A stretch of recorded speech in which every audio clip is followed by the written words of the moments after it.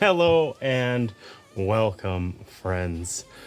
I'm James. This is Off Cost Games. Thanks for being here today. Today, we're going to play this game. No, not like that. This game. Unstoppable. This is a solo game in the little Solo Hero series, I think by Renegade? Oh, yeah, by Renegade. So we played other games published by them on stream, but not for a minute. Warp's Edge, Reckland Run, I think are both in this series. Generally had a good time. We're going to try out Unstoppable here. Now, interesting challenge. This game involves really funky cards, and they are all sleeved, and we're going to be... I hate card sleeves, so we'll just get that out of the way. I will try not to rant later. But we're going to be taking these sleeves. Ooh, did I turn on the card camera? No, I did not. Is it going to work? No, it is not. Okay, let's fix the card camera, because that's going to be important today. Welcome in, everybody, by the way. Interstellar Gecko, Allison, nice to see you. Legends, Risto, I know I saw you in chat earlier. Nice to see you. Technical issues already. It wouldn't be a stream without some technical issues. Why is the card cam not wanting to work?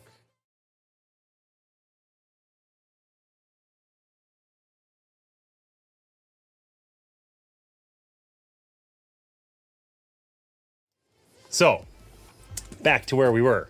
We've got things. Good luck with not ranting. Come on now. Oh, these are going to be a little reflective. That's just the way it's going to be. But this is the card. So this is in like a sleeve here, right? And it's actually more than one card kind of stacked together. And we're going to end up... the reason there's this cutout here is because we can like upgrade our cards over the course of the game. And we're going to be adding them in to these sleeves. Now, unfortunately... I am a little confused about the cards here, because I did ask Martina to help me sleeve them, which she did, and I'm wondrously thankful for that, because I hate that. I hate sleeving cards, but there was a little miscommunication, and I got to sort a couple of these things out. So I'm going to do that real quick. I was hoping to have it done before stream, but I failed. How's everyone's day going? Hopefully you guys are doing well. I'm unstoppable. I'm a Porsche with no brakes. Yeah, totally. Yeah, it'll be interesting to see how this goes. There's difficulty levels in this game. We're going to give it a try. Broadly speaking, it's like, you know, it's sci-fi with... we got a character. There's actually quite a significant character backstory. Potentially, we're playing as Kai here. Kai Silver, who dresses for his hair and abs. You know, that outfit exists to support his abs and his hair. He's a reluctant bodyguard, I suppose. What else do we know about him? We know he's starting cards, and he focuses on damaging himself to unleash powerful effects. What could go wrong with that? Surely I won't die. I played this game once and enjoyed it. Legends. It's great to hear. It's great to hear. Kai is the second in line to the Silver Monarchy, tasked with keeping their older sister Rue in line and serving as her bodyguard. They trained to combat even the toughest of beasts, using melee-style weapons and laser firearms. Kai can harness the energy within to bend reality to their will. Wow, Kai sounds like a badass. I just grabbed... Kai was the first character in the box, so that's who I grabbed. All right, let's finish this up. So I gotta shuffle these things individually. I will say, shuffling these cards, kinda horrible. I don't know how you found it, Legends. If there's some magic hack, I want to know what it is. I played as Kai and I lost. Oh, well, that's... that's a great... omen, I suppose. So shuffling these cards isn't too bad because they just have this funky cutout, right? The true challenge is we have to shuffle this deck of upgrade cards. Now these have like a little tab on them, so they're easy to grab out of the sleeve. But some are like that, and others, oh, that's the same one. Others are like this. So there's some that are like, there's upgrades for down here and for up here. And shuffling these together was making my brain hurt earlier. So we'll see how it goes this time. On stream, we'll fix it. Yeah, the shuffling was awful, but the upgrade concept is cool. Yeah, I mean, I feel like I've seen this sort of thing a couple of times now in games where games are using either, you know, sleeved cards or transparent cards. Like Unconscious Mind does that, right? And Canvas and a couple of others where we're basically doing like stuff that, you know, is kind of like more like feels very video game inspired, like a physical approximation of a game where we're modifying things kind of as we go, you know? I like it. I will say sometimes we'll see if it proves to be the case with this game. I'm a little bit hesitant already because I don't like sleeved cards. These unsleeved cards are also extraordinarily slippery, so -1 point for that, I guess. But the only thing that's unfortunate about that type of thing is that if it's really bookkeepy, if it's a pain in the butt to do, then that sort of immediately tarnishes the whole concept for me, right? So we'll see. I think transparent cards look cool. Yeah, totally. I agree wholeheartedly, you know? I think there's definitely, you know, some interesting... That feels like it's not like it's everywhere, but that feels like there's kind of this wave of I don't want to say that, like, I guess that's their gimmick. The recent games where that's their gimmick, you know? Okay, so these decks are all sorted out now. These are levels 1 through 6. These are called the core decks. So they have a level down here, 1, 2, 3, 4, 5, 6. We're going to be getting cards from this deck, or from these respective decks as we play the game. But for now, we gotta kind of finish the setup. I'm just gonna stop knocking those over. I'm just gonna leave them alone. Okay, so, oh yes, shuffling the upgrade deck. The new raid boss. Just get good, okay. I just got back from vacation last night, but brought a lot of board games. You brought board games with you on vacation to play, or you like purchased board games while on vacation? We are, you know, we regularly, I might have to try and riffle these because they're just not getting shuffled very effectively. We regularly take games with us when we go vacationing. We take a couple trips a year out to... Family of ours has a cabin that we go hang out at, and usually it's you know, outdoor activities during daylight hours and board games otherwise. So we played the, you know, the absolute classic Yum Yum Island this year. Don't know if that's on anyone else's dreamy classic board game list. It is objectively not good, but it is funny. So we play it, you know, once a year or every other year or something like that. Purchased, but you did bring some with you. That's fair. That's fair. You're gonna wish list it now, Yum Yum Island? Yeah, go for it. It's a really silly dexterity game that, you know, in theory it's for children, but it's funny for adults. You're trying to feed these various animals on this island, and it just it's a dexterity game that you play blindfolded, and it's very tactile. It's silly looking, and it's just one of those things where, you know, sometimes it's fun to laugh at yourself and each other. So, okay, it feels like impossible to get this deck to not just be like, I don't know if you guys can see the side of this deck. It's like they're in huge groups. I've riffled this like 10 times. I've tried to You know, it doesn't have to be perfect. Random is random, but it feels like it's blocks of 5 cards, whatever. That's the best we can do. Upgrade cards are done. Face down. Upgrade cards are done. All right. We got tokens, we got a player mat, we got a character portrait, our character decks. We start with a 10-card deck. So it tells us that we start with a guard squadron, cultivate power, and the price of business. So these are the cards here. Let's take a look. Price of business.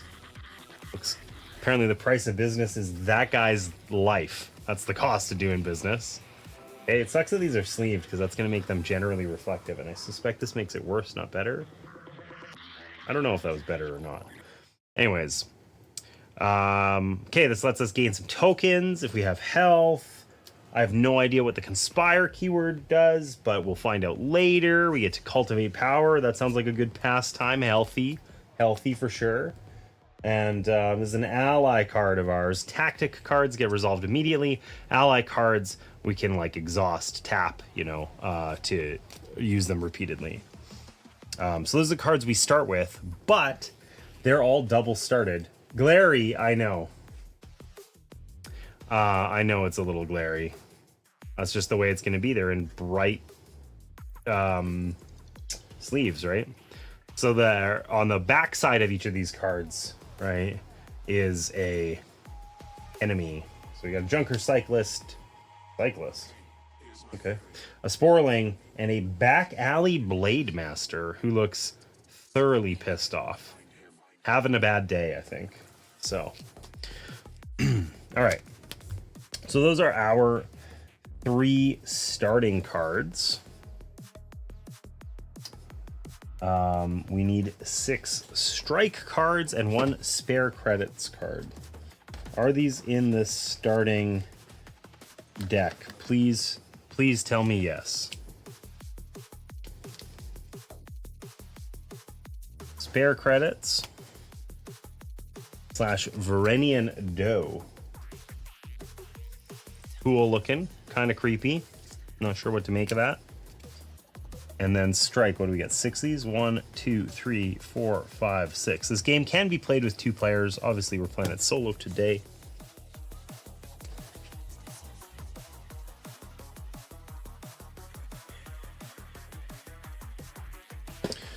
All right.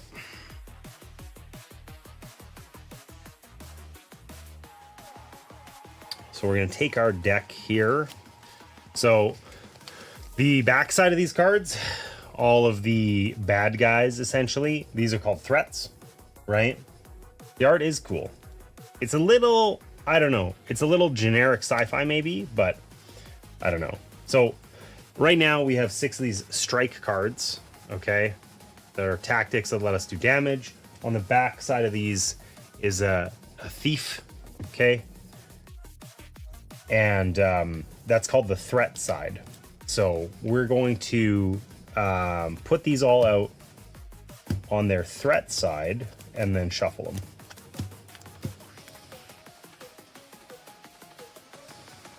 So most of our deck is just those thieves.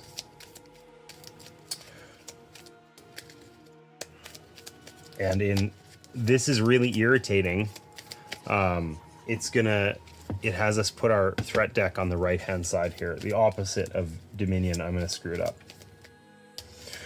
All right. So we've shuffled this. We're going to draw 3 cards so that we get to see the core side. These are the cards in our hand. I'm going to have to mess around with the camera and stuff here a bit. This is our threat deck. Okay. Every time we work through our deck, we're going to level up, which lets us get better and better cards. It's gonna be kind of cool, hopefully.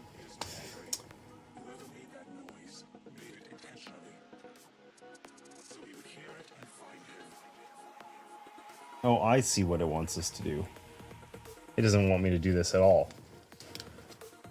Okay.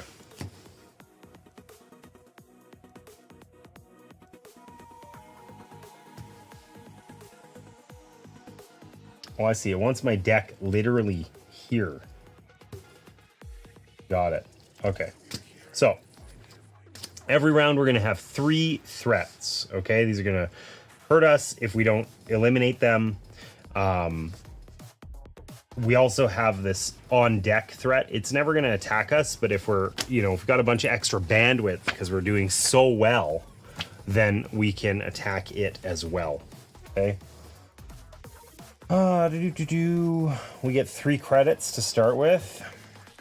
Maybe. Yes, we do. We start with 3 credits. Space dollars.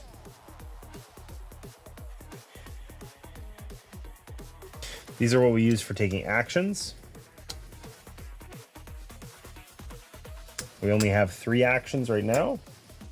We'll learn more later.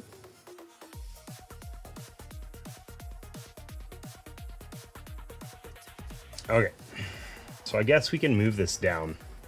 Or move this up, maybe. Maybe a little bit of both. Maybe a little bit of both. It'll be magical. Everything's going to be magical. You'll see. Okay. We're going to make this a little easier to play, maybe.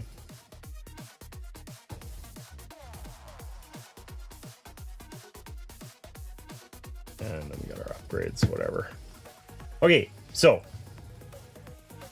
this is our level disc up here. This guy. It's there's actually 2 stacked together. Okay, so there's a little guy in here and a big boy. So at times as we play, we're going to be able to temporarily move this one up, but essentially like every round, it's going to like reset back to this one. And this one we can also move up, but that's every time we level up, I believe. So essentially we can kind of like give ourselves little temporary boosts that allow us to draw from these decks. These are levels 1 through 6. So presumably the cards over here in level 6 are stronger and more betterer than those over here in level 1. So essentially as we kind of level up, we can get better cards do better things, we hope. The total assumption I'm making, but whatever. All right, we need to choose a boss. The recommended boss for your first play is the Harbinger, who is a creepy octopus thing. All right, creepy octopus boy, let's do it. So it says follow the setup instructions on the back. Here, let me read you the text here so we know what we're doing. The most betterest, even. It's true, Jared. Maybe the Harbinger really is just a myth, but the tales of the Viren tell of the beast are terrifying enough that you hoped you'd never come face to face with it. Jesus Christ, words are hard today. A gargantuan tentacled monster, the size of an apartment building. The Harbinger is said to be buried within the planet's crust, asleep for millennia. When the Harbinger awakens, it will feed, trapping the souls of those it consumes and damning them to eternal agony as imprints of conscious memory. The Order of the Harbinger has always been a fringe group, but its influence has grown of late. Soon the cult will attempt a ritual to wake the Harbinger. After all, if it consumes you, you live forever, screaming. And what could be better than immortality? Damn.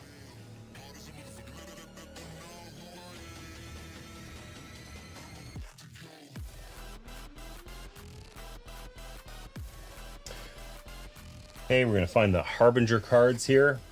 I like octopus. No, you don't. Not this octopus.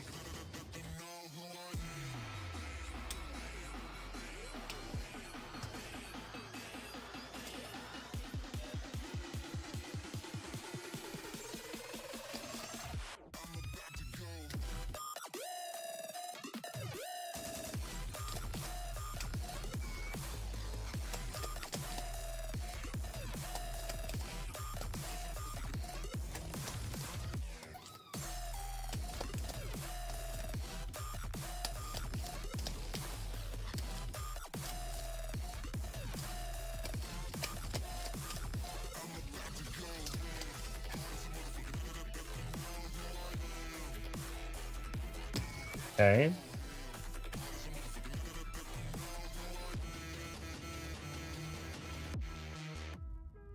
We're going to set up a threat deck here.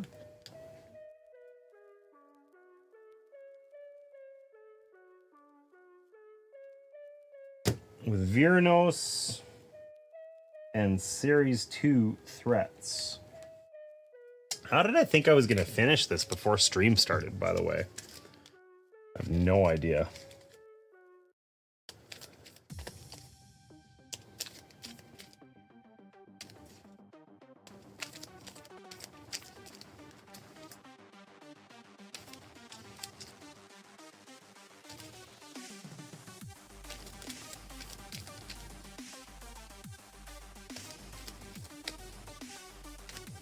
Okay, so this is our threat deck. This, like the other deck, feels impossible. I think it's just obvious whether it's well shuffled or not because of the cards. And probably this is a more of a condemnation of my normally terrible shuffling. But we're going to call this done. Ooh, I never fixed this at all. Well, I really got to work on that. That's okay. Room to improve. Okay, so how are we going to fit this stuff on the board on here so that we can actually see it? So here's our boss.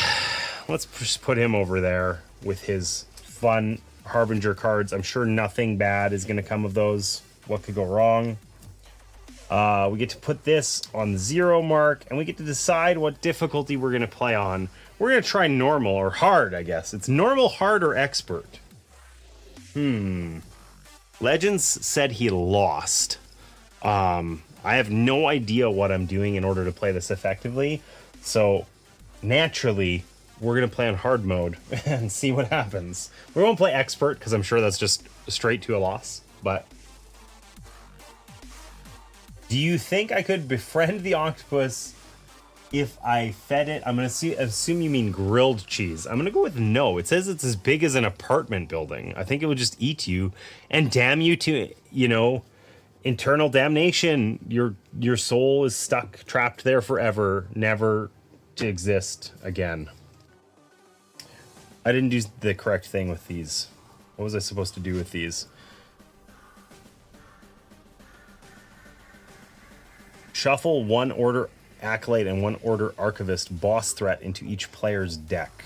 So that's this here, which I did not do.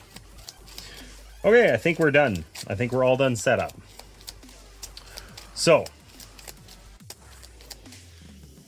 this is my hand of cards. These are not allies that I have. I think overall I just need to kind of move everything up here a little bit, right? I just need a little bit more space. I overdid it. Okay, so we've got our deck here.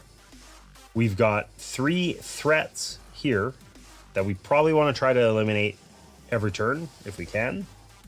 Okay, our discard pile goes here.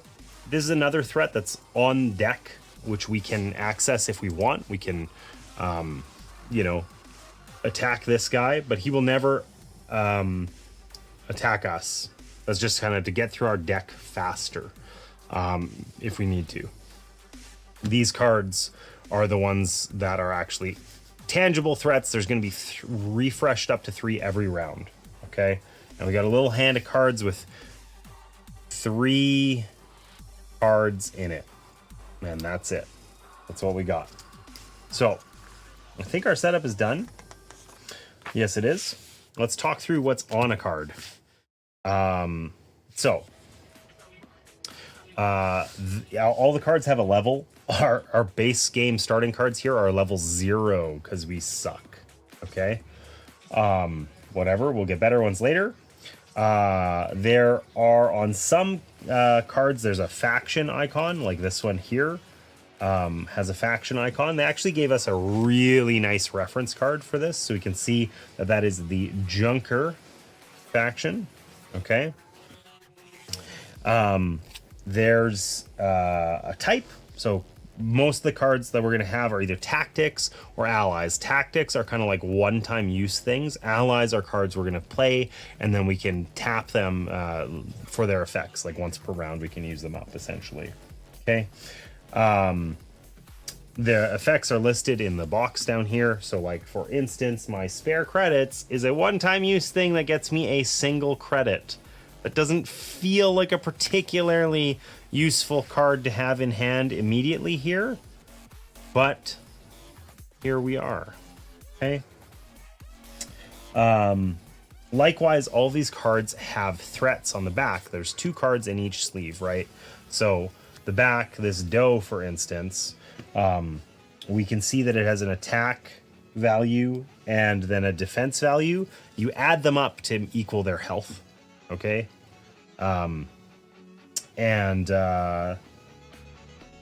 Yeah, sometimes there's bonus stuff on here for when we defeat them. Like this guy over here says that when we defeat the back alley blade master, we gain a credit. Okay, so some of them have special sauce like that, or other keywords. The Virenian doe, for instance, can taunt. I'm going to assume that that means we have to kill it first. I don't know. We'll get there eventually. Okay, there's upgrades. They're in this deck. We'll deal with those later. But basically, our goal is to win the game. We win the game by defeating the boss. The boss is this guy, the Harbinger. He's hideous looking. That's like just one of his smaller tentacles, I think. He's an apartment-sized octopus here to steal our souls. It's very Lovecraftian, Cthulhu, Elder God. You know, there's a cult who thinks that they can live eternally once the Harbinger consumes their corporeal body. Hey, sit up! Hey, I'm sitting okay, but thank you for that. So our goal is to defeat the boss, okay? He has 12 health. Okay, 12 per player. We can play with up to 2 players, but we're playing with 1 here. So he has 12 health, and this little tracker here is going to go down at various times. We skip certain squares on here based on which difficulty level we're playing. So we're going to play on hard mode, which means we skip all of the yellow ones, which means it's only incrementally harder than the normal mode, I think, if I'm understanding this correctly. But basically, there's 2 ways for us to lose the game. We have health and armor here. I think our health starts at 10, actually. That would make sense, but I'll check that in a second. If we run out of health, we die. If the boss, this tracker, threat tracker thing, gets to here, we die and we lose. Okay, so we want neither of those things to happen. Broadly, if you're playing on harder difficulties, you skip more of these spaces, and you skip ones that give you stuff, typically. So, unsurprisingly, yes, I do start with 10 health. If we run out of health, we die. Okay. Armor is like a resource we can gain that when we get attacked, we lose armor. It always resets to 0. So in the same way as the other token up there can kind of resets every round, we can temporarily get better cards. We can temporarily gain armor, but then it goes away. Okay. So I guess let's give this a try. I have no idea what these cards are. We're just going to put them off to the side and not worry about it. So thankfully, there's nice reference information in this game. So the goal of the game is to not lose, exactly. So our turn sequence here tells us what we can do. So we gain 3 action points. Any allies that we had become available again. So if this was an ally, which it isn't, and we had tapped it, it would become available at the start of the next round. Okay. And we resolve any upkeep effects. So some of the cards are going to say during upkeep, blah, blah. Not the case here. Okay, so we're into the draft phase. We're going to draw 3 cards and keep 1 from a core deck. So not from our deck here, which I almost just messed up, but we draft from the core deck where our small disc is located. Okay. So we're going to draw the top 3 cards here. And then we get to keep one of these and return the other two to the bottom. So we do like kind of a little bit of a draft here. So two of these are very kind of similar. Let's take a look here. So we can take data transfer here. So this is going to let us, I believe, move the small train one level. So that moves our small disc up one level, right? And potentially do it a second time. So this lets us get better cards. Kind of cool. This one lets us deal damage, just straight up deal 2 damage.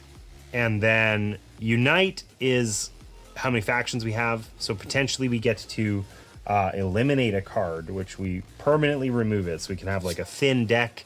I'm not good enough at this game to know what cards need to stay or not. I don't think we should take that.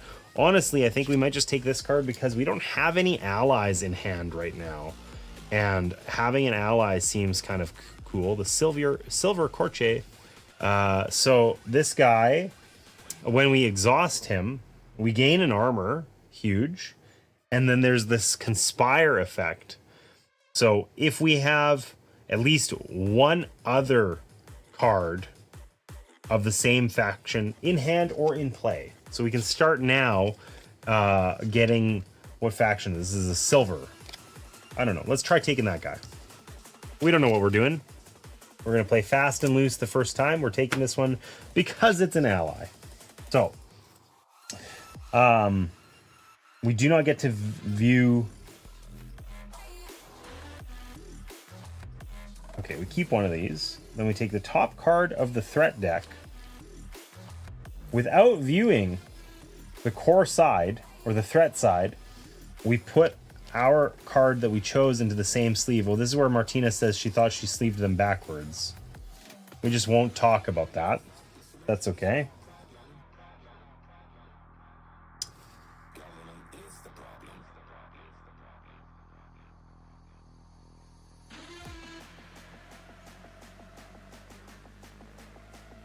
Okay, so training at the end of our draft phase is when we would move that small disc back. So any of those train actions, which we don't have any of right now, we would, we would have got to get from a better deck, whatever, blah, blah, blah. Okay, so now we're at the main phase of the game. Okay, we drafted a card. We put a top secret thing on the back that I'm not looking at. Here, I'll show you guys, but I'll close my eyes. I have no idea what that is. Hopefully it's nice and friendly. Hopefully I showed it off okay, because I didn't look. My backwards cards did impact you. It's true. Or am I going to play multiple times? It depends on how it goes. Depends on how it goes, Okay, so we've got these 4 cards now. This is our hand. And now we basically get to use up actions and whatnot until we can't anymore. So, we have 3 action points because we're just noobs, just little noobs here. Okay, and we get to play cards. When we do so, we have to pay action points equal to its cost. So you can see the cost is up here in the top corner. So we could play all of our cards actually, right? They each cost 1 or 0, which is nice. Probably because they're terrible cards, right? But we can play our cards. Okay. When we play it, we pay for it. We resolve its effects. If it has any upgrades, it gets to do better things. Sometimes we can repeat card interactions and do them again. We can exhaust allies. That's tapping them in order to do their stuff. And we can buy upgrades. So... I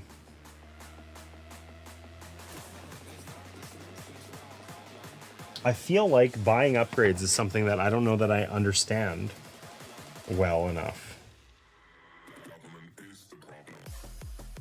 I don't feel like we revealed any upgrade cards. It implies that there should be a market. Did I just miss that? Oh, I totally did.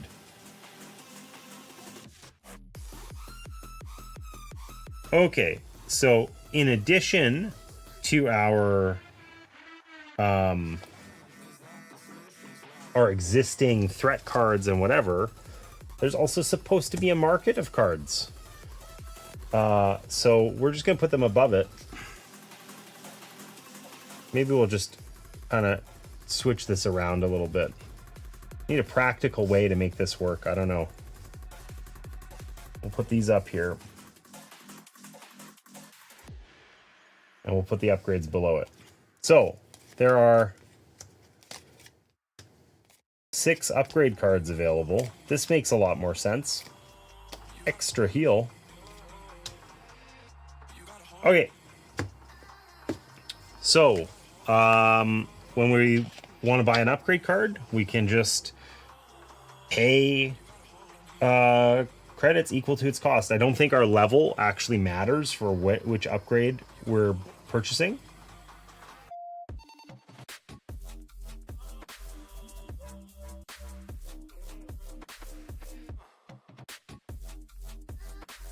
Okay, let's try this out. We don't have a lot of opportunity to deal damage this round, right? Like we have 1 strike, which deals 1 damage. And other than that, we don't have any damage. We have damage here on this Conspire card, but we would need another ally or other card with the same silver faction, which we do not have. So, he's back! Hey, Max, welcome in. I did show up last weekend, but I'm back again, so that's cool. Just use your magical powers. Well, I'm gonna try. Okay, so we do have 3 credits here. So, we could buy an upgrade. So these upgrades are restricted. All of these first 5 we put out are ones that we can only get for an ally, or sorry, a tactic. That's why they're yellow. Like these tactic cards are yellow. These likewise are for empowering tactics. Okay.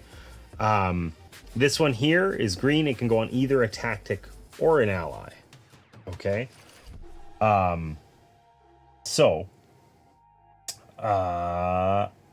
they mostly cost 3. So like all of our money, this would let us legitimate pay over here would allow us to gain extra credits. I mean, if I had this one on my spare credits for free, I could just get 3 credits. It would basically pay for itself immediately, right? Fortified. If you have 5 or fewer health, gain 2 health and level up. That's cool. Costs 2 less if added to a silver card. Interesting. But it's a tactic, so we cannot use it on our silver card. This just straight up does extra damage. These have you know, they've got an upgrade here on the bottom, which I assume upgrades are enemy on the back side of the card as well, which is yucky. Costs 2 less if added to a council card. Okay, we can't do that. This gives us 2 credits and a heal. That's huge. And this gives us 2 armor, I bet. Let's see here. This is true. I missed that one. T-minus 90 days until the magic MTG cards arrive. Cool. Nice. Oh, this gives us action points. So this would give us 2 additional action points to use. Which right now we have no way to functionally spend them because our cards are all crap, but that might be good later. So, do I want to build a deck with a ton of upgrades in it? Probably, right? But just being able to do damage is the biggest problem that we have sort of right now, right? So, I don't know. Can we split damage? That's an important thing.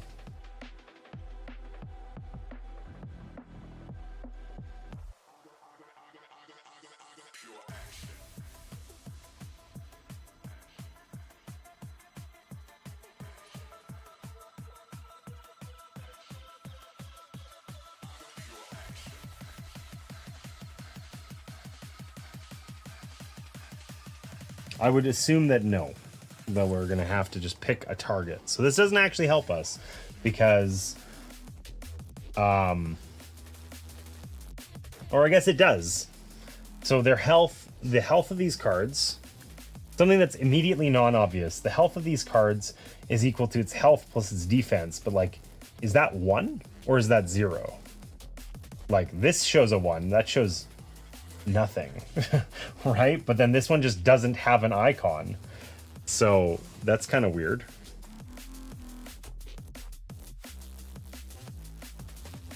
Wait, maybe that's something else. Yeah, it doesn't have, these guys don't have a defense value at all. So what's that there for then? Just as a placeholder or something? I don't know. It's got a skull on it. It doesn't show that. Danger level?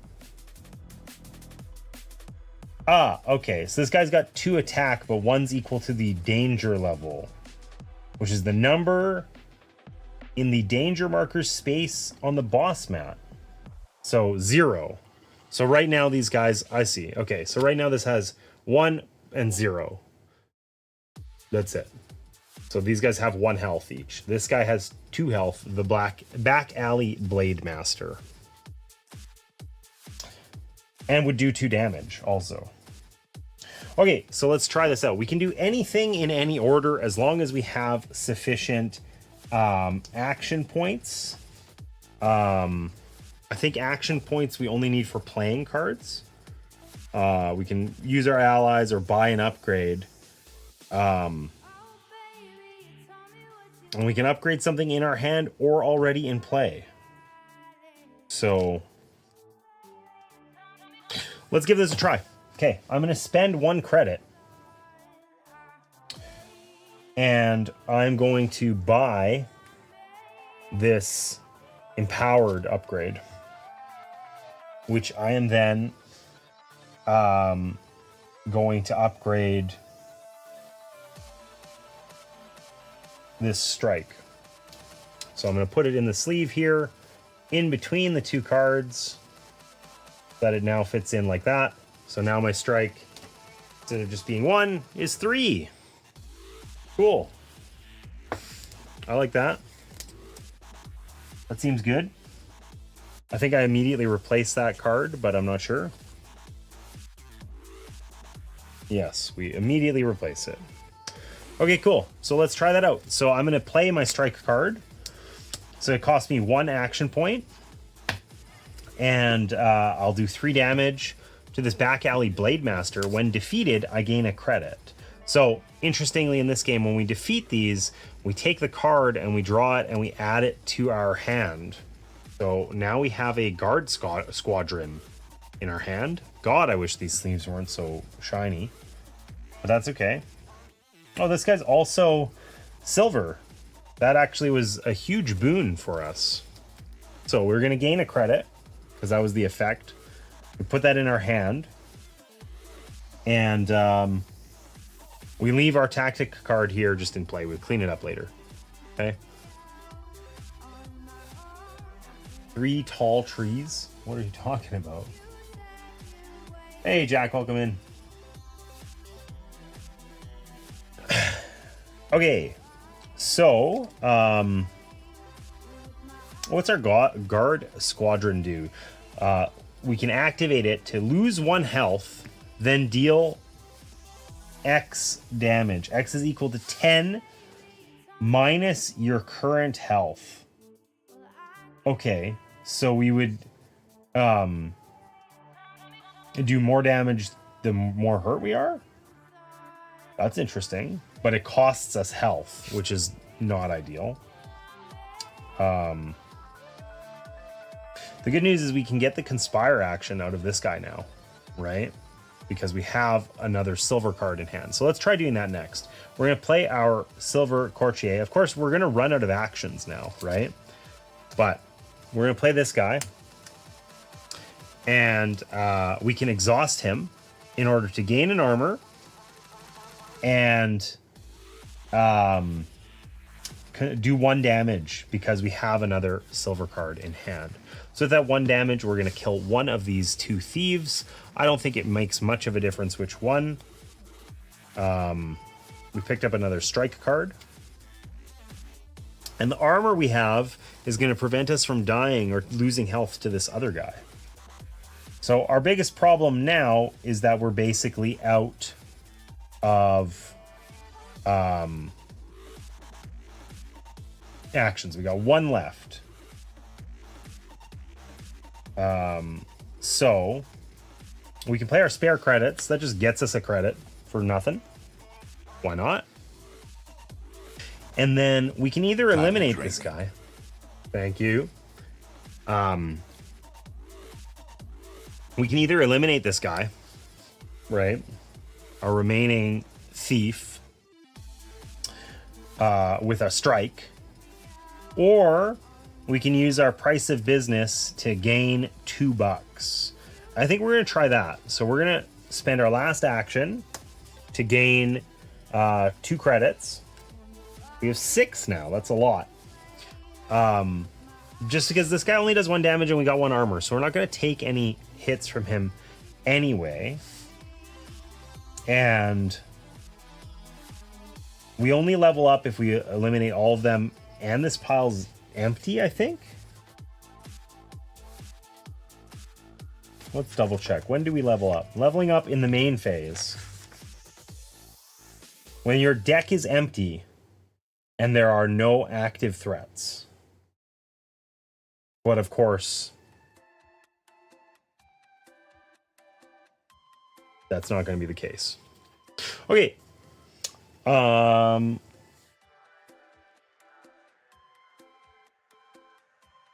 I think we're done. I mean, we could buy another upgrade. We got 6 credits. Oh, mind linked. What's this guy? Costs 2 less if it's added to a silver card. Well, we do have silver cards. Conspire 5. That would mean we want to really like a ton of other silver cards in our deck. I don't know if that's realistic to achieve. I mean, this suddenly felt more useful having more actions now. I don't know. I think we're going to spend the 3 credits. We're going to regret that we didn't do this in the right order. We'll remember for next time. We're going to spend the 3 credits on legitimate pay, which we could have just spent previously. And this just gets us 3 credits for 0. We're just going to give that a whirl and hope that that's a good move. And an ally upgrade that lets us do an extra bonus damage.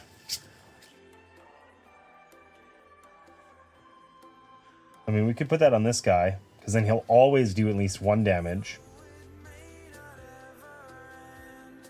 Spend the last of our money on this laser pistol. Oh, I'm trying to do it, and I can't figure this out. Oh, that sucks. These have a tab, so I can't put it in to the right spot in the sleeve this way. Oh, it's a disaster. As it needs to stick out the top of the sleeve.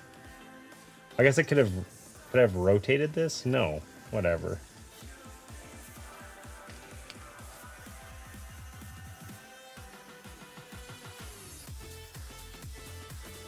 The important thing is it works now.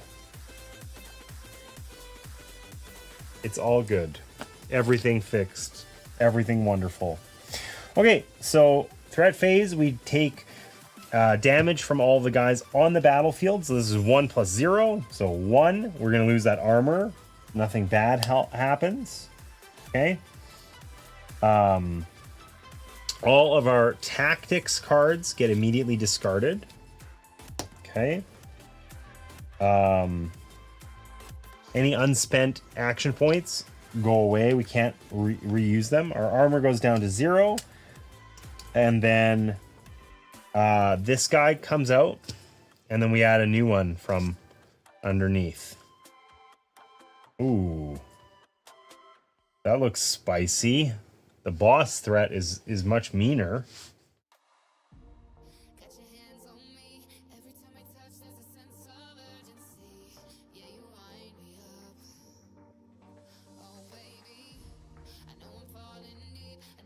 Okay, that was a round. We're done. So, important things that happened. This Holy shit, a legendary compliment. I better not miss it during this ad break. Oh man, I cannot believe you saved up for that. Sarah. Okay, we're gonna wait for this ad break to end, just so that I know.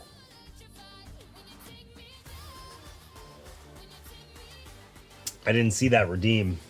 I gotta do something. I gotta have like a, I gotta have like a sound effect or something, you know? So. Need a sound effect for that. So Interstellar Gecko just redeemed the compliment redeem on Twitch, which costs 20,000 arbitrary internet points, which is a lot. What I need is what I used to have is a scene that was like really zoomed in. Let's see if it's still hiding in here. No, because nobody's redeemed this in 700 years. So sorry, Gecko. So the whole idea with the compliment, this caught me completely off guard, is that it's genuine and heartfelt. You know, you need lots of points to redeem this, which means you've been in stream a lot, and that's absolutely true of Interstellar Gecko. She's always here in the stream supporting us, often giving me a little bit of harassment, but usually just the right amount to encourage me to play better, you know? So Gecko, you're always here, like, supporting the stream, keeping chat busy, and I genuinely appreciate that from the bottom of my heart. And I look forward to many more streams where you're in chat giving me a hard time. So thank you.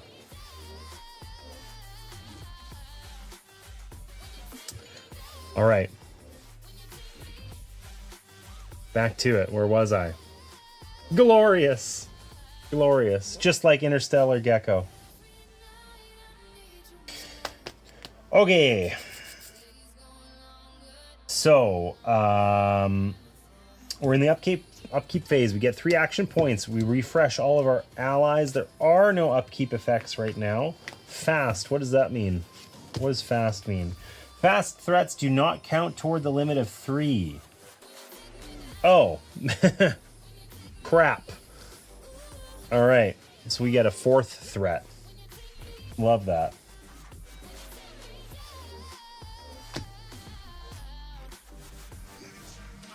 It also wouldn't count if it was here. We would just put it out. Yikes. Okay, we're going to get our butts kicked. So we get to draft 3 cards and keep 1 from over here. Thanks a ton. Oh, that was so nice. Oh. All right. So we can get an ally that lets us gain credits or do damage. We can gain an ally that lets us just do damage. Or we can get another tactic card. Bargain 4. I don't know what that means. What does bargain mean? Pay the number of credits to use this. This cost is reduced by 1 for each card in the same faction in your hand or in play, including itself. So junker cards. We can do two attacks, but it costs us 4 credits. -1 for each faction of this kind in play. We don't have a ton of junkers. None of these synergize with our existing guys very much, but I think we just straight up need more damage. So I think we're going to draft this one. So we're going to take that and the topmost threat card, which we're going to just preemptively flip around. Not going to look at it or anything, and this goes in our hand. Okay. Oh my god, this costs 3 to play. Yikes.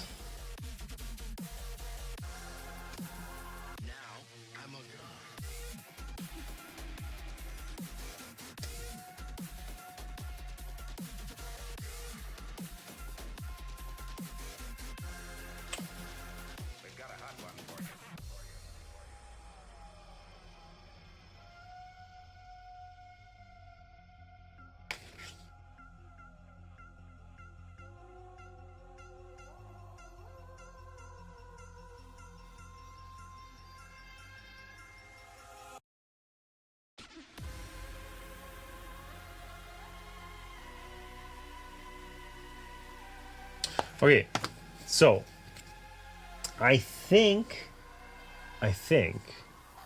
that this card here is going to be hard to kill, but then when defeated, we get to do 4 additional damage. I don't know if that's 4 damage to us. I think it's we get to deal 4 damage, which is pretty cool, but that's non-obvious to me. New collectible has been added, Wally. It was Wally, and I didn't take Wally. I'm sorry. I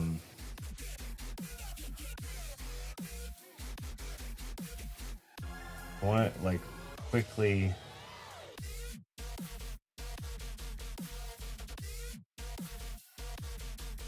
I want to quickly see if I could figure this out, but I didn't.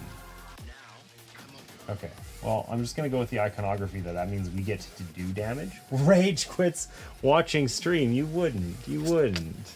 I'll be forgiven this one time? Damn, that's hard.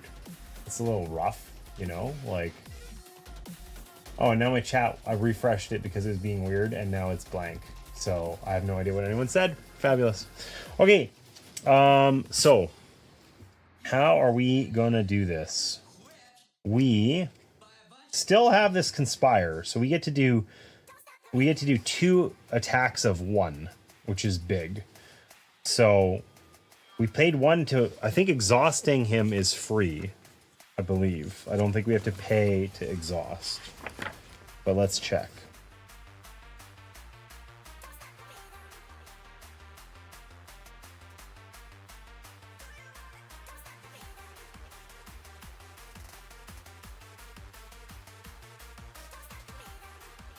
Okay, we get to resolve them in any order, etc., etc., etc. Okay, so we're going to exhaust this guy. So that gives us 1 armor and gives us an attack of 1 because we can conspire with our existing guard squadron, right? And another attack of 1. So we can actually defeat any of these guys. Let's defeat this fast guy. When defeated, he gets us a credit. So that's huge. And we got our cultivate power. This is also silver, which means we can conspire with it. That's big because that seems very strong for us. And let's kill this guy too. Get rid of him. Okay, we got another strike card in our hand. Suddenly it's seeming like, man, I wish I had more action points, because for us to play the remaining cards in our hand, we would need 7 action points. We have 3. But we've reduced our threats down to 2 here. And I think if we eliminate this guy, his defense is still 0, thankfully. Then we get to do 4 damage. We can remove the other guy as well. Turning over this deck lets us level up. We want to be eliminating all the enemies we can, if possible, I think. So...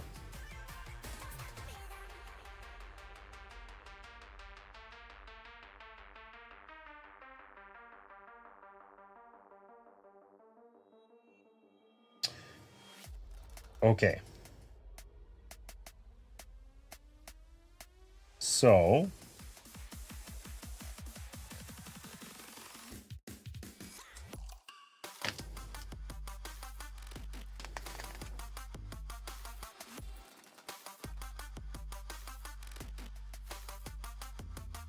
I'm not sure that I understand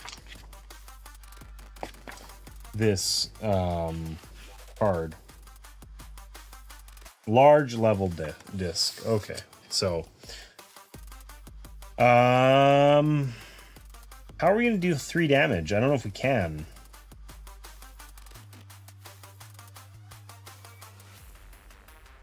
Our guard squadron lets us lose a health and deal X. X is 10 minus our current health, so we would deal 0.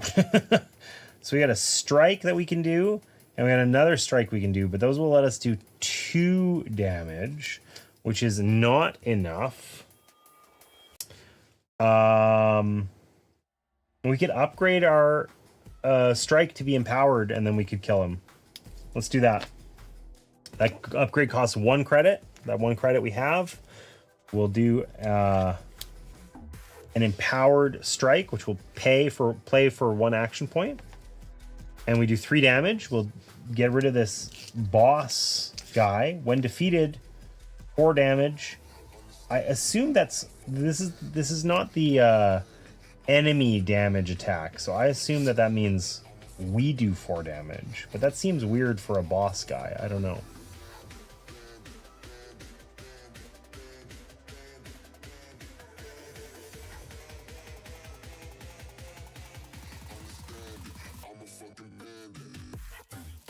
Yeah, I think we deal 4 damage with it. Okay, so that would mean we pick it up. It says, when this card enters your hand or enters play, deal 1 boss damage and put it in your discard pile.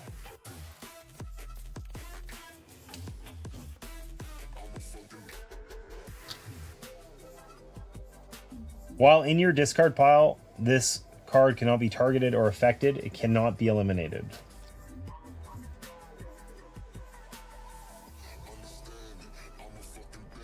All right, and we get to deal 4 damage when we defeat him, which defeats this guy.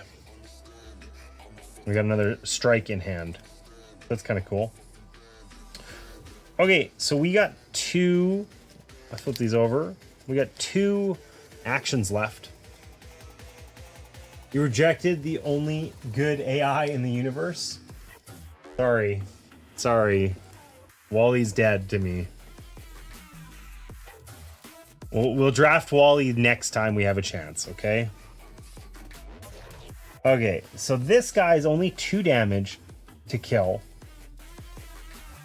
It's better for us to kill him later, probably. Well, maybe not. We have 2 actions left. We could strike and then strike again, and he would die. But that prevents us from cultivating power and getting a level 3 card, which feels like it would be nice to be able to do. So maybe what I'll do is I'll strike for 1 action. These guys take damage and it stays with them. So we can just do that damage now. He'll still need 2 damage next time because he's gonna be stronger, basically, is the short version of it. This value is gonna keep going up. It's at 0 right now, it'll be at 1 next round. Oh well. But then the second thing we're gonna do is we're gonna cultivate power. So that lets us move this up by 1. We get to move it a second time if we can conspire, which we can. And that's all it does for us. That's our second action. And all of our other things cost points. So basically, we're kind of done here. There are no active threats, so there's no damage for us to take. So all of our played tactics are going to go away. Our armor's back to 0.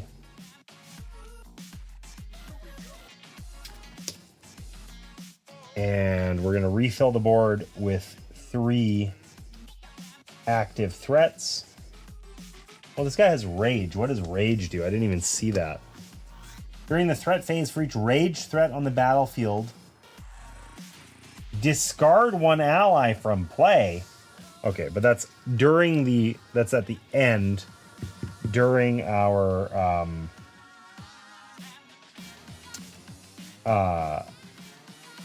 threat phase, which happens after we take our actions. Now, if your deck is empty when a new threat must be added. So we didn't get to that point because we've added 3. So we don't level up. If we eliminate all these 3 guys, we'll level up. If we don't eliminate them, we'll still level up.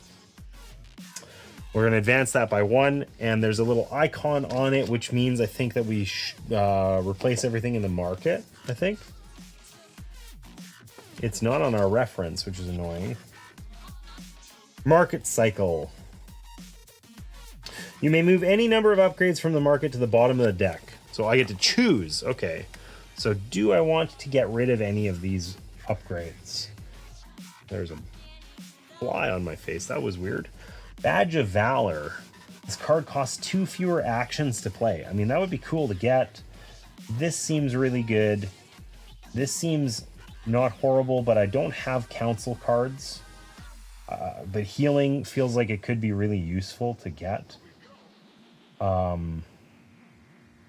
I do think I could use this Conspire card. I feel like overall, like, these ones are fine.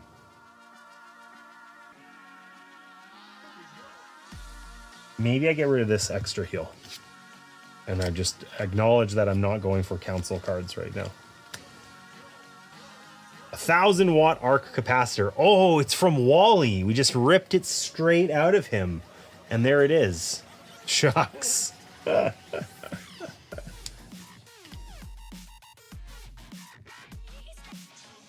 All right. That's a cute Kirby. Oh my gosh, those are cute emotes. Okay. So. Easy peasy. It's time. So we get to gain 3 action points. We refresh our allies. There are no upkeep effects, I don't think. And we draft. So we draw 3 cards from where this is. So because we conspired, we get to get better cards here. So what do we got? We got the Veteran Captain. When you first gain this card, play it for free. Kind of cool. It unfortunately is Council, which we said we're not going to go for. So we're just going to forget that guy. There's the Scrap Hunter, who looks angry. Deal 2 damage to target threat for each upgrade on that card, ignoring taunt. Interesting. Okay, and then there's Honor the Past. This is our silver card, which we kind of want. Deal X damage. X is the number of silver cards in your discard pile. Focus X. What does focus mean? X is equal to the number of cards of the same faction. Okay, yeah, whatever. So we get to do damage. Okay, so we get to do damage both for what's in our discard pile as well as what's in play. So this is super good. We're going to draft that one.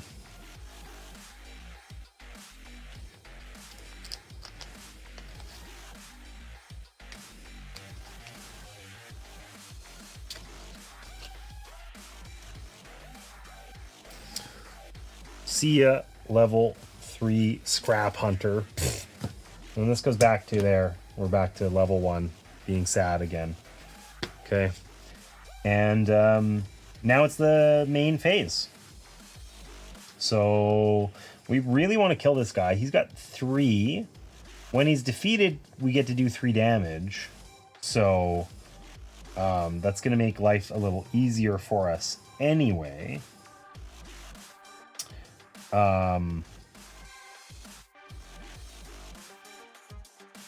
I think we can just play out our kind of hard to get on the board. I think that when we level up, all of our cards, our allies and stuff go away. I think. Which is going to be sad if I put a bunch out.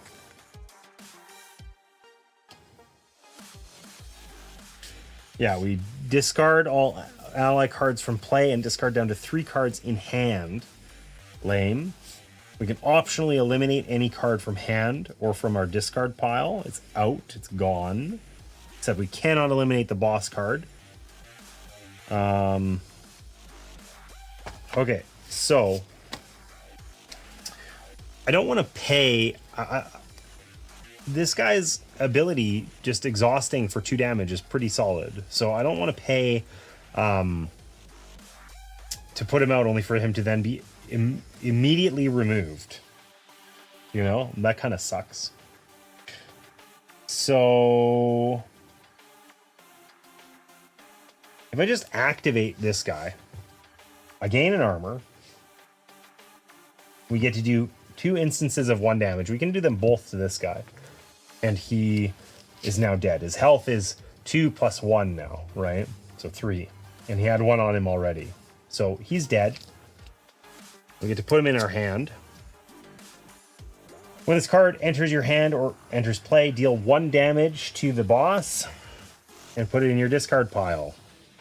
So basically we're damaging the boss here by cycling our deck and defeating these harbingers, right?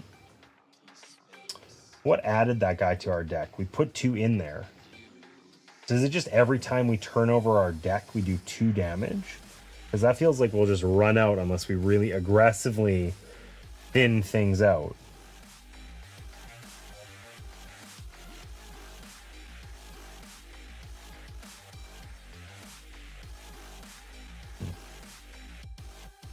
I guess we're putting more of those cards in every time we cycle our deck as well. Okay, so when we killed that guy, we got to do 1 damage, or 3 damage, which would be enough to get rid of this dude. And then now we can just play a strike card and get rid of this guy. Easy. We get to keep cards. We're going to end up leveling up. We're going to get to keep 3 cards. Honor the Past is really better later in our deck, but I don't know. We'll see. Okay.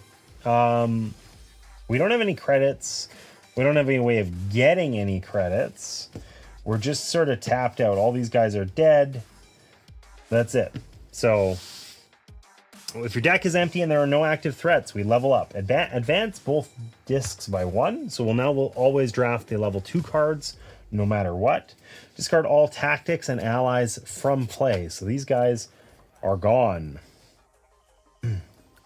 And we discard down to 3 cards in hand. I mean, these single strike cards, and we're really going to keep them instead of just holding on to this sympathizer, which probably has a nasty threat on the back. Probably not. And this is still 2 damage for 1. It's still better than a strike card. Card draw is kind of hard to do, though. And our guard squadron actually is useful as a conspire card, like to conspire with, but lose 1 health, then deal X damage, but it's 10 minus 10. It's 0 right now, right? So unless we take some damage, this guy's going to be worthless to us. I don't know. Deal X number several cards in our discard pile. That's what we really want. Focus. Yeah, we're going to discard our Honor the Past. It's not that useful right now. We're going to keep this guy because just being able to do damage consistently is going to be nice. And 1 strike. Okay, so we discarded down to 3. We can optionally get rid of 1 card. You know what? Let's get rid of one of our strike cards. Or what else have we got in here? Probably a strike card. We can't get rid of those ones. We don't want to get rid of our upgraded strike card. Price of business gets us some credits. We don't actually have very much income, honestly. Yeah, let's get rid of this strike card. It's out of the game. Boom, done. Okay. Resolve any boss specific effects. So when you level up, take the top card of the boss deck and put it in your discard pile, unless the deck is empty. So there we go. And then we reshuffle all of our cards and put them there, threat side up. Hopefully I didn't flip them up the wrong way or anything like that.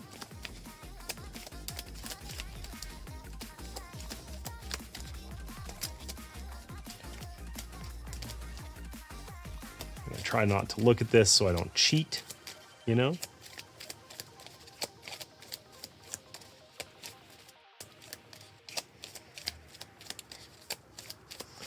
All right.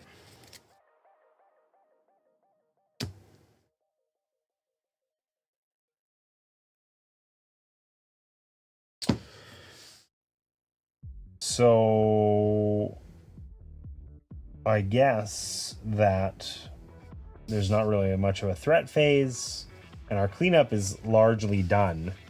I mean, I don't know.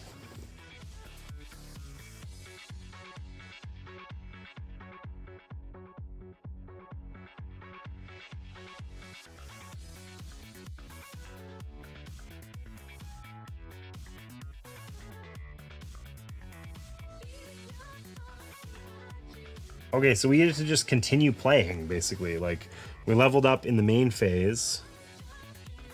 And it just interrupts our stuff, but then we're kind of back at it now. So, I mean, we got 2 actions to spend. We might as well play out our guard squadron. He doesn't help us right now, but no sense wasting bandwidth on him later. And we can play a strike, and we can eliminate this card on deck. It will go into our hand. It gets us another strike. But turning over the deck is better for us. It helps us level up so we can be stronger, and we got to turn over this deck to get the boss cards out anyway. So it's basically our goal. So there's no active threats. We don't take any damage. This tactic is gone. This guy can stay. And we put out 3 threats. So rage. Rage bad. Ooh. Ooh. Oh, these guys are upgraded. I don't like that at all.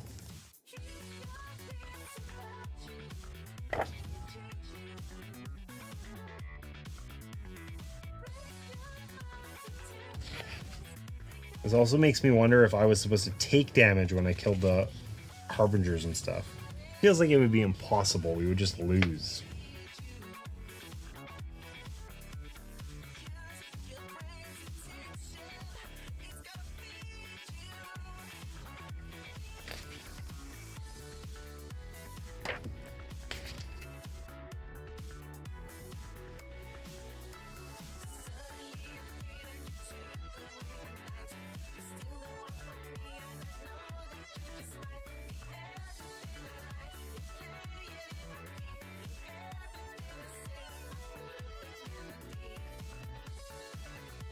Okay, yeah, these guys are just stronger now. Like a lot stronger. Jesus.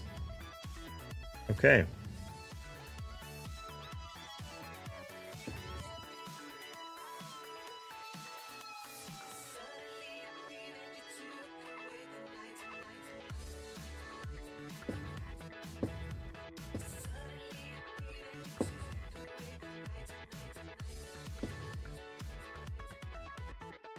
Okay, so I think this is extra damage we take, but it isn't extra damage, extra health they have. We add the threat values to their damage, I think, yeah. Card has upgrades, any attack value present is added, but it doesn't say that it adds it when we're defeating them.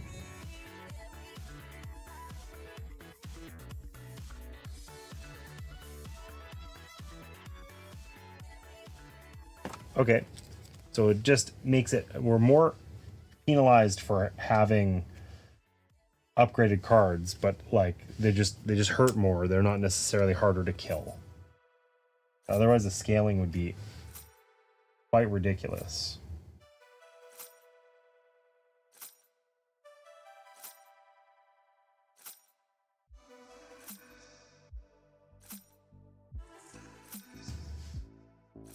I'm gonna take a second. I feel like I'm misplaying this one thing. It's driving me bonkers. That is the wrong mouse, the wrong thing.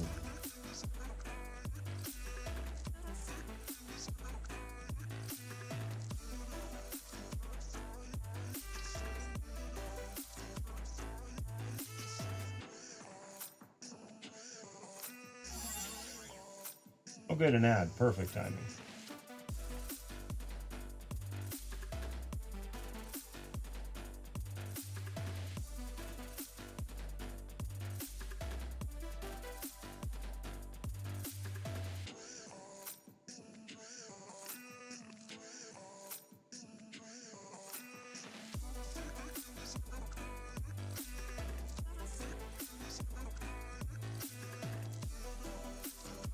Damage when defeating an order archivist or order acolyte is a bonus for you to place on another threat, not to damage yourself. Okay, so good.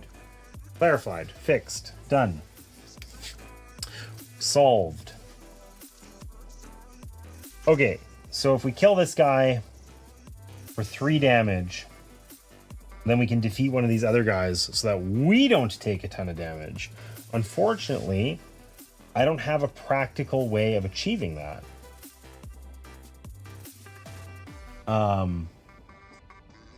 This guy's going to also make us discard our ally, which sucks.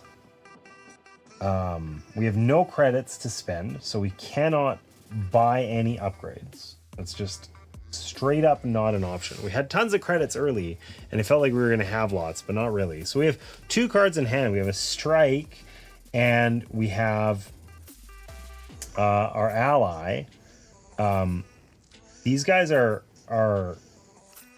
2, like this guy has 3 health, and these guys each have 2 health and will do 2 damage.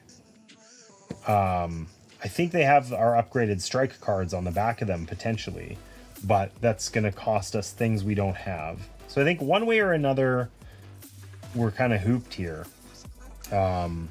We can pay 3 to put out our Viren sympathizer, but then when we exhaust him, he does 2 damage. It's good. This guy has 3 health. So,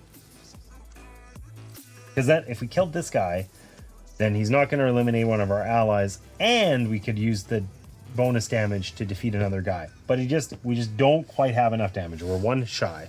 So we can still activate this guy, and we can defeat either one of these. I don't know which one's which.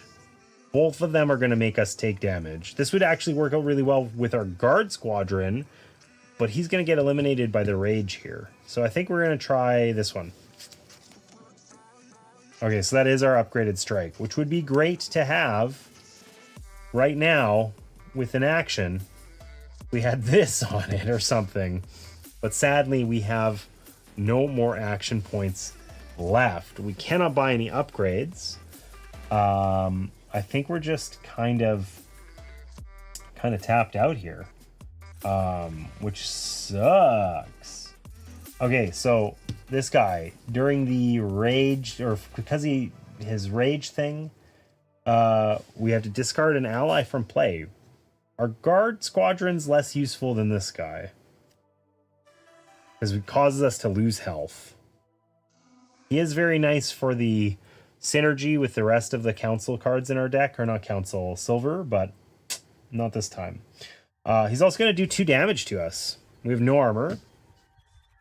And then this guy is going to do 3 damage to us. So we're half dead. Now, the only good news here is that we only add up to 3. So we just put out 1 more. But yeah. Yikes. I feel like, did I draft a card that time, or did I forget to do it? I feel like I forgot to do it because it wasn't a strike or guard. Like, I don't have it in my hand. Well, that sucks.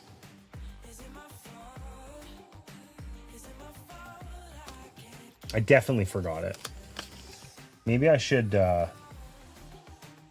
listen, that sucks. That's going to impact the whole thing. Let's retcon that. That's pretty easy to do. I don't think anything really changes here other than the strike was out. The upgraded one, yeah. Yeah, because I was looking at this. I had played this on a previous turn, had these 2 cards in hand. Okay. 1, 2, 3. Let's fix this. What have we got? We got Pact of Kin. Lose X health and then deal that much damage twice. Ooh. Improvised Plan. 1 damage if this is the first card you've played this turn. Randomly select 2 cards from your hand. Those cards cost 1 less to play. Interesting. And it costs 0. And then the Rogue Hacker is an ally who gives us some credits and extra actions. That's it. He kind of buffs us. Every round we get an action and a thing. Do we just continue going for silver cards? Like, I don't know if we... I feel like if I used this and had him be fortified, so if you have 5 or less, gain 2 health and level up, that would be like a cool wombo. Let's do that. You didn't draft. Well, there you go. Thank you for confirming it. That's good, or that's fine, because I just sort of undid everything anyway. We're drafting now. We're doing it. We got that in hand. I mean, that's actually, like, fundamentally changes the way we're going to play this turn, I think. Because we can play our Pact of Kin. choose X, lose that much health, and then deal that much damage twice. So we can lose 3 health and then deal that much damage twice. So we'll deal 3 damage to this guy. He's very dead. And then we'll do 3 damage to this guy. He's also dead, and then when he's defeated, we get to do 3 damage. So we actually clear the board. Oh yeah, when this card enters your hand, we deal a damage to the boss. And this guy's dead as well. So that made a huge, huge difference. We took only 3 health worth of damage instead of 5, and everybody died. So that's pretty cool. And that was with only 1 action. I think we can also get rid of this archivist too, because we can spend 1 of our good strikes that does 3 damage. He's got 1 health left, and we'll use our other crappy strike to do a 4th one, and this guy dies. Oh, but we revealed something spicy underneath. That's okay. But anyways, this is how we're going to win the game, right? So we got 4 damage on the boss. We need to do 12. And we've used all of our actions. We have no credits. Our tactics are gone.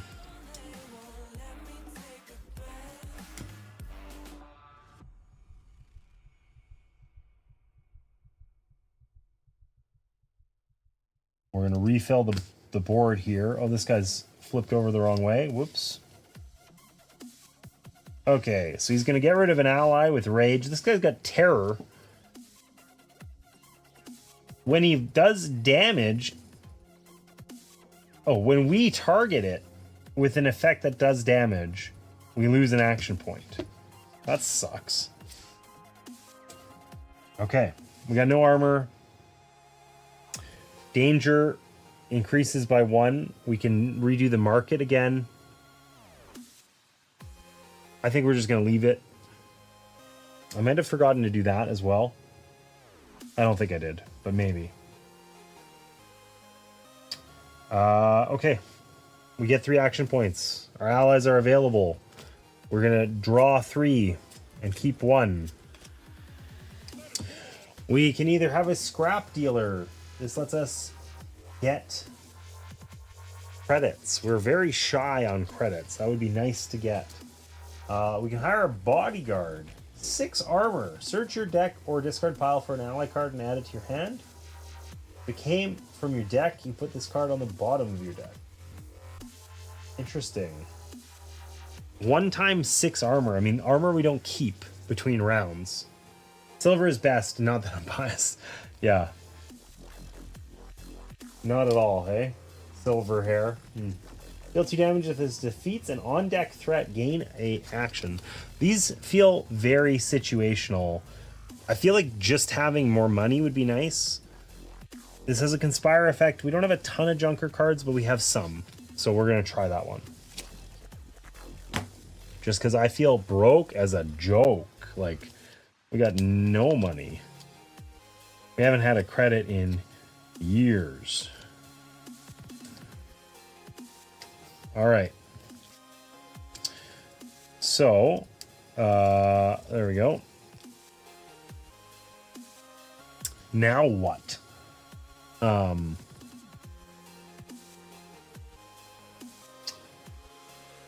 think we can't just keep losing health, you know. That's going to be rough. This guy costs all of our actions to put out, and this guy just gets us money, which isn't going to really save the day, right? Our strike could kill this guy, and we could use his effect to kill this guy, which would be okay.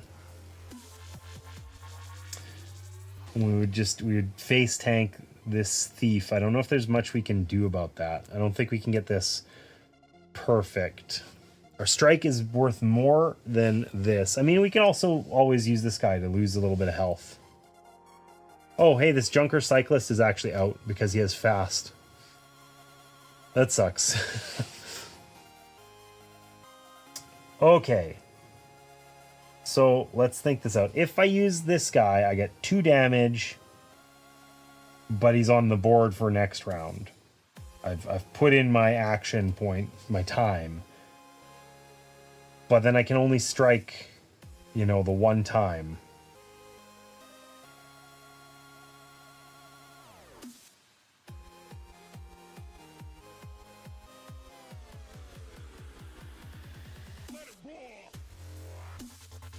I could play this guy and get some credits. I get 2 only though. That lets me buy this upgrade, the arc capacitor thing. That doesn't help me. I could only put it on my guy, but then I wouldn't have enough to actually play him out this round. This costs 3 credits. This feels very useful right now to put on an ally, I think. So you're always getting 2 extra actions every round. Okay, so the short and sweet version here is we're going to put out our scrap dealer. We're going to exhaust him. Actually, no, we're not going to exhaust him yet. We're going to wait. Hey, sit up. I am sitting up. Trombone, welcome in. Hope you're doing well. I've genuinely tried to talk to you on Been a while since you had a drink.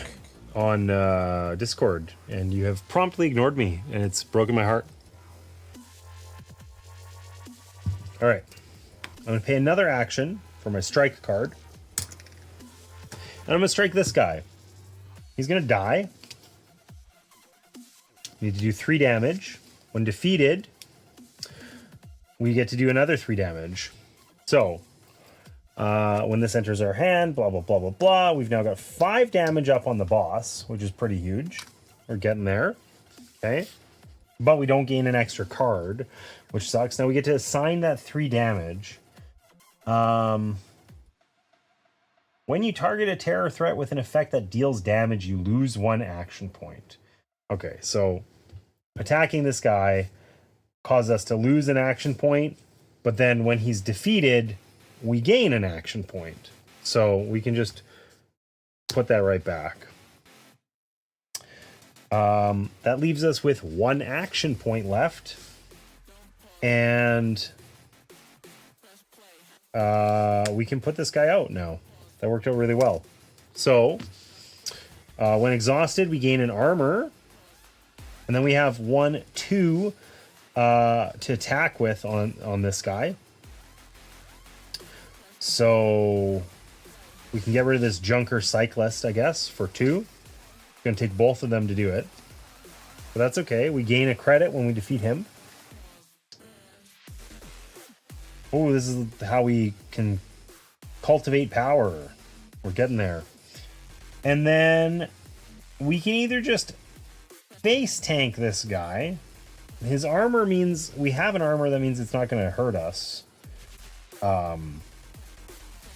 Or we lose a health to kill him. I don't think it's worth losing a health to kill him when we can just do nothing and he'll just die. Or we won't take any damage. So we're going to leave him. So threat phase, we're going to take 1 damage to that armor that we had. And all of our tactics are going to go away.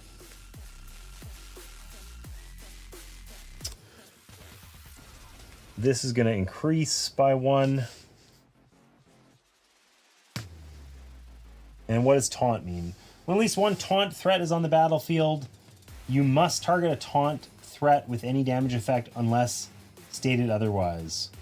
Oh, I misplayed that, but I'm not going to fix that because it was on top of our deck. I didn't realize it affected us while it was here. It does. Whoops. I just realized I didn't send my message back to you last time. I'm the worst and not intentionally ignoring you. Aw, okay. Well, I appreciate that. I would have forgiven you anyway. Don't worry. Okay, so there's 2 taunts. We're going to have to kill these guys first before we can kill these ones. So that's yucky. But we do get 3 things here. Drink so... something. Oh, I never activated this guy. I should have. I would have got 2 extra credits. Man, you're really big on making me drink stuff. I'm actually gonna have to take a little break here and top that up soon, I think. Okay, so we got the local bounty. 2 damage if we conspire with junkers, we get 2 extra credits. And we do have the scrap dealer, but I don't know. We can also get 3 meters under. So this lets us just do some damage and also adds to our mega, you know, focus. Like just having synergy, I think, for conspiring and what is not bad. Or we can have Viren tribalism. This seems extremely good relative to its cost. So it only costs 1. Gives us 2 armor, a credit, and 2 extra actions. But then we're, you know, there's like anti-synergy in our deck. We don't want to have all of these things, right? But like the effect on that is kind of huge. All of these are tactics. I think I don't want tactics that cost 2 to play. That's I can't afford that right now. Having more credits would be nice, but we did add a little bit of that. This guy I can reuse every time. So maybe let's just try the tribalism thing. As much as I don't want to... Or maybe I just do this. It's like a strike that also gets me free money some of the time. These extra actions seem like they'd be nice, though. Ooh, let's take the tribalism card. Take this tribalism. Okay. He rejected taking Wally, then ripped the power source out. It's true. I did exactly that. Yeah, I insult Wally. There was a Wally card, and I didn't take it. And then I made a later joke that this 1000-watt arc capacitor is in fact from Wally. It is Wally. It's his main body, you know. Whoops. Whoopsie doodles. Okay. So we got 3 credits, which is almost enough to do something useful.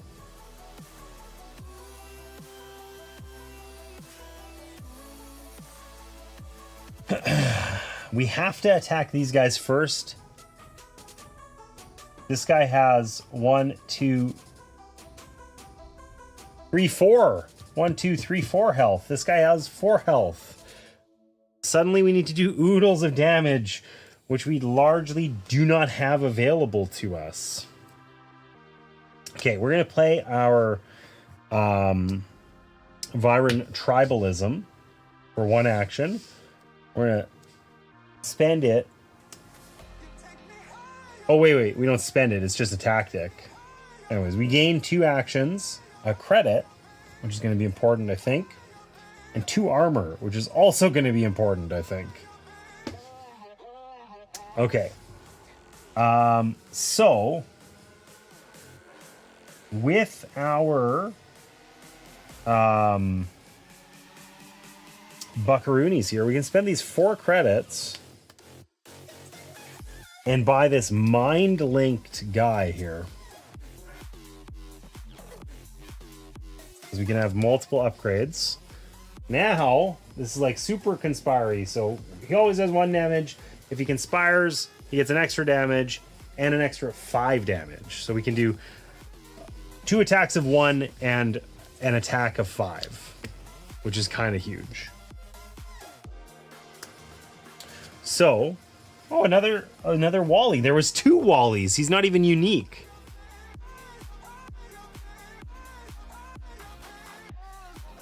Hope someone clipped it. Nope, definitely didn't. Haha. Okay, so we have 4 actions still, which is pretty huge. But I think the first thing we're going to do is we're going to use this guy. So he gets 2 attacks of 1 and an attack of 5. We have to attack these guys first. So they both have the same health, but this guy's kind of meaner. So we're going to attack him for 5. And the doe, we kill the doe. Oh, that's our spare credits card, or just free money. And then we have 2 attacks of 1, which we'll use on this guy. Okay. We can play our spare credits and get $3 for free. Why not?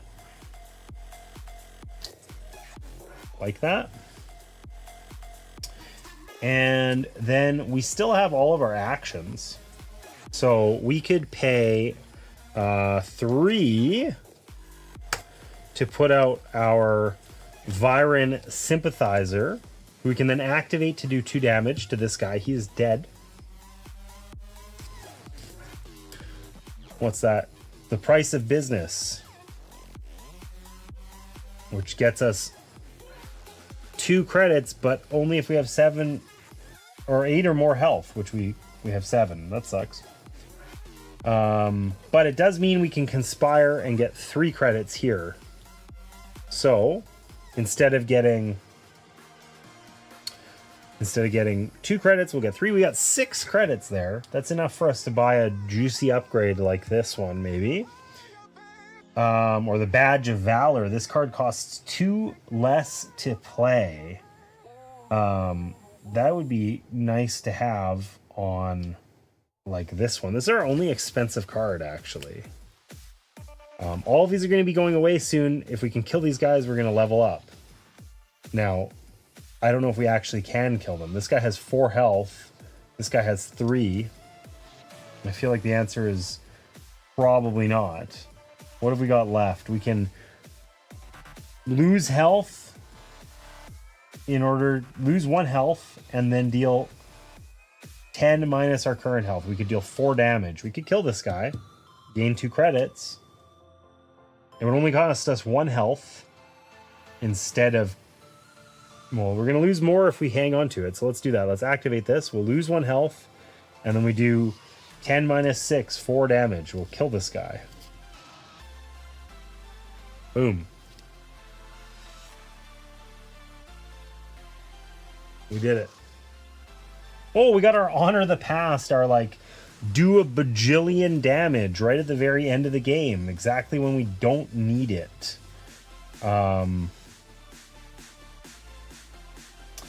So we want to, I mean, we'll level up no matter what, because there's no threats here to add. So that will cause us to level up.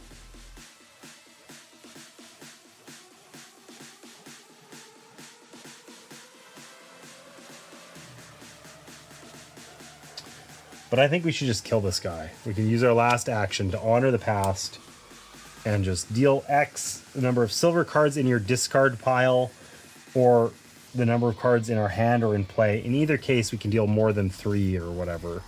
And this guy can just be dead. And then he's dead. And we're happy because he's dead. And we immediately level up because all these guys are gone. So these level discs move up 1.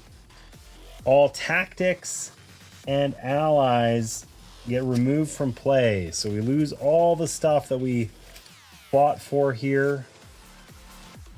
I do think that I forgot when I killed the one dude. Wasn't I supposed to gain 2 credits? Yeah, the Gen Mod Enforcer. It's 2 credits when defeated. I should have gained those. We got 8 credits. That's quite a few. We had to discard down to 3 cards. Joke's on them. We only have 3. We can optionally remove any one card from the game, either from our deck or from our hand. I think once again, we want to get rid of one of our base strike cards. They're kind of fodder. And then we're going to reshuffle everything. Oh, and we're going to add the top card of the boss deck, too. Let's not forget that.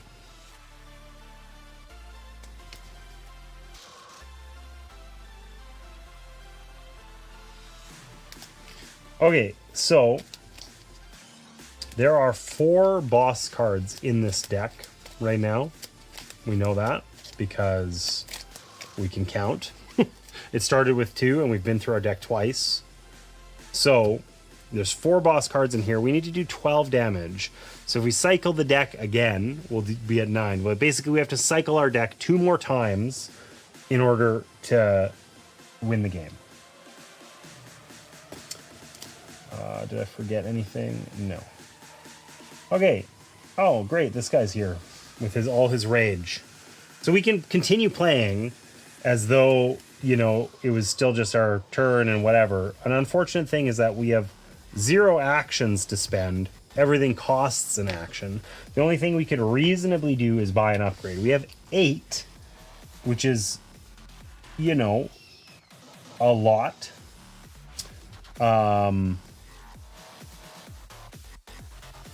So we could buy an upgrade.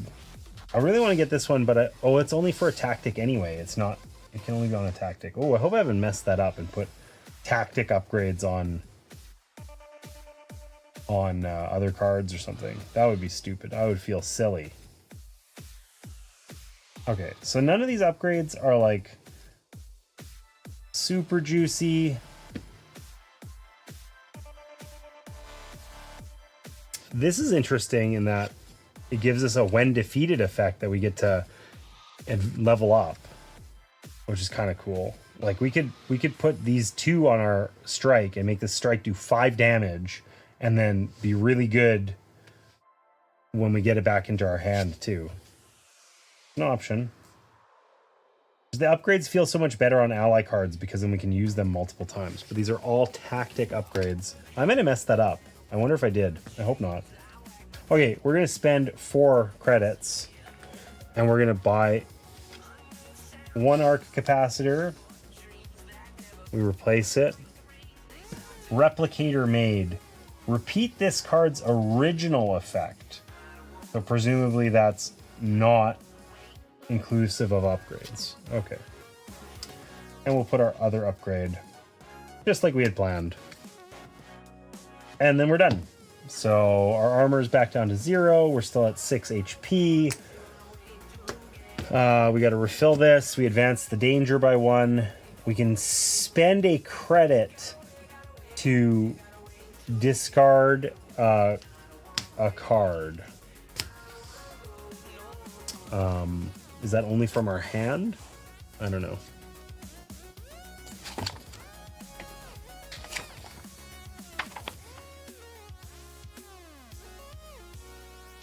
From your hand, in your discard pile, or in play. So that doesn't help us because I like the cards in my hand. I don't want to get rid of these. I mean, this price of business card kind of sucks. It's a hard enemy, and it just gives us 1 or 2 credits. Maybe I will get rid of this. It's kind of just a dud.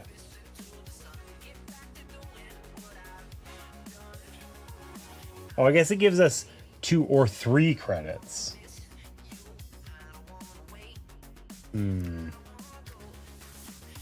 Maybe we'll keep it. I don't know. Okay. So, we get to draw cards. We get to draft. What do we got? We can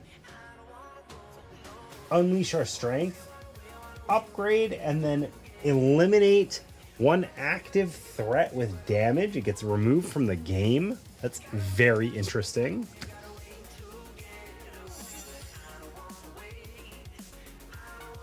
This gives us armor. We need armor for that.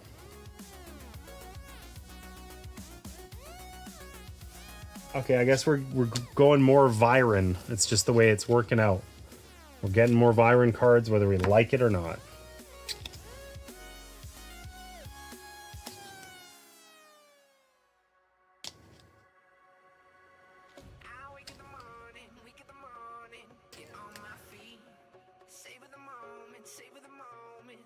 Okay. We gotta attack this guy first. He has 4 health. We could just strike him and he'll be dead. This guy's gonna eliminate an ally, so we don't want to get an ally out unless we can kind of keep him there, you know? Oh, I don't have any ally cards anyway, so it's like pretty irrelevant.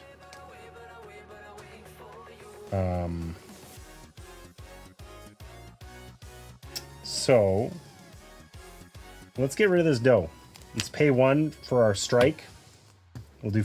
I guess it's it strictly speaking is 3 separate things. So I could do 2, 2, 1. Nice. Well, that gets us our spare credits, which costs us 0 to get 3 credits. Big. We like that. Oh, I should have flipped one out here as well. Medal of Loyalty. Card costs 3 less to play. Oh my gosh. But it gives rage to the enemy on the other side and defense. Eee, I don't know about that. Okay. So...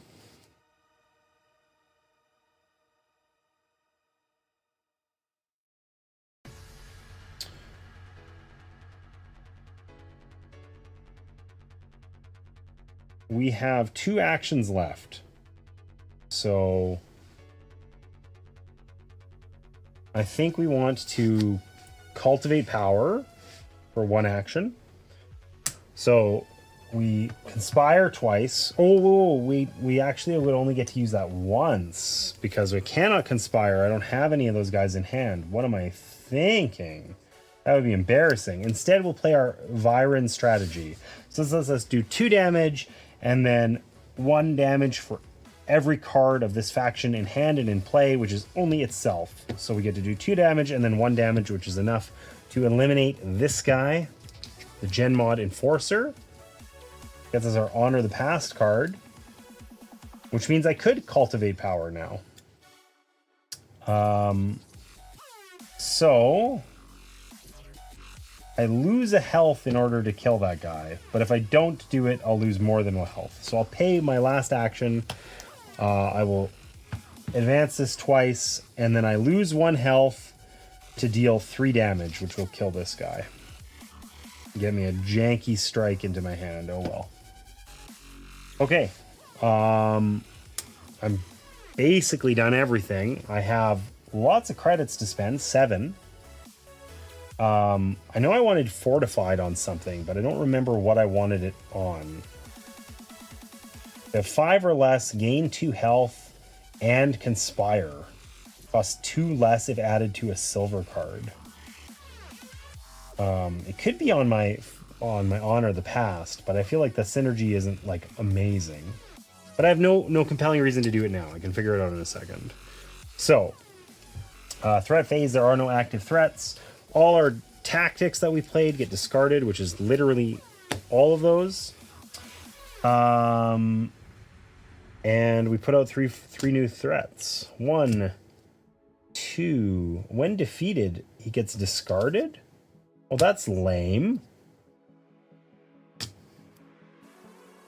That's our cool guy that we got. Our Viren do 2 damage every round. That sucks. Okay, those are our tactics. Danger level goes up by 1. We can do the market. We're never gonna have a junker card that's worth putting that on, I think. Like, I really don't have a lot of junkers, so we can get rid of this.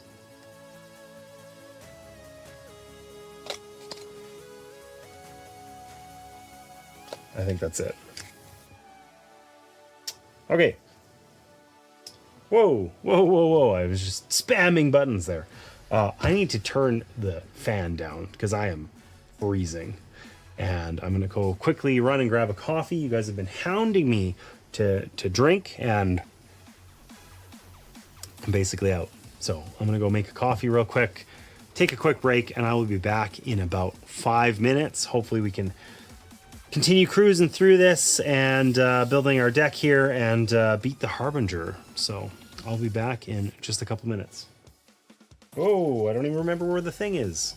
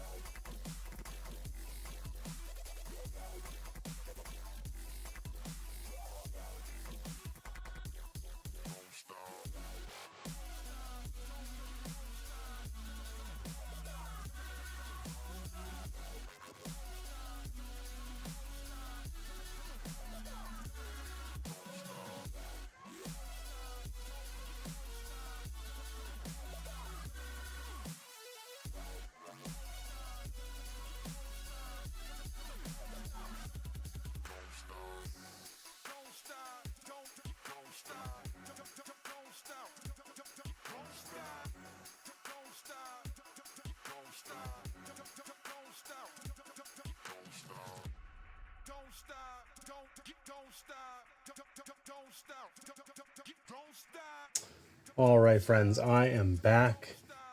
Oh my gosh, I gotta fix that that lurk thing. It's being weird. Go forth and caffeinate. Good advice always, Allison. All right, let's get back into it. I've been enjoying this a lot. I feel like I've been a little caught up in managing these cards, and it's been a little tricky to do with the sleeves and whatever. But I got the flow of the game kind of basically down now, and there was a few questions there, you know, but I think I got it mostly figured out, and it feels good. I like it. So let's do this. We get our 3 action points, and you know, it's time here. Now we got some nasty stuff over here. This vine spider, this thing is like weighty. It's like heavy with upgrades. So he has both rage, terror, and an extra damage. So that's not nice. That guy, we're still at level 2 on the difficulty thing here. So I guess this guy is 2, 4, 5 damage to us. And we have to likewise do 5 damage to him in order to defeat him. That's a lot. Terror means that when we target him with a damaging attack, we lose an action point. So we really kind of want to do damage to him in one shot. And these guys, if we don't kill them, like, we're gonna die this turn, actually, I think.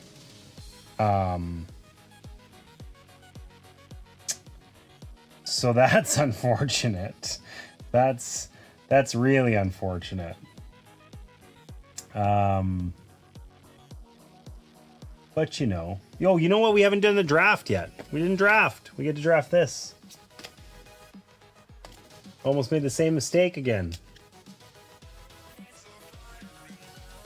Sometimes I wonder if I might just be an idiot. I wonder if that quote will ever be inaccurate. Yeah, you know. Anyway. Okay, so what can we get? We can get Overseer Caligari. Gain 4 credits until the end of this turn. All bargain effects you resolve gain this effect. Okay, we don't have any bargain effects, so that's hyper useless for us. We got... who's this guy's name? Cadlan Pyre, first counselor. Each turn this card counts as 1 extra faction type until the end of the turn. So this is really good at bolstering our ability to get conspire actions and stuff, but otherwise isn't great. When we exhaust it, we eliminate 1 card. Choose 1 card in your hand, your discard pile, or in play. Okay, so this would be really good for building like a thin deck if we were better at this game. And then we've got Starcaller Farina, who just gives us a ton of bonus actions. But you pick one or the other. You either get 2 bonus actions or 1 action and 2 damage, not both. But I think that that's the card for us.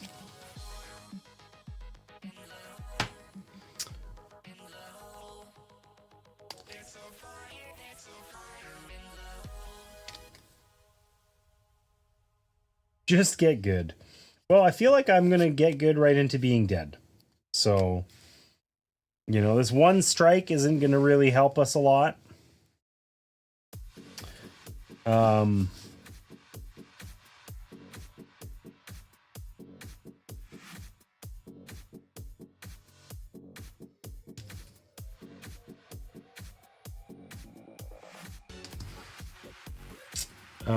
Okay. How are we going to do this? If we don't kill this guy, we die. We just lose. Straight up.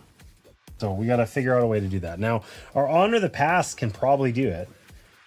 Deal X. X is the number of silver cards in your discard pile. 1. Never mind, that's 1. The Honor the Past is good later.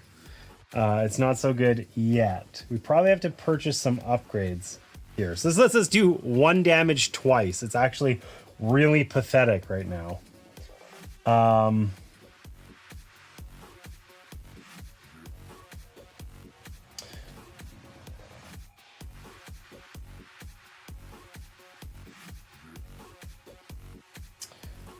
What can we get here? Badge of Valor. The Viren Badge of Valor.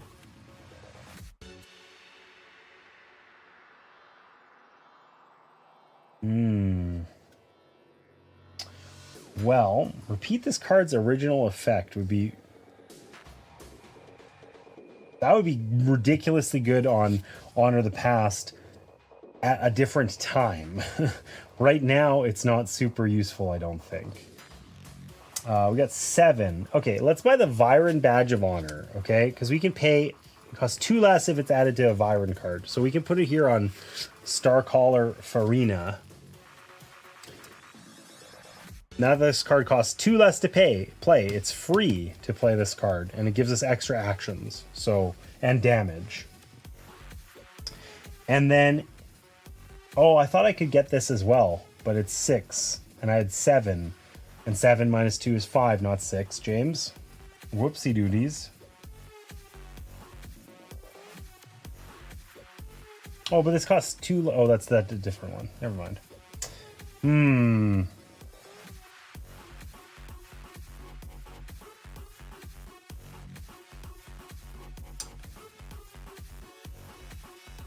Well, I don't want to die this turn, so we're going to try Fortified. If we add it to a silver card, we only have to pay 1. So we're going to Fortify our Honor the Past. It's not amazing synergy, but it's okay. Oh, I guess I should flip out a new one. A Badge of Valor. And Databorn, which just makes it do more damage and give us an upgrade. Okay. And it gives them fast. That sucks. That really sucks.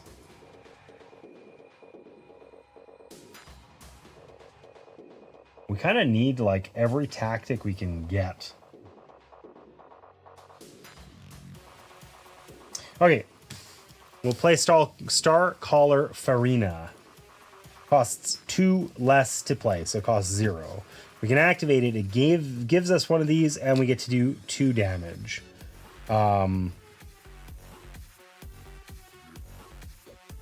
It's going to take us like all of our damage just to kill this guy.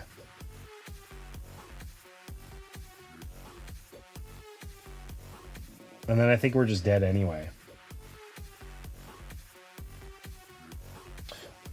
But what are you going to do, right? We don't have any magic ways of getting a ton of extra damage here.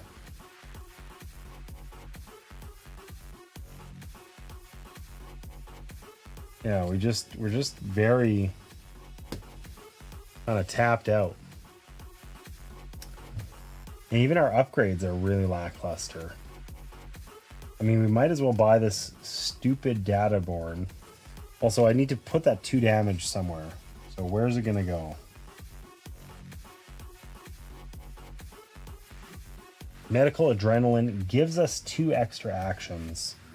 Fine. We actually need extra actions this time because this ugly spider is gonna take them away. Okay, so our 2 damage is gonna go on the spider, right? I guess we only need to do 2 more damage to it. Or wait, is it 3? No, it's 2. Okay. So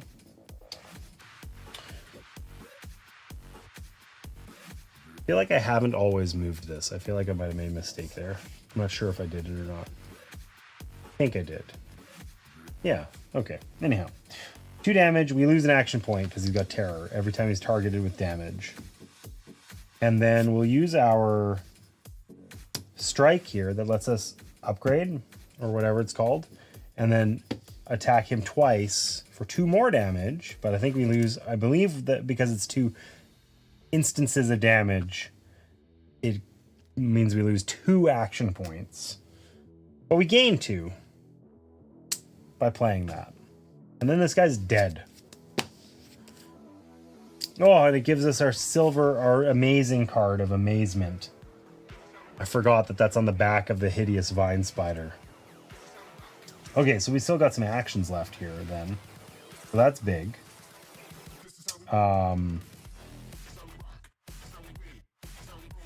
We can spend 1 to play our silver courtier. Yeah, whatever. Okay. We gain an armor. Because we can conspire, we get to do 1 damage, 1 damage, and 5 damage. So let's just do... We'll do 1 damage and 1 damage here. That guy has rage, though. We kind of want to get rid of him. Whatever. We'll find a way. And then our 5 damage we'll do here, which will kill this guy. When defeated, we get to discard a card, which was going to be this one, but we had to upgrade it. So it can be one of the ones in here. I don't know that any of these are worth getting rid of. Cultivating Power is not amazing, but the upgraded cards we get are kind of cool. I think we just don't do that.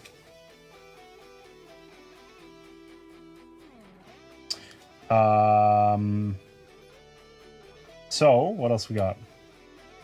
We got 1 for honoring the past. I don't want to use that now, but I don't want to face tank this guy, and I don't have enough points to put this one out. So I think we're kind of stuck doing it. So we're going to honor the past. Deal X. X is the number of silver cards in your discard pile. That is 1. And then focus X. We deal damage equal to the number of cards of this faction in hand and in play. You know, if I was being smart, we would probably put that there. And then we do our 2 damage here, and this guy would be dead. And in fact, when he's defeated, we get to do 3 damage, which is enough to kill this guy. So this guy's dead. We get to put up a damage on the boss. And then our 3 damage that we got to do is enough to eliminate this guy, who, when defeated, gives us another upgrade. Puts the scrap dealer into our hand.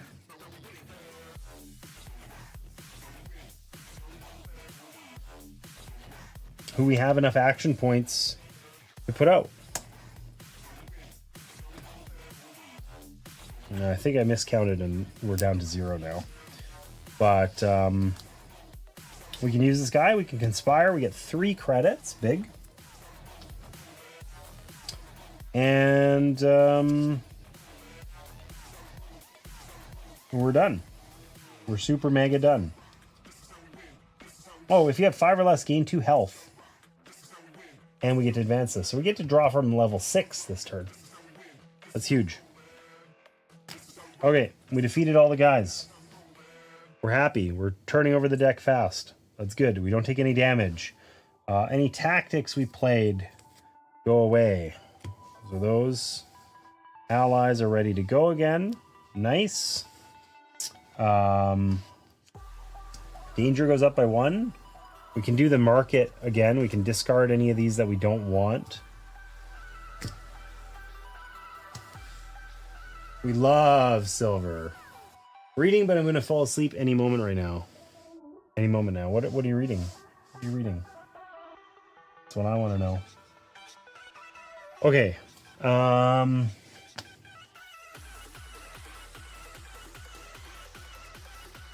Low skin armor seems amazing and is like a great upgrade for our friend Starcaller Farina here. That's cool.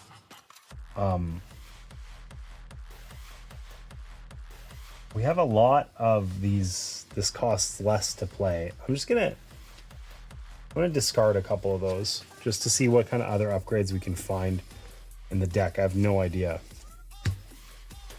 More credits and oh my gosh, auto seeking 4 damage and conspire thing. That's why do I keep calling it that?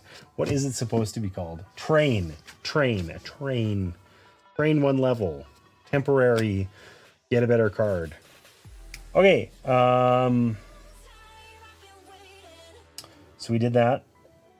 We get our 3 action points.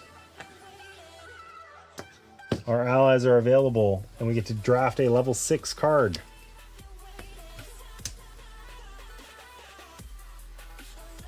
So what do we got? We got a motorbike barrage. That's kind of cool. Gain a action and 4 damage. Pay $4 to do 4 additional damage. And it's costs less for each one of these we got in play. That costs 0 to play out. 0 action points for 4 damage and action is really good in and of its own, right? In and of itself. Okay, the Might of House Silver. This sounds like our card, right? While this card is in play, you may place non-boss threats on the bottom of your deck when defeated. Each time you do so, draw 2 cards. Ooh.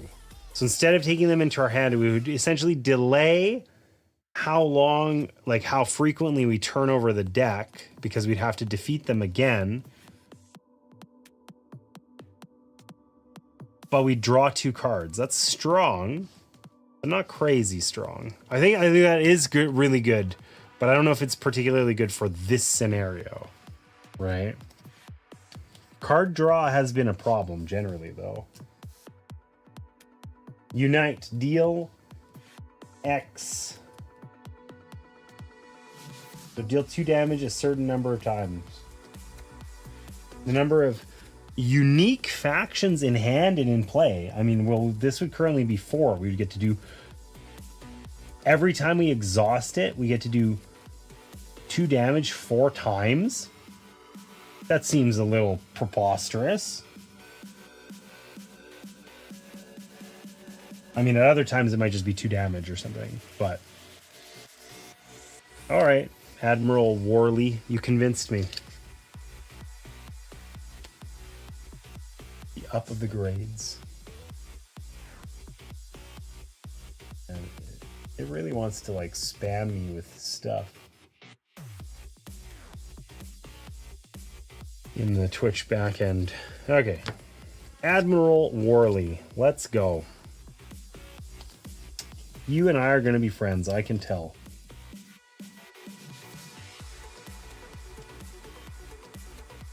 Okay.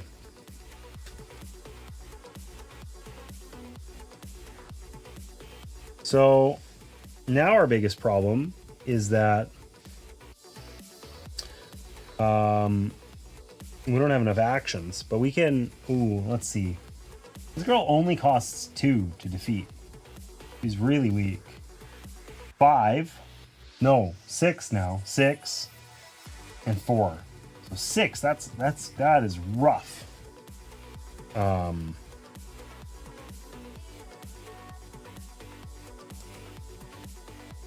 So I think we want to just pay 1 to get Admiral Worley out, right? And then we want to unite everyone. Deal X. 2 damage. X is the number of unique factions in hand and in play. Well, I have 4 unique factions. So deal 2 damage 4 times, I believe is what I'm doing there. So I get 2. This guy's dead. And then 2, 4, 6. And this guy's dead. And then I can, when defeated, I can discard a card if I want. I think we've gotten rid of most of their unupgraded strike things. Cultivate power becomes less useful later because we have our card draws already pretty okay.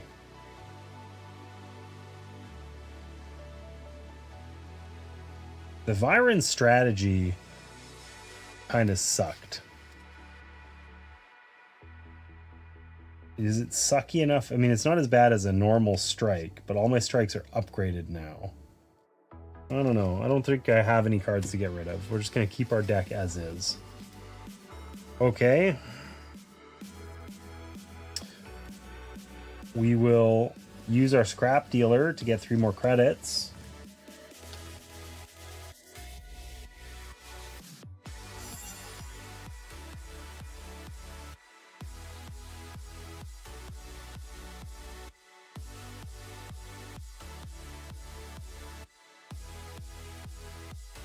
And we can just kill this guy with 5 damage. Boom. Well, actually, wait. Let's think this out. Yeah, we can kill him with 5. He needs 4. And then we can do 2 additional damage on this dude here. Not enough to kill him.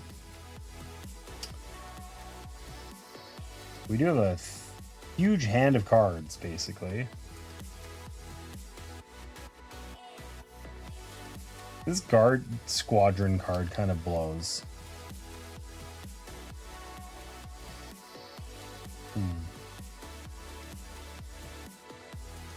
We'll use Starcaller Farina to get us an additional action and 2 damage. The 2 damage will kill this guy.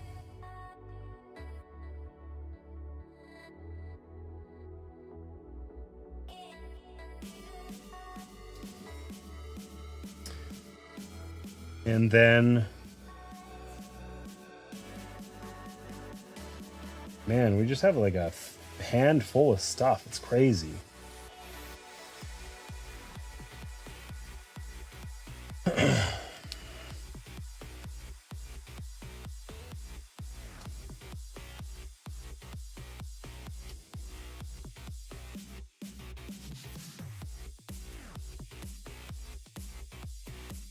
Do I want to just keep turning over this deck? Like, yeah, that's how I win, basically, right?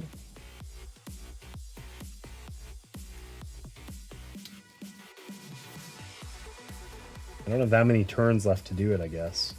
So we'll pay 1... No, we'll pay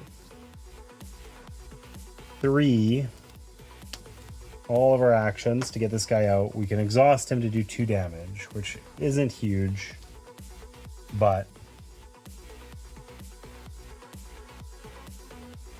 Do we put the flow skin armor on this guy? Or do we put it on someone else? Starcaller Farina, that's what we meant to do. So this thing's pretty crazy too. I guess we can figure out our upgrades later. All right. Nobody for us to take damage from. We discard all played tactics. We really don't have any tactics. We just have like a majillion allies here. We're going to fill this with threats. They're very ragey. Oh, this guy had terror. Oh, we would have lost one, but we had used them all anyway. Okay, so we get to draft a card. What do we got? A Blade in the Dark. More conspiring. National target, unite. But once again, this is like half as good as the other one. And integrated optics. Yeah. I think we take a Blade in the Dark. We're just going to continue to conspire as silver sneaky sneakers. Oh no, guys, I have 666 arbitrary internet points. Whatever are you going to do with that? I don't know. How can you handle it? Okay, we have a ridiculous hand of cards. But we'll probably level up at the end of this round, basically. So, we get 3 of these. And that is that. So, 5 health, 6 health, 5 health.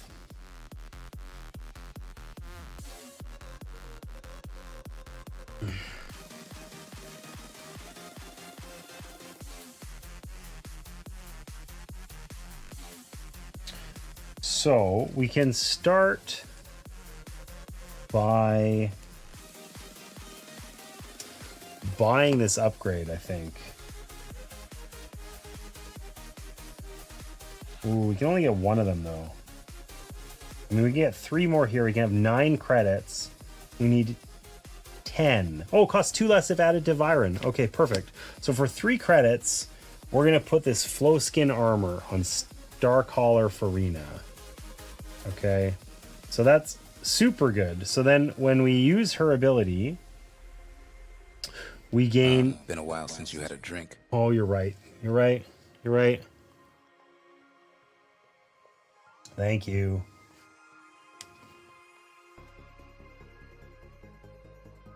So we can either gain 3 action points or 2 action points and do 2 damage with Starcaller Farina now. So we have a ton of actions that we can use here. Are all of them good? Probably. Do we get any other action points anywhere else? I don't think we do. But we're just going to take... So I guess we'll take the 2 action points and 2 damage. And we get 2 armor as well. So that 2 damage can eliminate this guy. Unless we eliminate him dead last, we're going to always lose an action doing it. So whatever. This guy's dead. We lose an action. It gave us a way of getting more actions anyway. Okay, so this guy's got 6, this guy's got 5. So if we play a Blade in the Dark, that lets us do 5 damage. Or 3 and 2, which is enough to kill this guy. When he's defeated, he does 3 damage. So we can put 3 damage up on here. And then we get to add a damage to the boss. So then this guy has 3 more health, which is not a crazy amount. Let's use this before we forget. We're going to spend these 6 credits, 5 of them, on this auto seeking, and we're just going to make one of these strikes like hilariously strong. So now instead of it being 1 damage, it's 7 damage and train 1. It's pretty cool. I think we can just absolutely easily kind of... We're going to lose everything on here when we level up anyway, but I think we can just do this. We'll put 2 damage here. This guy dies. When defeated, he does 4 damage. And then we're going to do 5 damage there. So both these guys are going to die. And we're going to have no one left to put any damage on. But we're going to add 2 more damage to the boss. So like expected, we've turned over our deck again. We're at 9. We get to level up now. So we're up to level 4. All tactics and allies get discarded from play. We had lots more of potential damage there. We add another boss card into the deck. And we can get rid of 1 card out of our deck if we want. Honestly, this Viren Sympathizer just isn't that good relative to everything else. So we're just going to get rid of it. And then we're going to shuffle these guys. Put them back. No, I guess we bought upgrades. There should be more out. Palm pad uplink.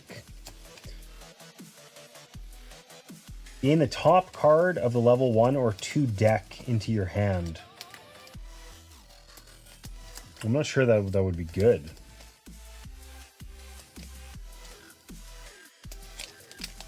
And hollow plated just gives us 5 armor. That would be good. Okay. Oh, look, it's our friend the Vine Spider. Yay. Good card on the back. Not that great right there. Okay, we have 3 actions we can take. Oh, we had to discard down to 3 cards when we leveled up also. I guess I wouldn't know what that is.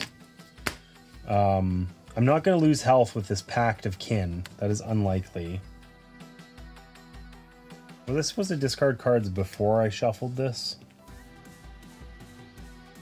Yeah. So I would have got rid of these 3, I think. Whatever. I'll just reshuffle it. Vine Spider be damned. Maybe it'll come back to the top again. I don't know. Just use the infinite action points glitch. I mean, I get infinite arbitrary internet points on my channel. So, oh, this guy's fast. It doesn't even count. Okay, so we still got 3 actions. It'd be great. All we have is tactics, and the tactics just give me more actions. So I feel like I would just lose those later. It's not worth playing any of these cards. Our turn is done. Okay, we're going to refill the battlefield with active threats. Oh god, there's 2 fast, so we still get 3 other ones. Oh, and this one has taunt, so we have to kill it first. So we got 5 enemies suddenly to deal with. And they're very strong. That's suboptimal. Okay, we got 3 action points. All of our allies are back. Of course, there are none. And we get 3 action cards. 5 meters under, just do 5 damage. Conspire, refresh 1 ally. That could be strong.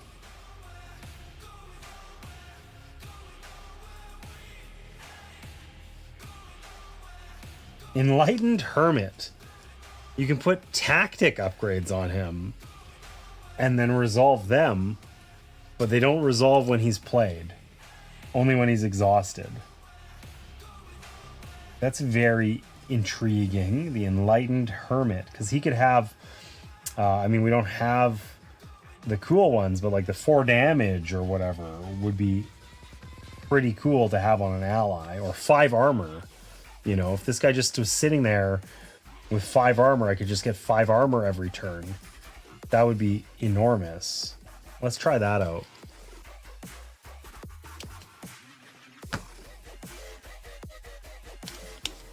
Well, that's because it's my channel. It is my channel. That's right. I get all the points.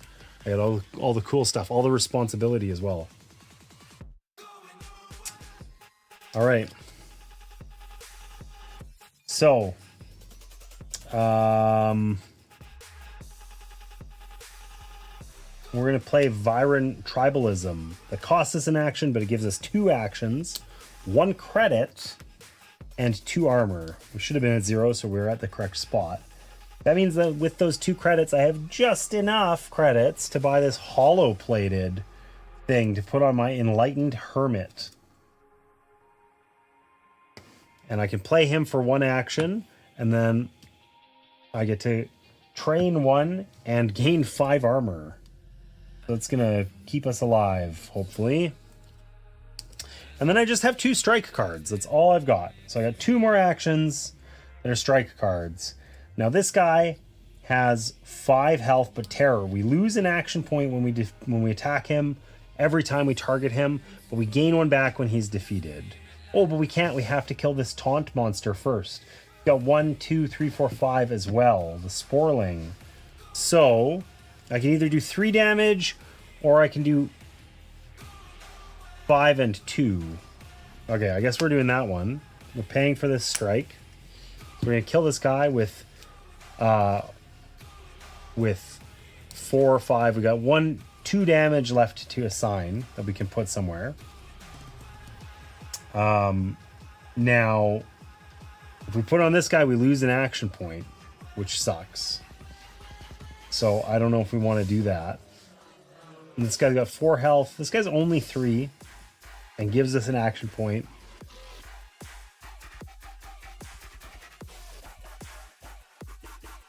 I mean, we kind of want to kill that stupid, ugly vine spider, though. He's quite hideous, honestly. He also does the most damage out of anyone here. He's going to do 5 damage to us. We're going to take 5, 8, 9, 12 damage right now, which we wouldn't die, but we would really try our best to die, I think. So let's put the 2 damage on this Deadwood Stalker. Because he's fast. These guys also don't count toward our limits. We're going to have to put out more cards. We play our other strike that lets us do 2 and then 1. So if we do our 1 damage here, this guy's dead. And gets us an action point back. And then we've got 2 damage that we can assign.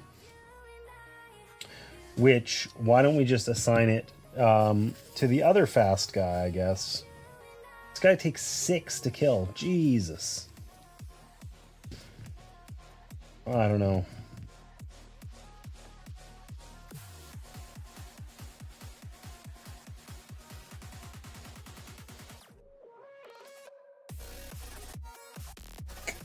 Let's put it here. Okay. We got a Blade in the Dark. That costs us 1 action. We can do 3 damage and we can conspire for 2 extra. We don't have that guy, so we only get the 3. Ooh, I probably played this badly.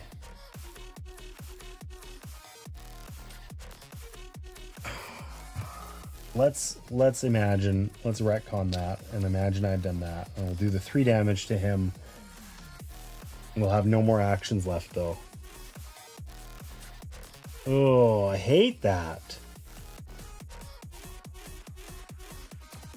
No, okay, let's not retcon it. Let's not cheese it. Okay, I'll just kill this Junker Cyclist with my 3 damage. He's dead. I gain 1 credit for my trouble.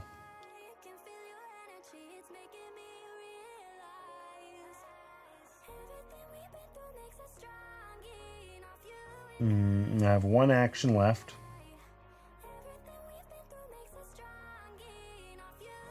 Which I guess might as well be the tactic, the price of business. So I gain 2 credits, and then if I have 7 or less health, I gain 1 more. So, there we go. And these guys I did not manage to defeat. But I got rid of all the fast ones, so I won't get a ton more.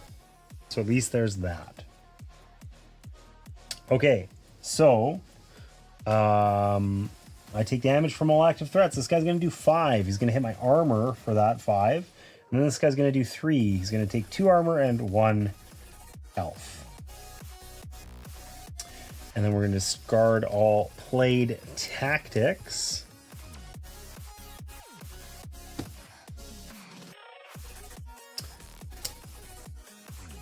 And we get to draft a level 6 card again.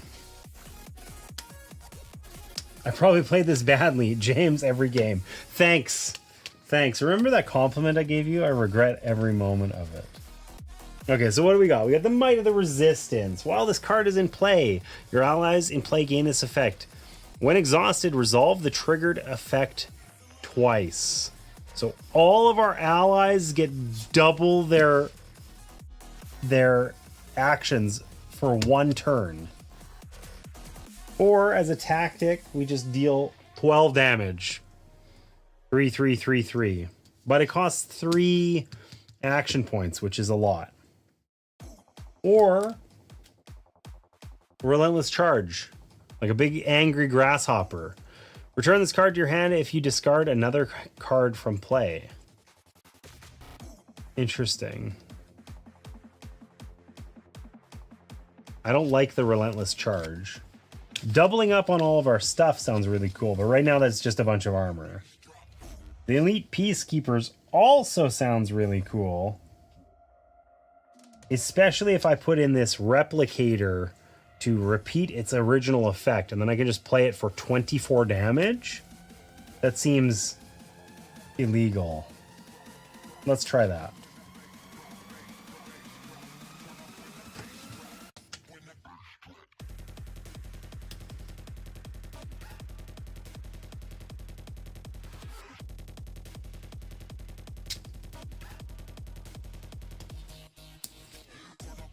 All right.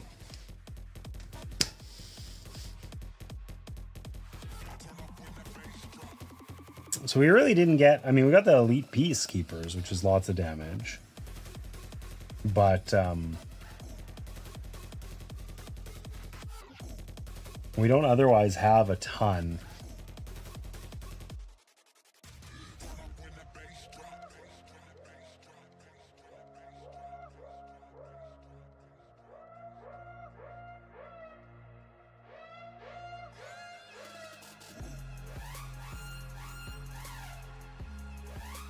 We don't have a ton else going on here.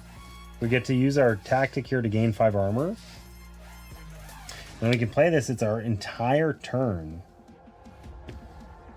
All 3 actions. We get to do 12 damage.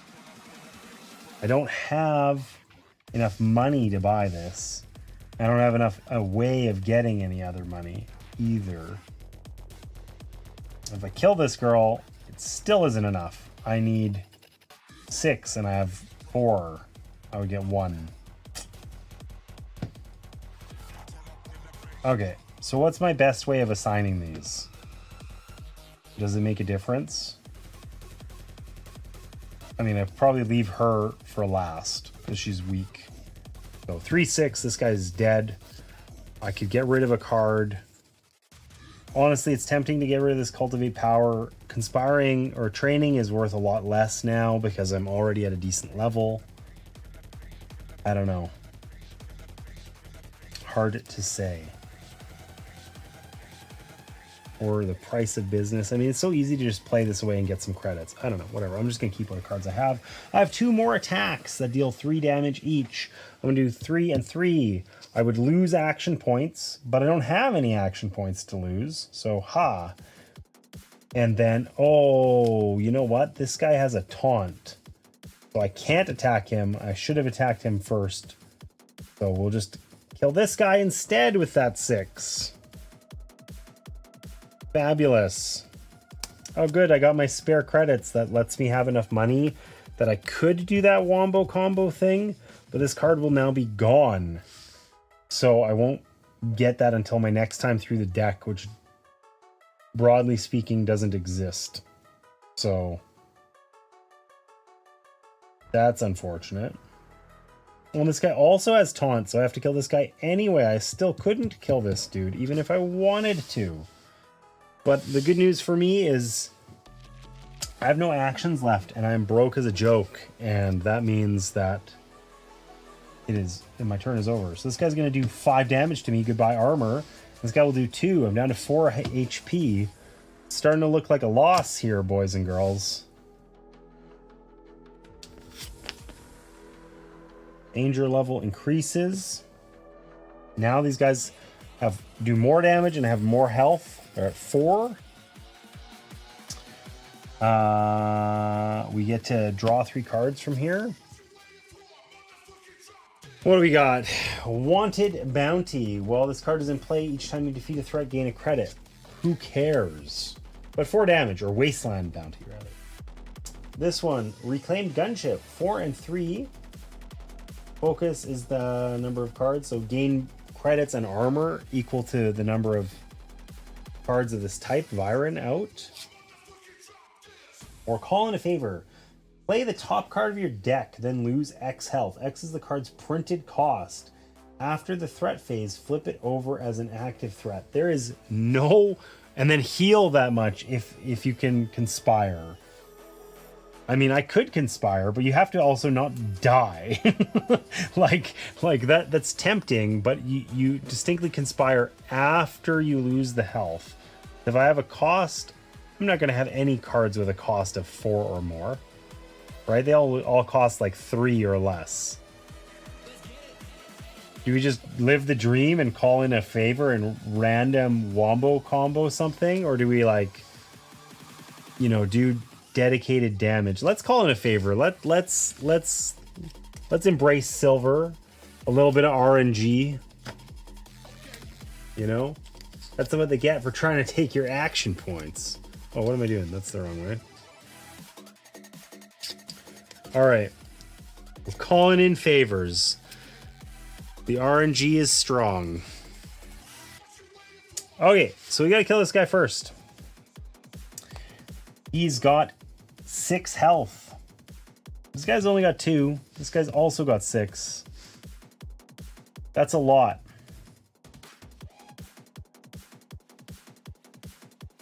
Okay, let's play this first. Call in a favor. Play the top card of your deck.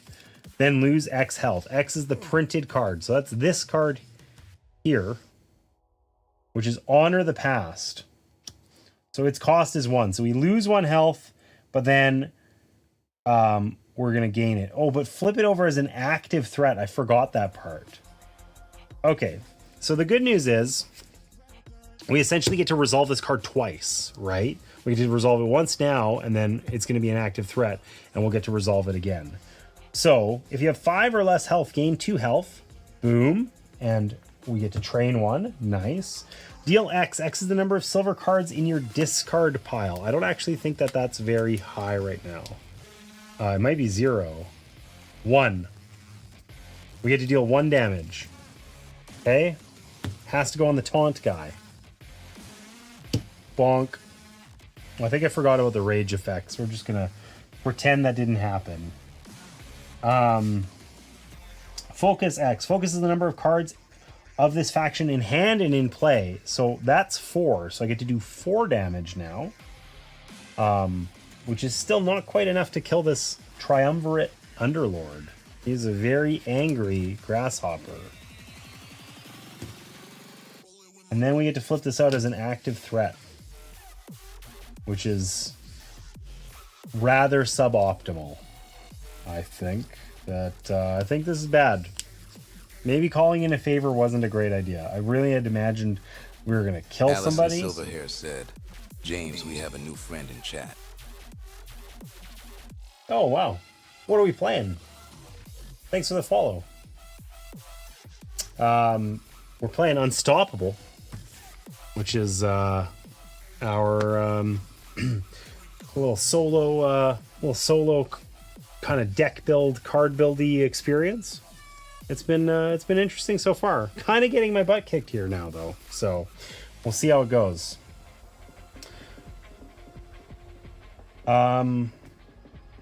Okay, what can I do here? I guess I gotta also consider.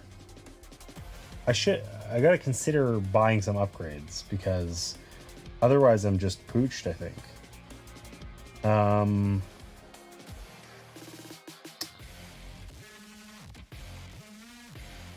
Oof.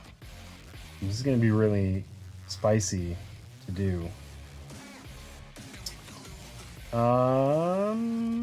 Well, let's buy this 2000 watt arc capacitor, I guess. Cost us 4. Love it. I'm going to keep watching, see what I can learn from it. Carry on. Oh, nice to see you. Thanks for coming in. I see you obviously have legendary tabletop, a board game tabletop related name. Do you stream on Twitch? I'm just getting back into it. I've been out of the scene for a couple of months, so forgive me if I just don't know. But glad you're here. Broadly, this game is about us defeating the boss here, the Harbinger, who is an octopus as tall as an apartment building, or as big as an apartment building. It's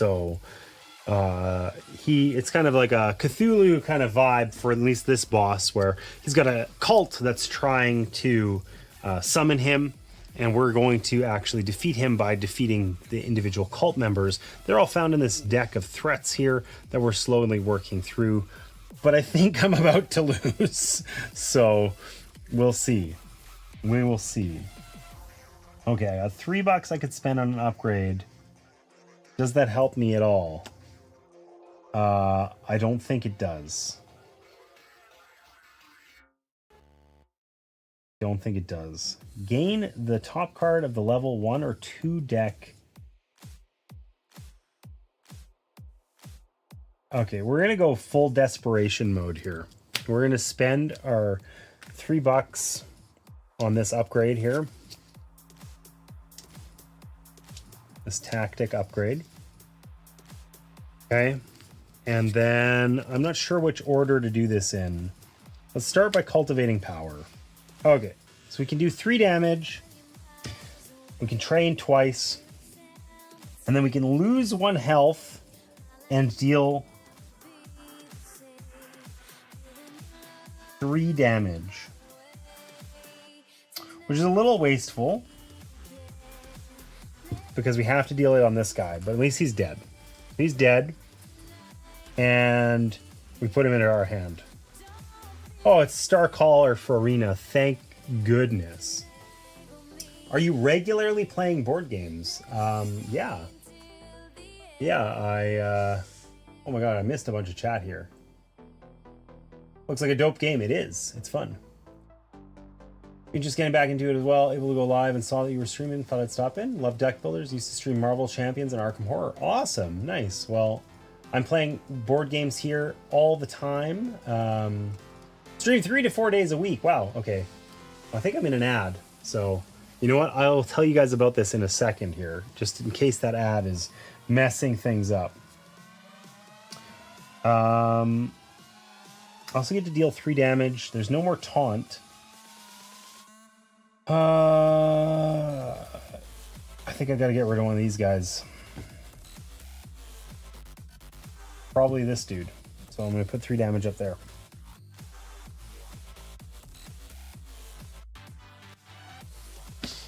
And I will wait for this ad to hopefully be done.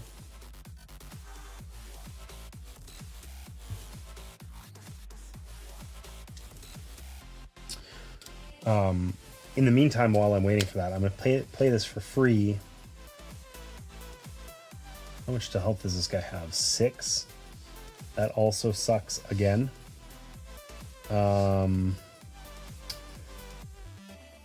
So I can gain 2 action points here. I guess I spent 1 earlier that I didn't do with Cultivate Power.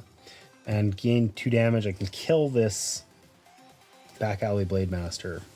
And I think the ad should be over, hopefully. So, yeah. Yeah, so I stream board games. Here, let's take a second here. I stream board games. I used to stream 4 days a week, and lately I took a extended break. This is my 2nd week back at it. For now, I'm just streaming on Sundays. But I always do board game content on the table here. For a while there, we played a bit of digital games, but not in a hot minute. And usually solo games. My other streams that I'm not going to be doing so much of right now, I have some other friends and family that join me, but it's mostly solo games these days, and just trying to ease back into it, which feels nice. So nice to see some other friends who play board games in the chat, and I'll be curious to check out Finspan. I haven't Finspan. I didn't buy into yet. So we have Wingspan and all the expansions and Wormspan, but they're games that like I like but don't love. You know, I think Wingspan are great games.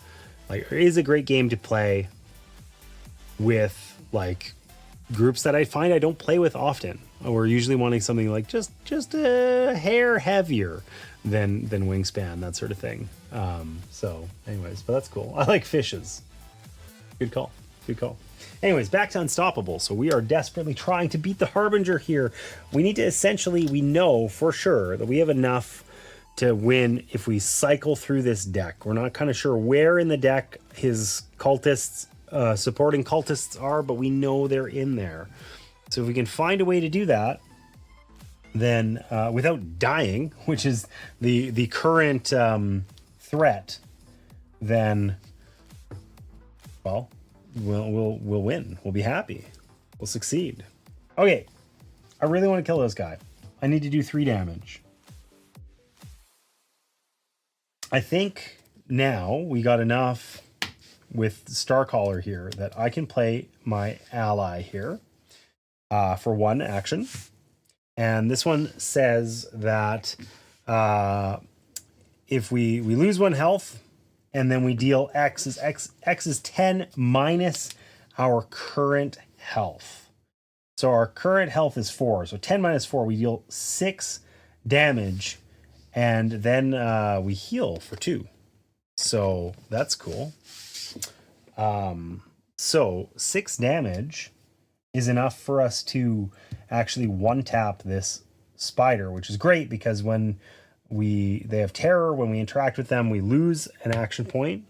However, when this one's defeated, we gain 1 back. So kind of doesn't matter. We always want to 1-tap that vine spider if at all possible, which we did. And then we gain 2 health. So we actually end up 1 higher than we had been. And we got 5 armor here from our good friend, the Enlightened Hermit. So we're kind of at a place where, you know, things are not too bad. Things are not too bad. We can make this work. I think my music may have run out, though. Well, today I'll be playing on a harder difficulty. I have Wingspan Nesting Box. Nice. Happy to see another board gamer deep in thought trying to kill a boss. Oh man, that like, well, I feel like I enjoy streaming board games, but man, oh man, the amount of time I spend in here like staring downward trying to figure out how to like min-max or whatever is disappointingly high. Okay, so I think we can do this. Okay, so we can pay 1 for our Viren strategy here, 1 action point, 2 damage. So we can just do 2 damage here.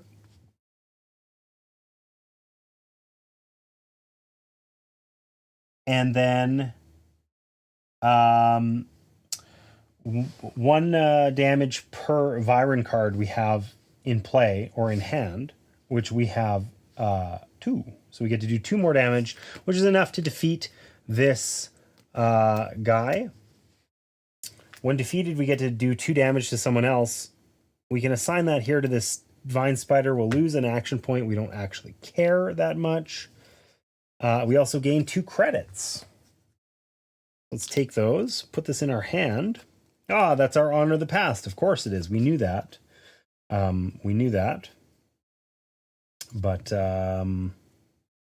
that is it for that round. We survived. We did way better than I thought. Calling in a favor was a little sketch for a bit there, but the last minute upgrades we bought were extremely helpful.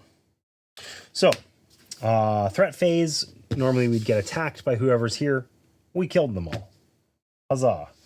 All of our tactic cards get discarded. That's these guys.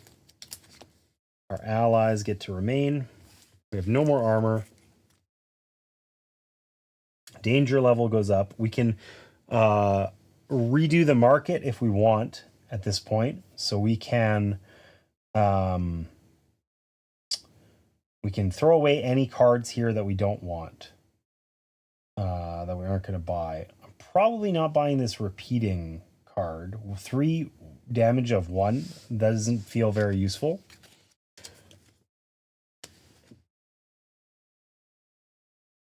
And I don't know that we're likely to buy like a badge of valor or something either. So let's just ditch those. Virecab Transport. What's this guy do?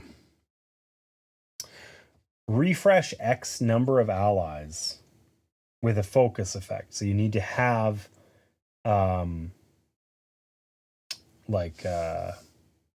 X is the number of cards of the same faction as this card. Okay, so interesting.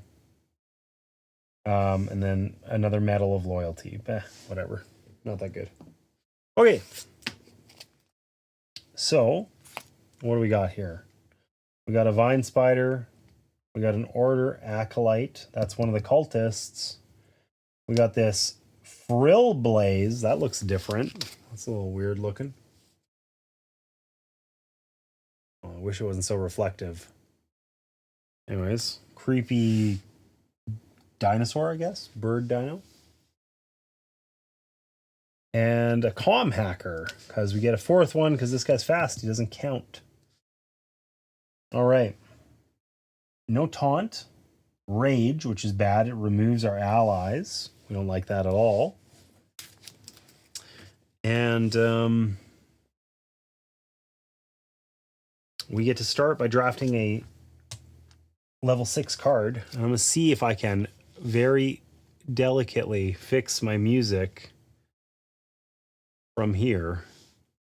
Ooh, this is tough work. Oh, that's the wrong thing. Damn it. I'm trying to like use my monitor from across the room and the mouse is very small. Good vibes. Sure, Monster Cat, give us some good vibes. All right, where were we? We get 3 from here. Medical nanites. Heal 2 and defeat 1 threat. It just dies? That seems exceptional. 13 meters under. Deal 13 damage. You may split this effect as you choose among X targets. Okay. I'm not sure what determines, I guess X could be... Oh, X is how much you pay. So you pay to split it up. I see. Okay. Or Duchess Tian, who just does a cool 5 damage on activation every time. 5 is a critically slightly too low threshold right now, right? We need to be doing 6, 7, 8 damage generally. So that's slightly less. I mean, it only really matters for enemies that have terror, which there aren't that many of. And we're getting quite close to winning here, though we have to win in the next 4 rounds, inclusive of this one. So that seems not great. 13 and split it however we want. With Starcaller Farina here, we can get 3 extra actions. That just seems like really good. Straight defeating 1 threat and healing also seems pretty good. But this could be 2 threats, and we want to embrace the silver anyway. So we're gonna go 13 meters under. We're taking that one. I don't know what that X equals. Blah, blah, blah, blah. I see. Yeah. I wish X was that. Well, if I had to pay that many action points, maybe I don't wish that. Okay. So we've drafted. What are we going to do? Okay, well, the first thing that we are going to do is play 13 meters under. Let's use Starcaller Farina. And we have, like...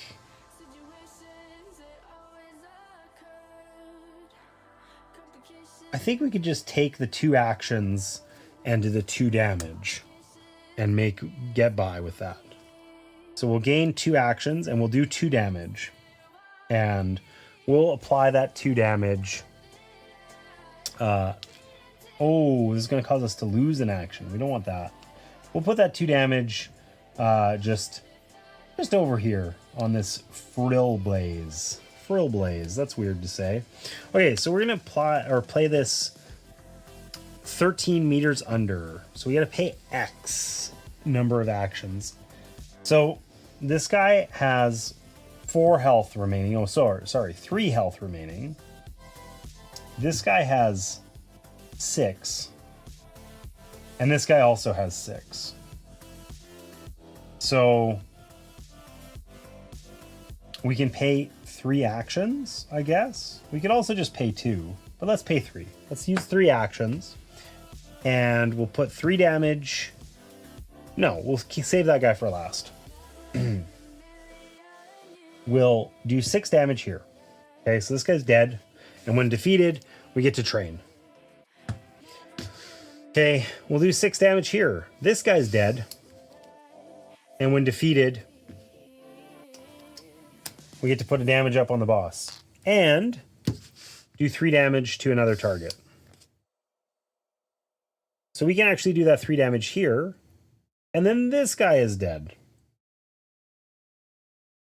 And we get an action back. Oh, that's our Admiral. Sweet. Our Admiral of much attackiness. We like that.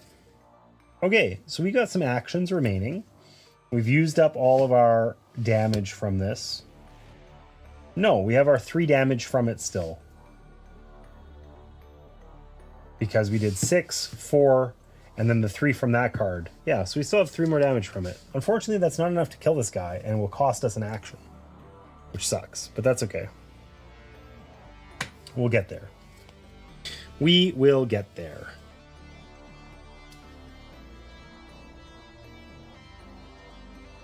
Uh-oh. YouTube is sending me weird notifications and I'm scared to look. Looks like fun. Oh, wow. I missed those comments on YouTube in a long time, too. Yeah, I'd occasionally lose. I've been known to lose from time to time. Okay, let's activate this. Lose 1 health, then deal... Do we want to do that to kill this guy? We need, like, to do a damage, you know? Not 80 billion. Whatever. Okay, lose 1 health, deal 5 damage, a total waste. I mean, we could also just put that damage up on this guy here.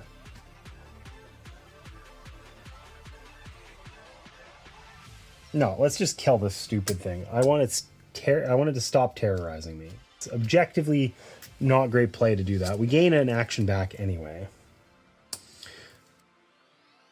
And we got one of our best cards in our hand. So we have tons in our hand that is amazing. Everybody here is dead. But we want to like round out this game pretty fast because otherwise we're just going to lose. So let's play our scrap dealer. That lets us get, if we can conspire, which we can, that lets us get 3 credits. We have 6 now, lots for a big spicy upgrade of some kind. And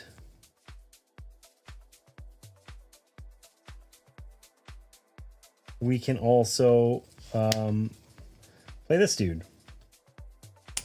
So when we exhaust him, we get to do 1 damage, 1 damage, and 5 damage. So this guy has 5 health. So we can just do the 5 to him and he's dead.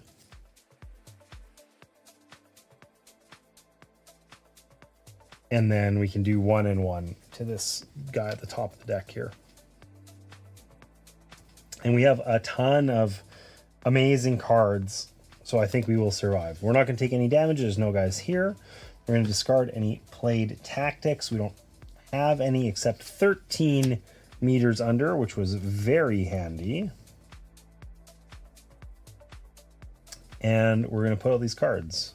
So we, for the second time in a row, basically shuffled all of these guys to the bottom. Like there's 4 at the bottom. So this was you know, as hard as this could have been for us, basically. But if we kill 2 more of these guys, we win, right? So that's super achievable. I don't even think I'm going to bother drafting a card or anything because I think we just know we can do it. They have 6 health each on these guys. And like we can do 7 with just this guy. One of them's dead. And one of them takes a damage. We put damage up on the boss. And then we can play our strike for 1 action out of our 3, which just does 5 damage. This guy's dead, and we win the game. Okay, so we defeated that boss by dealing 12 damage per player. Only 1 player. The Harbinger is dead. He's got 12 damage on him. What happens now? Do we win immediately, I guess, is an important thing. We can score our game, but that's gonna be rough.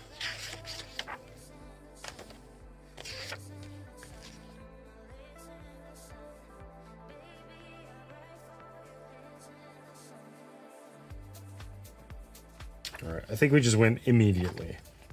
You know, we don't have to wait till the end of the round or play it out or whatever. Though we could. All right, let's see how do we score this game? So it says we get 200 points for winning on hard. 10 points per round remaining before loss. So we had 2 rounds. We had our remaining life. We got 225 points.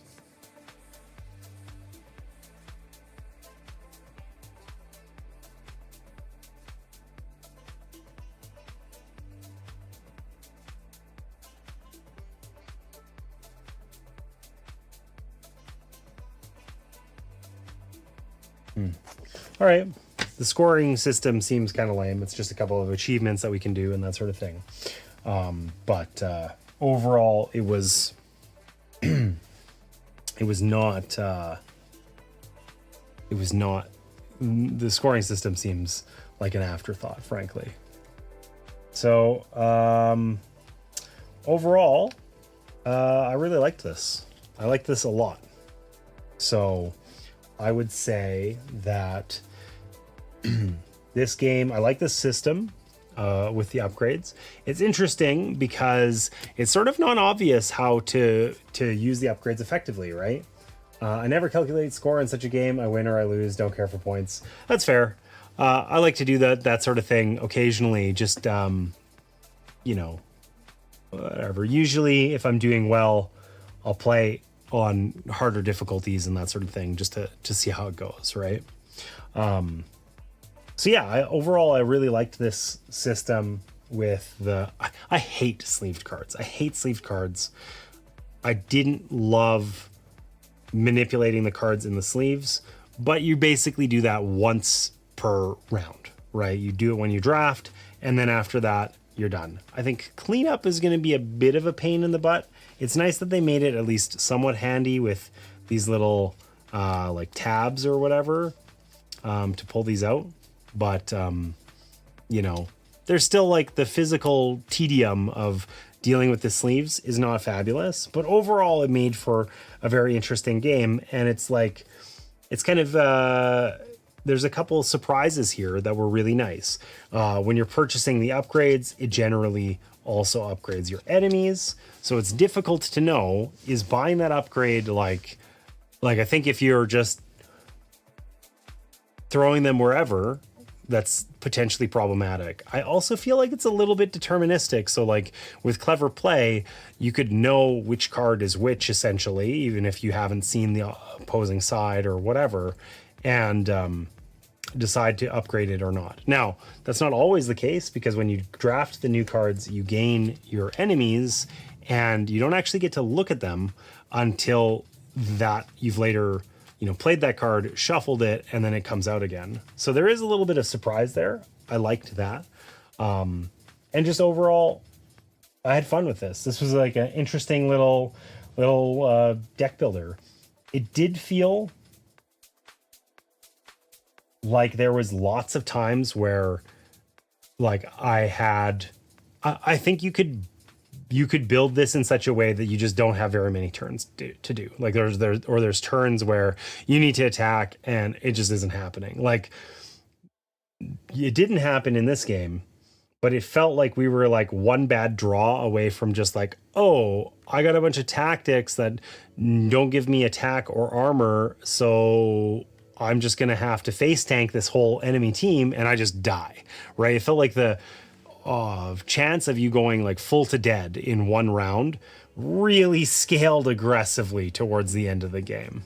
And that probably is by design, you know? But that did feel like a little unfortunate, maybe. That explains why James plays on easy mode. I didn't play on easy mode. I played on hard. There's normal, hard, and expert. And we played on hard for our first game, right? I will say, I'm decently confident that I messed up this track at least once. And that probably made things substantially easier. But we will solve that by playing it on hard mode instead, or on expert mode instead, and see what happens. So yeah, anyways, this was enjoyable. I'm gonna try it again. I'm gonna play one more time, and then I will be done for the day. So I guess in order to do that, I got to pull out all these upgrades, which is a shame, but that's okay.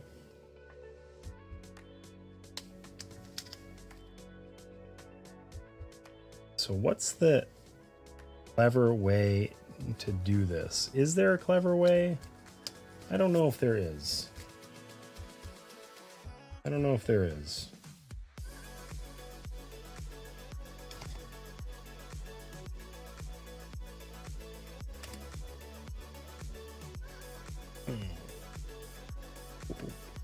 What's on my shirt? Kingdom Death. It's Kingdom Death. This is, I don't remember which one, but this is one of the pieces of art from Kingdom Death Monster, a game that I have a lot of money invested in and not a lot of time invested in. I'm actually going to have quite a bit of KDM stuff that I'm intending to find a new home for, because I just think the likelihood that I actually play Kingdom Death with a group that is getting, you know, thinner and thinner as the years wear on, is getting less and less likely that I'm going to actually play a full Kingdom Death Monster campaign. Okay. There is some sort of story mode here. I don't know if that determines which way we go through these or not. I don't know. Do we want to fight the Triumvirate or Duomo's Menace? I'll let chat decide. Big, evil... I can't tell if that's a robot or not. Probably robot. Or, you know, scary Triumvirate, you know, Illuminati. Which way is it going to be?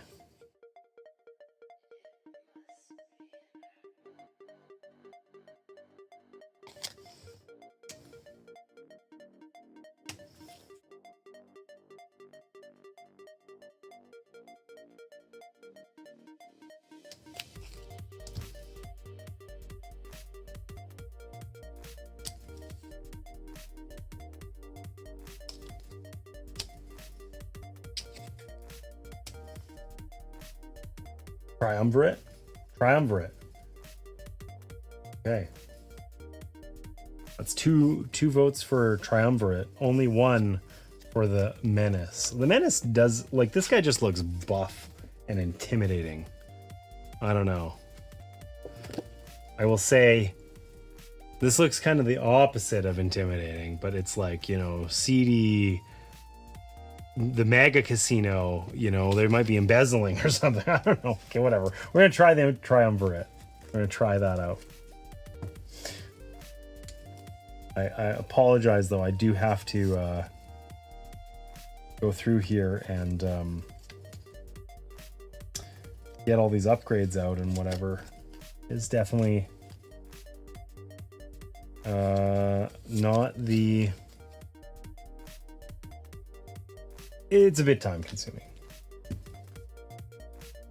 I like this Star Caller Farina.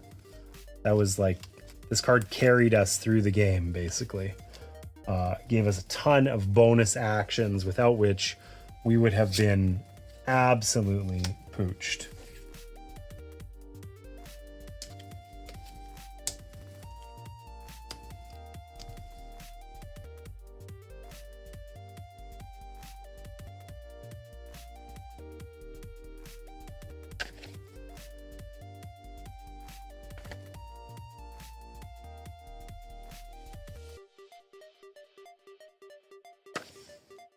Okay. What else have we got here? More upgrades. More upgrades. Always more upgrades. I think this is the starter card. It is. Oh, I guess there's the other starters that we have. We're going to need those again. I think we'll try a different character too. We played as Kai, but there are a number of other characters that we can try.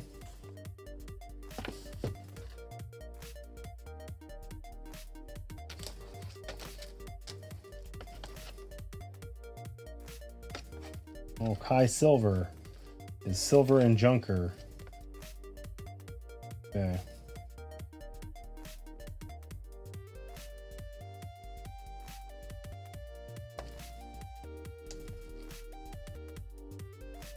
Let's play as Julida, because that's weird sounding. We'll give this a whirl.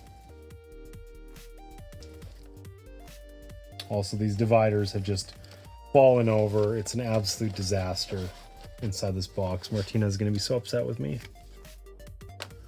1, 2. Kai should have at least 2 other specific to him cards.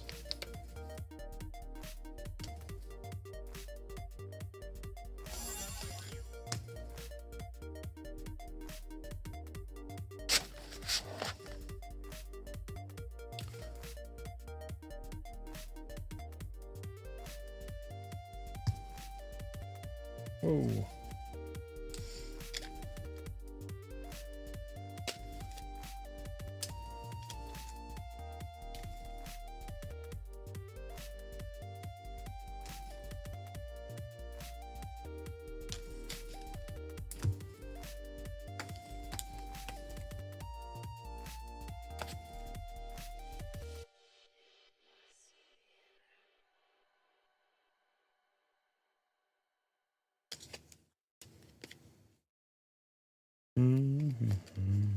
This has to be the most boring stream I've ever done.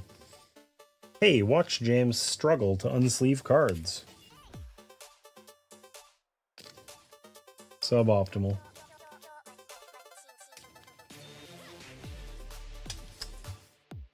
Their odd shapes don't make it easier. Alright, that's 2 Kai cards. What is the third one? Oh, it's the price of business. It's this one. Wait, did I take the thing out of this one? No, I did not. Okay.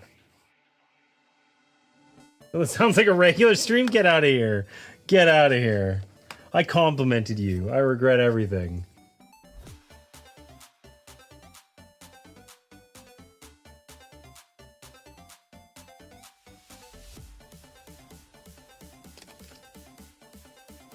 Hey, sit up. I was about to say that. Yeah.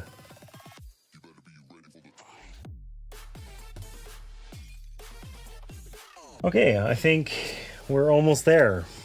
Finally.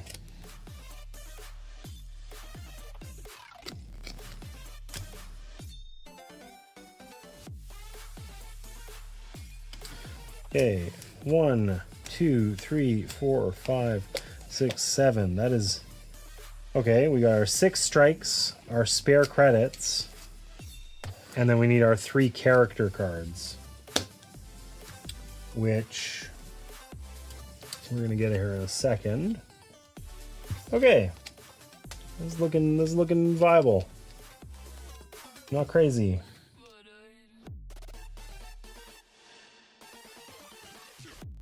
Alright, we gotta shuffle each of these decks. We probably have to redo, like, use different enemies for the, like this deck here, I suspect. But it's not, I'm not sure. I'm actually gonna leave these ones because we really should flip those cards around in those sleeves. But that is a problem for another time. Okay, can I gather up all of these annoying to shuffle upgrade cards? Yes, I can.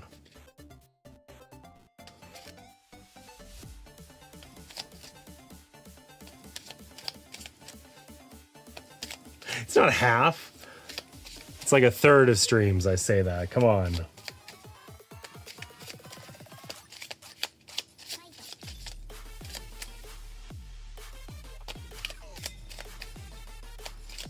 All right, we're gonna call that shuffled.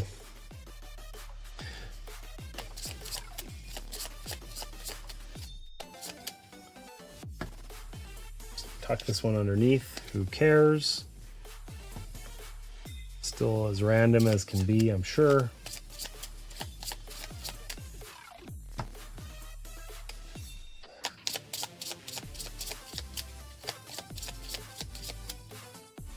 All right, almost there.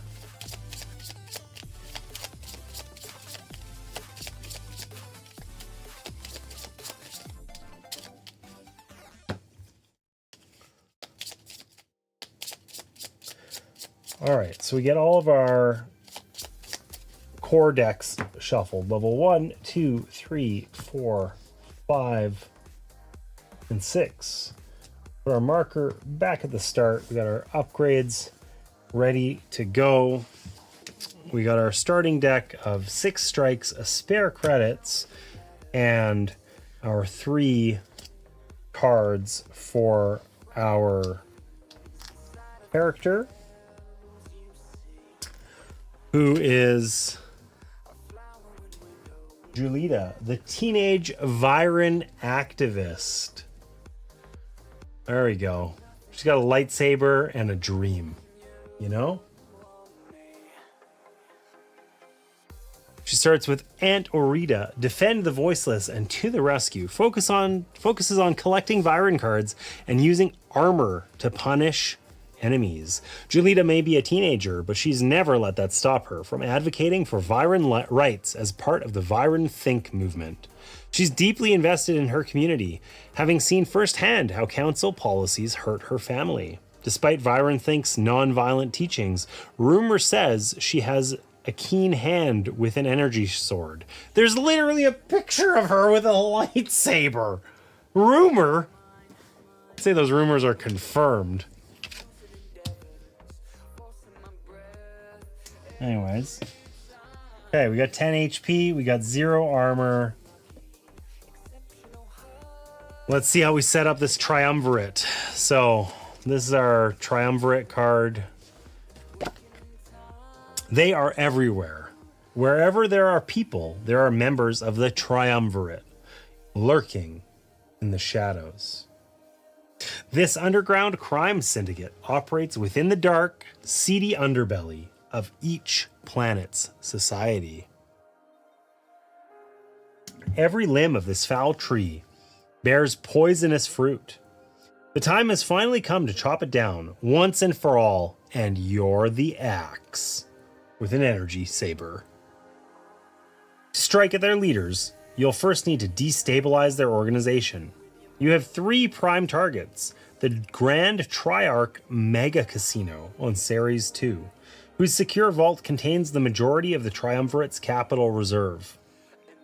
An ease distribution facility on Virenos, which provides the Triumvirate with its most readily accessible cash flow.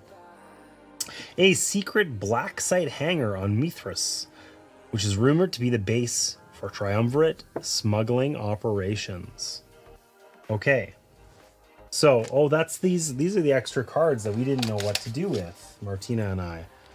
So these are the facilities here. The Mega Casino, Ease Distribution Facility, and the Black Site Hangar. So it says, put these cards into play active side up.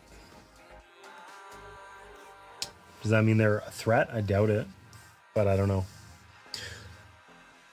Find the 10 Triumvirate Minion cards.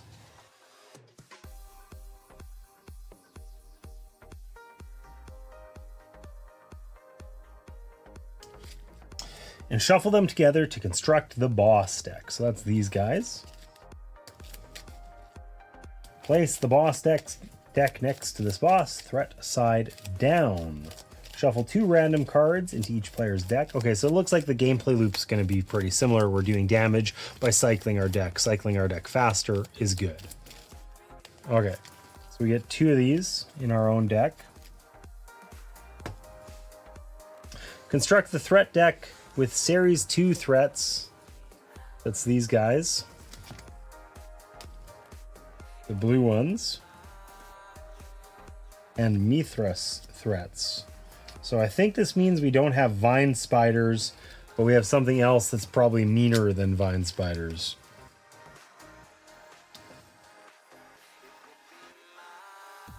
All right.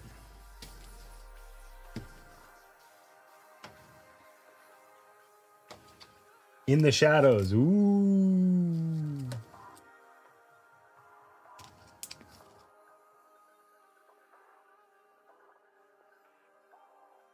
All right.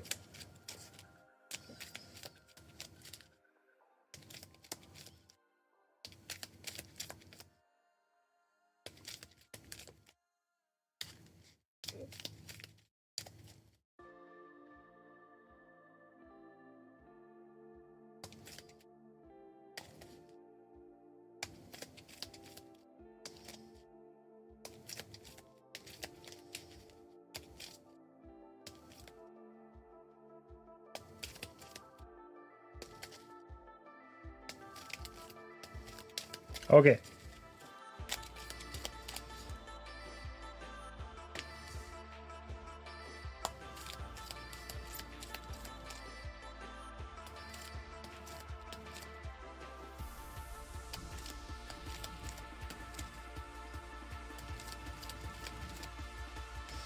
So it says on here, on the boss card, it says, when you deal boss damage, if at least 2 location cards are active, you must deal it to an active location card. Otherwise, you may deal it to an active location card or to this boss. When you level up, take the top card of the boss deck and put it in your discard pile unless it is empty. To defeat this boss, deal 5 damage. Deal it 5 damage per player. So, there's 5 damage to kill. Here, we'll do this in order. 3, 4, and 5 damage for each of the respective locations, and then 5 damage here. So we would have to deal a minimum of 3, 7, 12. We can kind of ignore one of the locations if we want. But they do have, like, you know, some perks to defeating them. I don't know. Not that great. Maybe bad things happen based on the number of locations that are still active or something like that. I don't know. We'll have to wait and see. So we're going to need 3 of these tokens. And let's take a look at what our special stuff is. So we can focus. So number of cards, Viren cards that we have, that lets us do damage. That's Aunt Orida. We have Defend the Voiceless. This lets us get armor in order to, or from focus. And Unite. So Unite is like the opposite of focus. It's for unique factions, right? So we get a little bit of, we get more synergy out of having, you know, the actual, like the samey factions. Okay, I believe we shuffle these in, and then we put out 3 guys before we shuffle in these minions. They're never in the top 3 cards that you have. So give these a quick little shuffle. And we'll go there. 1, 2, 3. Oh, we got a bunch of mean ones. Awesome. Okay. Oh, and then I guess we're... You know, I feel like I'm setting this up incorrectly. Let me just make sure that I got this right.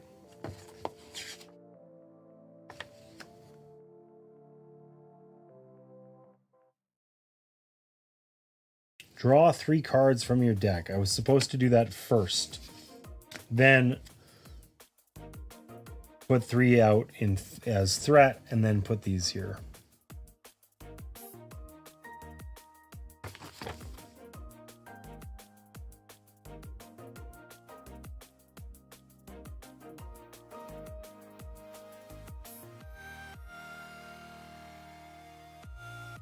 I think I have to just put this out. It was fast. Okay. Got my 3 cards.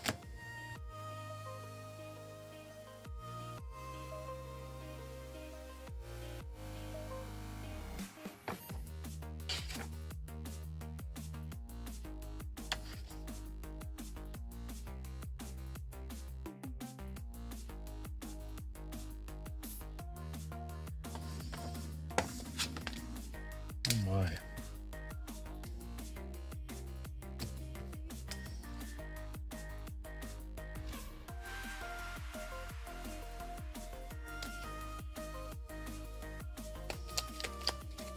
Okay, we're ready to go. I do believe we said we were going to play this on expert mode because we're gluttons for punishment. So let's do that. That makes me feel exceptionally stupid, but you know, it's the way it's going to be. Put out some upgrades. A couple of these are inexpensive. That's nice to see. This one is actually, I think, really useful. Legitimate pay. And overall, something that's like obvious about this game that I didn't really appreciate last time is we defeat the bosses by going through our deck. We only have like in the first go through, we'll do 2 damage, and then the next 3 damage, and so on. So having a thin deck is actually extremely useful. Especially because we are forced to draft a card each time, right? So trashing more cards would be good for us.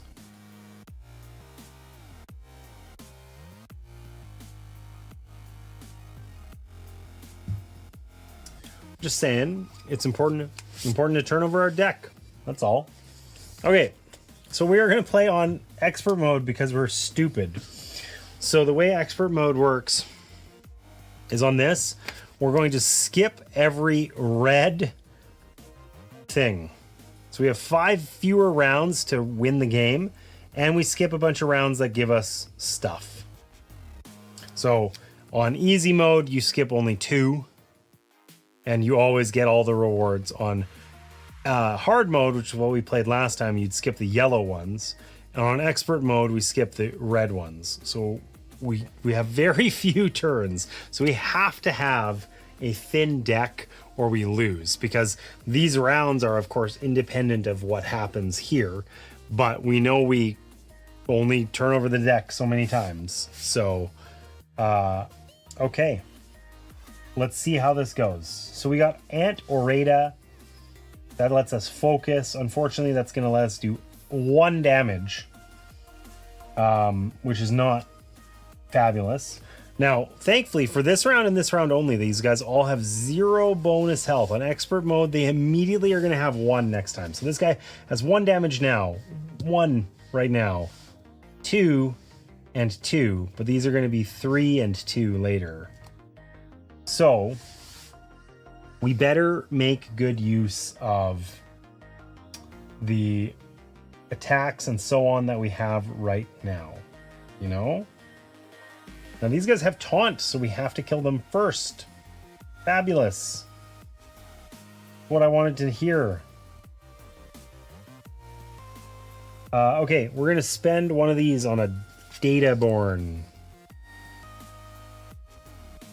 That's the wrong one.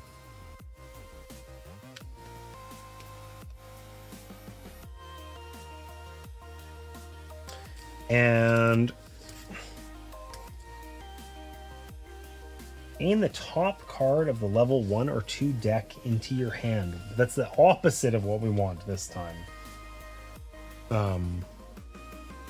Okay, so we're going to play that strike card. We're going to spend 1 action. And we get to do 2 damage and train. So we get to draw a better card, which is nice for us. So that 2 damage has to go to one of our taunt guys. It doesn't make a huge difference. Let's... Oh, wait. We know what these are. I should know. The Virenian Doe is the cash card, I think. For 0, it lets us buy upgrades and stuff. This is the other one. Whatever. Let's get this one. It is. Spare credits. Okay, cool. So if I had slightly more money, I would get the legitimate pay on there again. So I'm just always getting 3 free money. That was really nice. We used that a number of times over the course of last game. But I don't think that I have the funds to do that this time. I mean, I can always leave it there and just do it next time. I do think I want to spend 1 and upgrade this strike to be empowered, which I can then play it. And we can defeat this Sporling. Well, that got us to the rescue into our hand. That's the one that we get for uniting, which would, you know, well, that gets us money, I guess. We don't really have a lot of options here early. It's only going to ever be worth 2. Oh, back alley deal. 1 money, and if we spend 2 money, you get to train.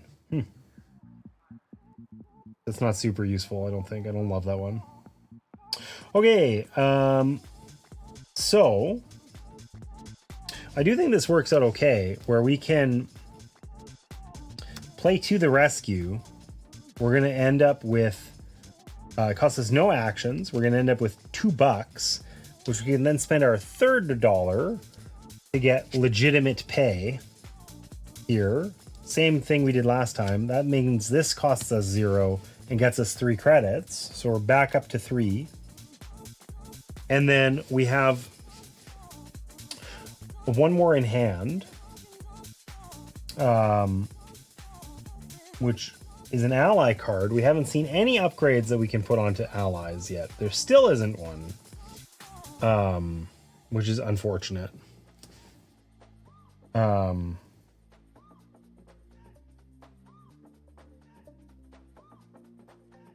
Yeah, only tactic upgrades. Oh well. So we're going to play Aunt Oreda here for 1. And we get 1 damage. We get to focus. So the number of Viren cards that we have in play, we only have 1. So we get to do 1 damage. So we can either kill the Junker Cyclist or the Ceres Thief, but not both. If we don't kill the Cyclist, if we kill this guy, like in either case, we're taking a damage. No, I guess we take 2 damage if we don't kill that guy. I don't actually know which one's better, because if we leave the Junker, then we're going to have more guys on the board next time, you know? I guess we're primarily going to draw, or we're not going to draw anything. What am I talking about? We don't draw cards unless we kill them. We have no cards in hand. We're going to have whatever we get from that, and that's it. We don't want 4 cards on the board. So we'll kill the Cyclist, even though it means we're going to take an extra damage. So we'll use our 1 damage to attack the Cyclist. It will die. We gain a credit. And we gain Defend the Voiceless, which lets us get armor. So that's in our hand. Threat phase. This guy's going to attack us. He's going to attack us for 2 Or no, he only attacks us for 1 right now. Next round, he will attack us for 2. And then all of our tactics that we played are gone. Discarded. Lost. Did we win? We did win, Allison. Thank you for coming back. Welcome back. We did win. And a certain someone who has a trombone in their name harassed me into playing on expert mode. So we're fighting the triumvirate, the evil Illuminati on expert mode, because it's the second time I played this game. What could go wrong? We're trying a new character, and I'm expecting to run it down and lose immediately. All right. So, we're going to fill the battlefield up here. Oh, hey, another fast one. Great. So we ended up with 4 anyways, but at least it's 4 and not 5. Okay. And this increases to here. We can refresh the market. I think we want to get rid of this compad uplink and the back alley deal. I don't think we're going to use those.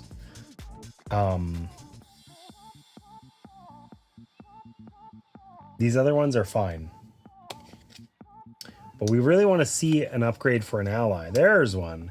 This card costs 2 less to play. That's not necessarily the ally upgrade we were hoping for, but you know what? We'll take it. What other choice do we have?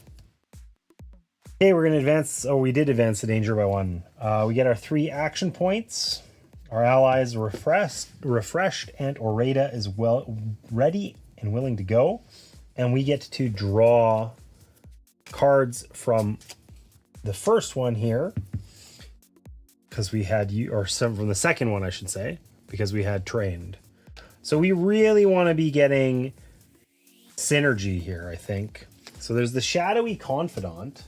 Looks like a confidant. Lose 2 health and draw 1 card from the bottom of your deck. Lets you get armor. Interesting. Scrap dealer, which we enjoyed last time, but we're really not focused on this one this time.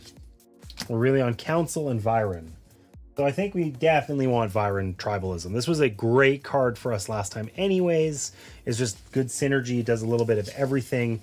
And it's matchy-matchy with our stuff. So we're going to give this one a whirl. Now, an unfortunate thing is we just don't have a lot of damage in our hand here. But this will be a lot more useful this time around, and Oreda is going to be a little bit more useful. So first things first, let's play this. So we spend 1 action to gain 2, $1, and 2 armor. Is there actually something we want to put on this first before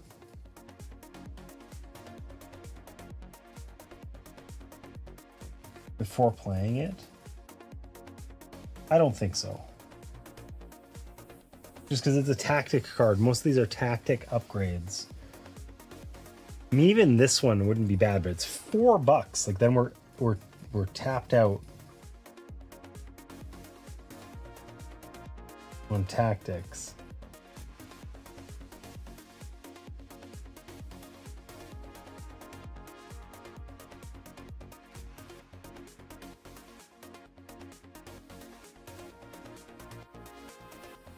Two damage and an upgrade or a training is never going to be bad. You know, we're always going to let's retcon that. We spent our $4 on our Ascendant Ritual.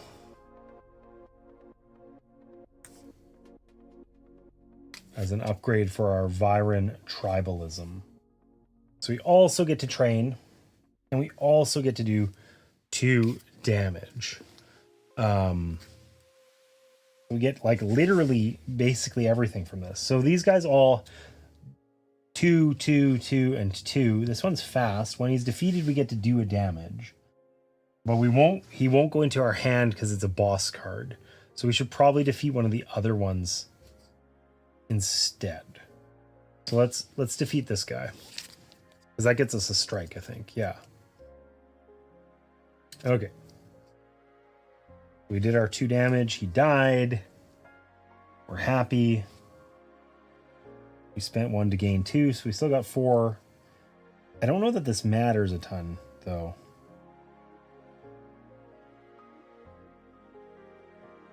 Okay, so we can defend the voiceless, which lets us train again. So we can get a level 3 card now, which will be cool. Focus, so number of cards of this faction in play, we have 5, so we get 3 armor. Or sorry, we have 3, so we get 3 armor. If we were level 3 or higher, which we are not, we could lose any amount of armor in order to deal damage. We can't do that. So basically, this just gave us a little bit of armor and training. Now, we can...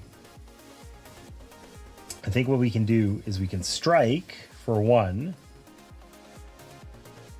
How can we do this? Okay, well, we're going to strike for 1. And we're going to strike this guy. And then Ant or Rada, for every Viren card we have, shall do damage. So we get to do 3 damage. And we're going to do that 3 damage to the Triumvirate Informants. So these guys are dead. When defeated, though, they deal 1 damage. So they'll deal 1 damage to this guy. And then we'll resolve that as well, because those guys will also be dead. When this card enters your hand or enters play, deal 1 boss damage and put it in your discard pile. So where do we want to start the boss damage? I don't know if it matters. Let's just start with the distribution facility, whatever.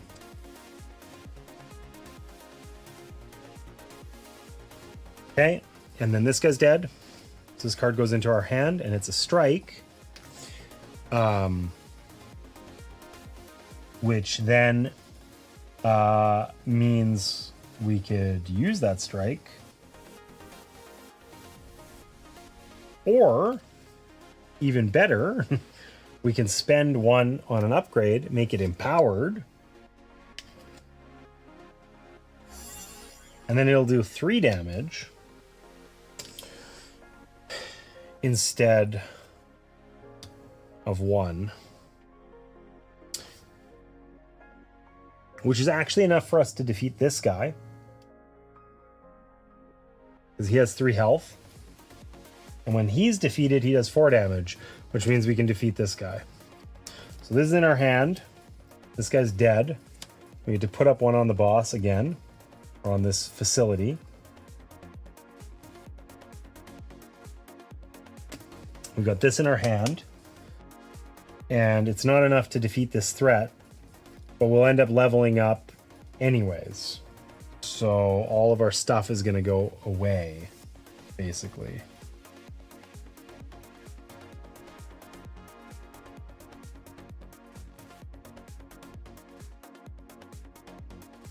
All right.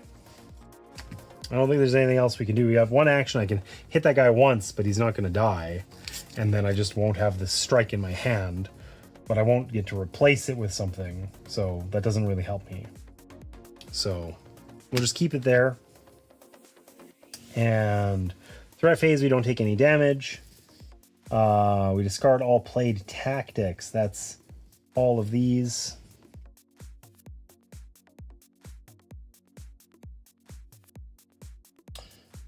Our armor goes to 0. Our unspent action points are all gone. We refill the battlefield with threats. Okay, look at that. The deck is empty and a new threat must be added. So we level up both of these discs. Everything from play and discard, and we discard down to 3 cards in hand. We can optionally discard any 1 card, like out of the deck, out of the game. We want to have a thin deck, so we desperately want to do this. We just want to get rid of 1 of our starting strike cards.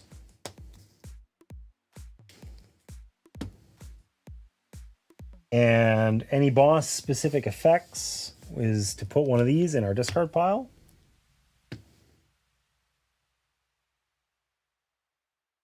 And then we shuffle this and put them here.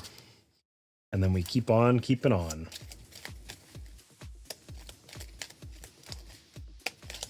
So in good news, we had done those 2 training actions. Off topic, but when has that stopped me before? I've missed your production quality a lot. Such a nice visual and auditory experience. Oh, thank you. I appreciate that. That was my whole thing when I started streaming, was I was so tired of going to streams and it's like, what is happening? I can't, like, board game streams. It's hard to stream board games, and like being able to do this and like see cards and stuff, I like to think is valuable. It is to me. So appreciate you. All right. We got our 3 things out. This guy has taunt. So does this guy. So we have to kill both of these guys first before we can touch those guys, which is not going to be good for our health. We got to also move this marker down. We can redo the market again. We need more ally upgrades. I mean, we only have 1 ally in our deck, so maybe we don't need that, actually. We need more money. We don't have any money to buy any upgrades with. Okay, whatever. Good news is we have 3 action points, and we get to draft one of these better things because both markers move. So we want Viren. Viren Recruit is an ally, does 3 damage, and conspires to gain an action. That's pretty huge. Alternatively, a tactic, which lets us do a ton of damage. I mean, the damage on this is really tempting. Ooh, I don't know. I mean, 3 damage repeatedly is also very tempting. 4 and 3, like 7. Oh, that costs us our whole turn, though. So then gaining a bunch of money and armor. Ooh, this is really good, and so is this. It's not obvious to me which one to do. I like having allies is nice because then it's not just like they can do more than one thing. We get more value per action point we put in. This costs us our whole turn to put it out. And 7 damage is good, but 7 damage isn't going to eliminate all these guys. And later, 3 and 4 isn't going to be enough to really, you know, it's just enough now. I mean, it would get rid of both these taunt guys this turn, whereas this will not allow us to get rid of both of them. It will also only get us $1 and an armor, not...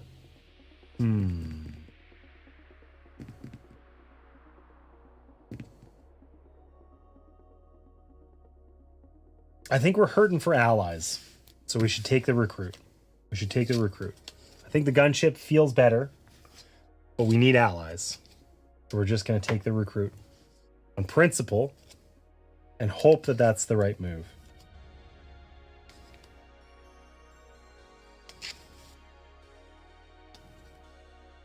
Okay. We can play cards. We can play our ally for 1. We cannot conspire with them unless... I mean, it's not going to really matter. So this guy's got 3, and this guy's also got 3. This one won't attack us, though. So let's... And we know what the dough is. It's money. Let's do our 3 damage and get rid of this guy while it still works. We got our To the Rescue card. That lets us just get money for free. And it really lets us get $2. Big deal. Not gonna save us by any means. I mean, I guess we might as well play it. Tactic, it's free. We don't have any other factions, so it's never going to be worth more than $2. Let's take our 2 credits and run. And then we just have a single strike, which does 1 damage.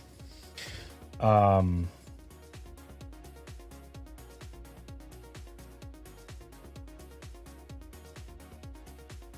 got $2, which isn't enough to refresh it. We're gonna be almost dead after this one, sadly. I mean, I could have bought the other card and we would have been much stronger. I went with the investment, you know. Okay, so we're done. It doesn't even help me to play this now, or do I just keep this in hand? Whatever. I'm not going to be able to buy an upgrade for it. There's the arc capacitor. Maybe I will. Maybe I do just keep this in hand in case I can upgrade it. No. Okay. Whatever. So I get attacked. I don't have any armor. That's 2 and 2. That's 4 damage. I'm half dead. Sucks to suck. These tactics are gone. Ally is refreshed. We're back to 3 actions. This guy's out here. Oh, and this guy is also out here. Fabulous. We have no cards, but I do get to draw one here. So, practice grounds, randomly choose one card from your discard pile and add it to your hand. Randomly? That doesn't sound very useful. Summon the Watch. Unite. If X is 3+, refresh one ally. Unique factions. So we are unlikely to do that. That'll let us use an ally twice, though. And even without using it, it still is just straight 3 damage, but for 2 actions, which is expensive. Or we get another Viren. Zoridu, the Resistance Armorer, gains us an action. Okay, let's just... Armor sounds really useful right now. We're going to try... We don't know what we're doing. We're going to try and armor up here. Get more armor. Live the dream. Okay, so sadly, this is our only card that we get. So we're going to spend our 2 action points to put him out.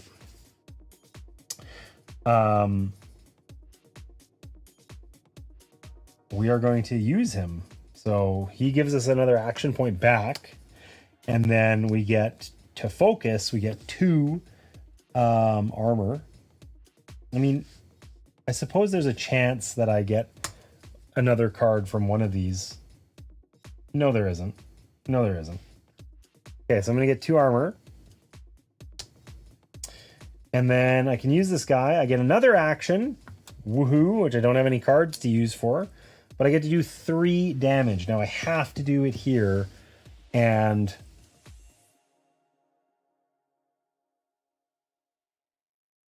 I feel like I forgot to move this. Could pay a credit to get rid of a card. But... well, that would have been my strike card from last time. Let's say I remembered to do that. Because, yeah, this guy has 2 armor and 1 health remaining. But 3 damage will kill him. Because he's taunting us with his doughy doughness. Anyways, spare credits. That gives us $3. And all of our actions let us do a whole bunch of nothing. And I think we're just going to lose the game. Because this guy's going to do 3, 3, and 3. We're going to take 9 damage. We have 2 armor and 5 health. So we just lost. Just like that. Boom. Dead.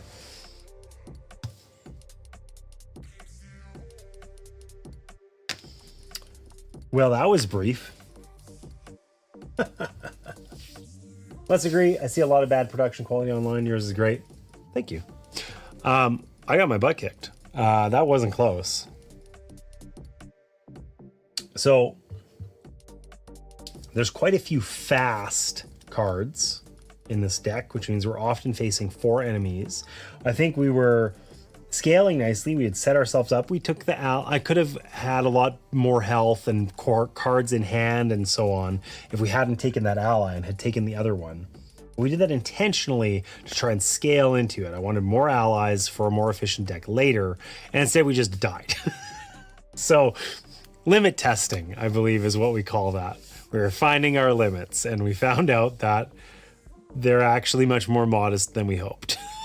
So the good news is I'd only just started, and I'm going to try this again. I'm just going to run the same character, all that sort of stuff, just so that I can reduce some of the setup. I don't want to have to mess around with all these cards too much. Just take a couple cards out of their sleeves and give them a quick shuffle, and we can try again. Expert mode maybe was overshooting. Like, that's the other thing. If I was playing on just on hard mode, like, this is the thing. You get one round where they're at 0. This matters a lot for enemy health, right? Like, all these cards have, this thing on them. So this guy's going to do in the first round is going to do 1 plus 0, just 1, right? But then he's doing 2 by the second round, and then we were on this round here, so very quickly he's starting to do 3 damage. That's the most basic enemy in the game, right? That's how we lost.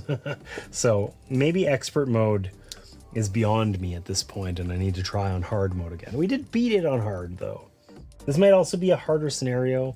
I don't know. It's difficult to know how much of this is due to the shuffle that we happen to get, how much is the mode, the scenario that we're playing, all that sort of stuff. But that we will solve by trying again in just a second here. I'm going to take a quick break, and we'll be back to see if I can last more than 3 rounds next time through. Be right back.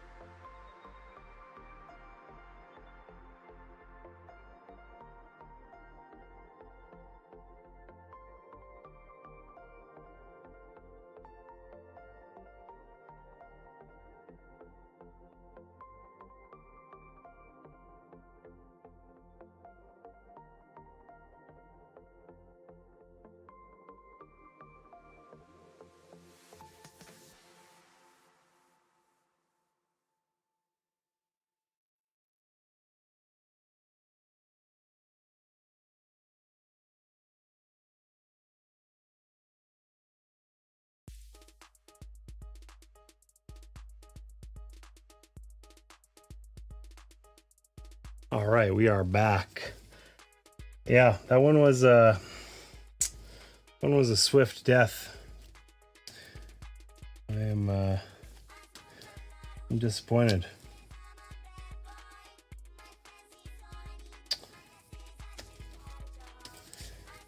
That is okay though. We will come back stronger than ever, or something like that. So I'm just gonna quickly get this ready to go. Shouldn't take much because, well, we hardly got anywhere before dying. So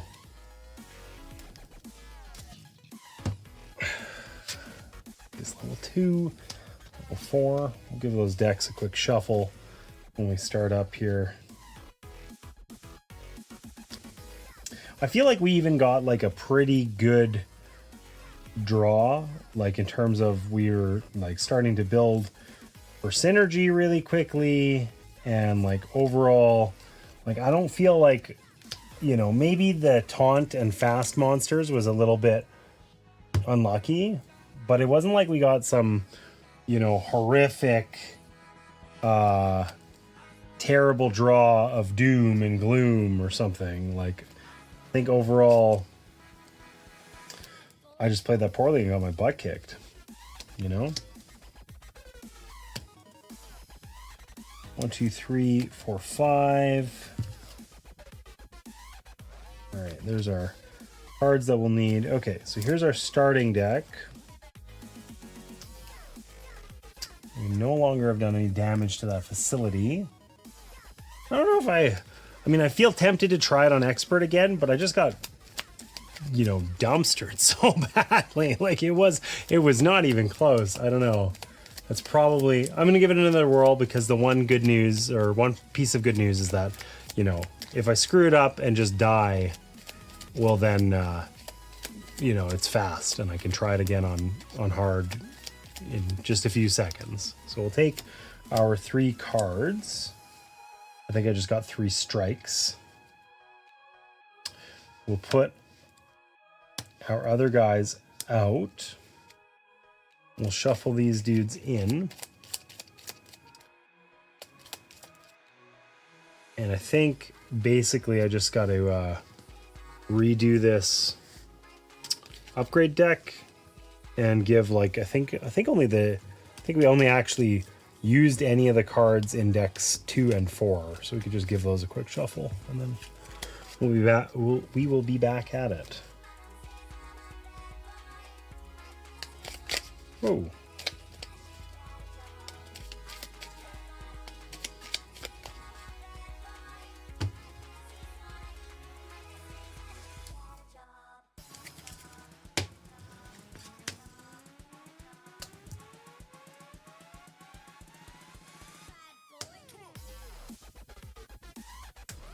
Okay, so we kind of lucked out again. We got a couple inexpensive upgrades.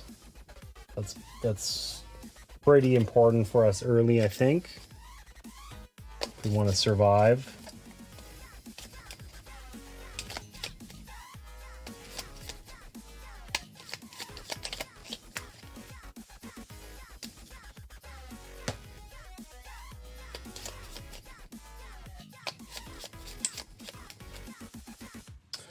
All right.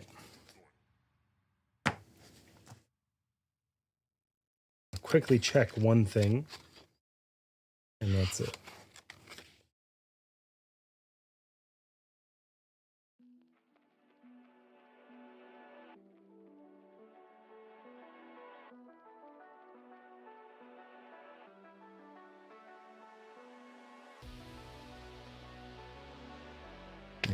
We do start with 3 credits. That's what I wanted to check. Okay, what do we get? We got... Oh, we didn't get what I thought. We got spare credits and 2 strikes to start with. Oh, this guy's fast, so we actually have a 4th one out. Been there, done that. Okay, so the good news is we're just going to try it on expert again. Here we go. A quick death is a good death. There you go. Exactly, right? That's what I'm saying. So, we don't have the cool credit upgrade, which is a shame. Now, these guys do just have 1 health right now for this round. This guy's got 2, and he's got to go first. This guy's got 2.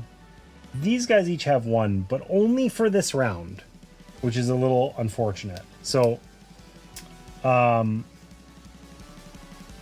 we could purchase one of these upgrades. No, like Databorn, let's do that. We did this last time too. We lucked out and found it again. We're going to pay 1 credit for this upgrade, because then when we play it, we can do 2 damage and we get a train. So we get to draw from the level 2 deck instead of the level 1 deck. Now that 2 damage has to go to this taunt guy, but that's okay. The Sporling is now dead. Okay.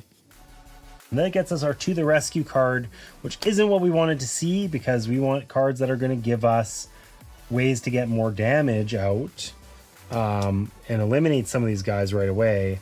And that ain't it. But that's okay. We'll just hang on to that for now. We can still upgrade our other strike. Our spare credits get us 1 credit, which isn't quite enough. I mean, I could use both of these cards and I would get 2 credits. It'd be a very ineffective use of them, but that would be enough for us to get this Ascendant Ritual, which gives us that other training. We want to have a thin deck. A thin deck of better cards is going to be really nice, you know? Alternatively, I could just buy the Empowered and shoot somebody with it.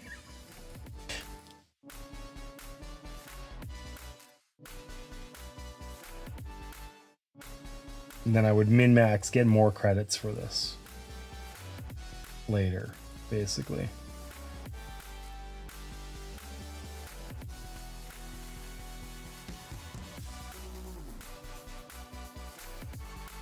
Okay, let's do it. Let's just try it. We're gonna play both of these to gain 2 things for upgrades. We're gonna spend that 4 on the Ascendant Ritual.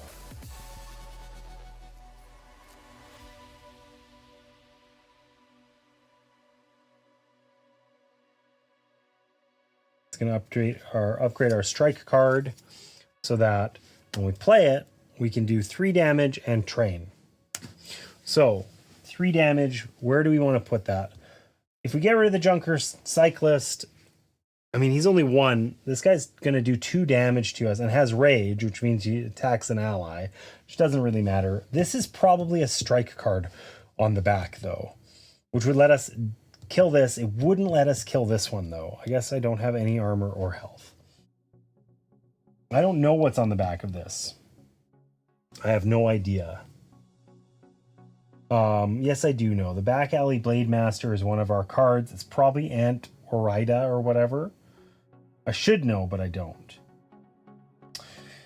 In any case, we're going to do 3 damage. Let's just get rid of this one. It is Aunt Orida. Okay, perfect. So then we can play her from our hand.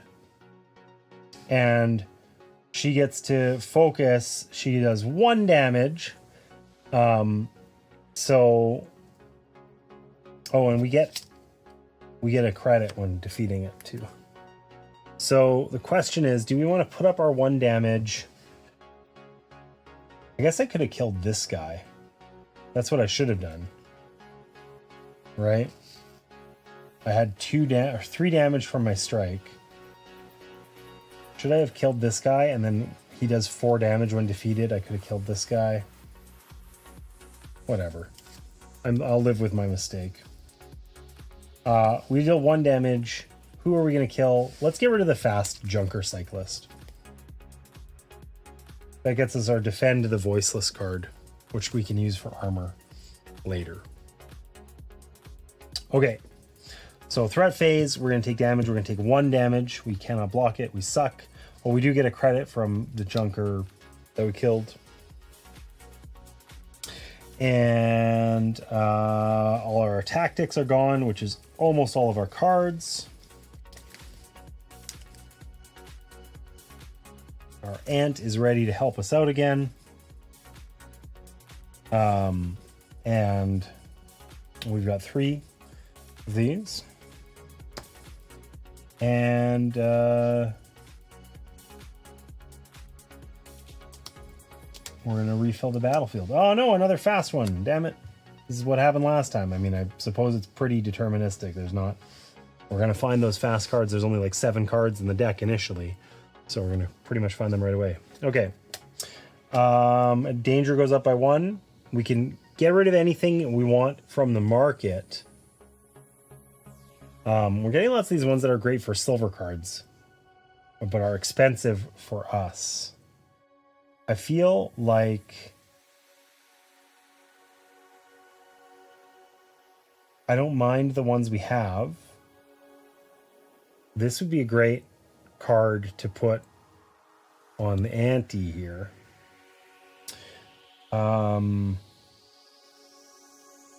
Fortified's a good way for us to heal, but that's all it does, and it costs a lot. Maybe let's just get rid of that. We're not going to heal, we're going to use armor. Hey, at least that one costs less on a council card. We have some of those, so it's viable.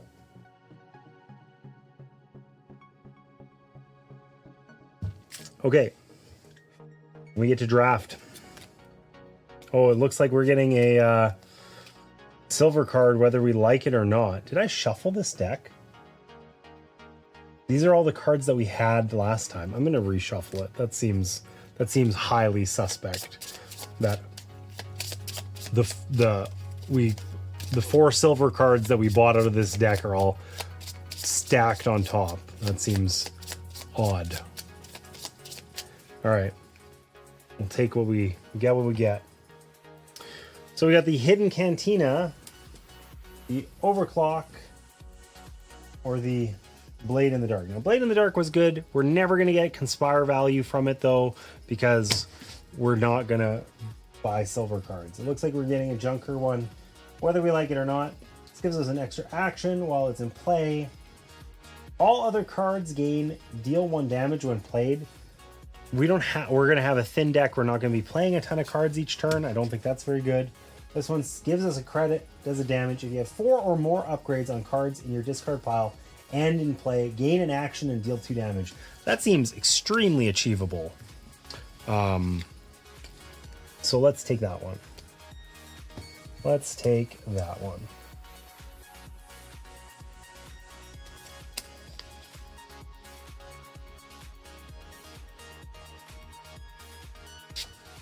I feel like I didn't draft cards on the very first turn, but oh well, too late now, whether I did or not. Okay, so these guys all have 2, 2, 3, 2, 2, but a bunch of them do extra damage when we attack them, so that's cool. If you have 4 or more upgrades on cards in your discard pile and in play, we've got 1, 2 upgrades. So we'd have to buy 2 more upgrades in order to do that, which we are unlikely to achieve. The upgrades that are available, there's Empowered, which we could buy, but then we would need another upgrade for 3, which we don't have. So that's unfortunate. The good news is we can defend the Voiceless here. Should we do that later? No.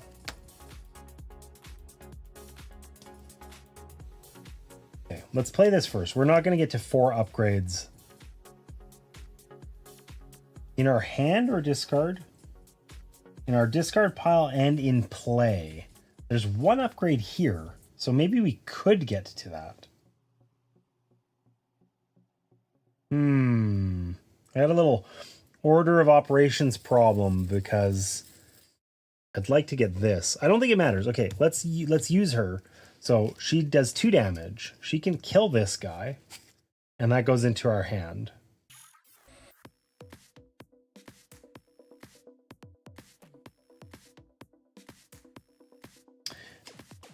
That didn't cost us anything to activate.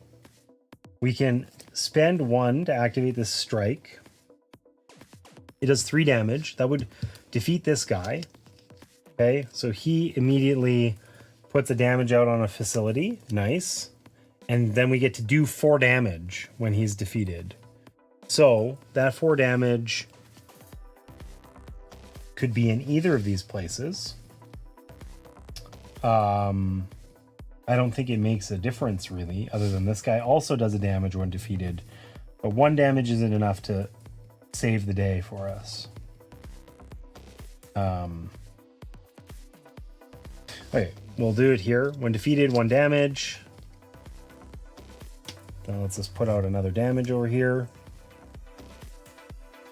We can feel good about that. And then,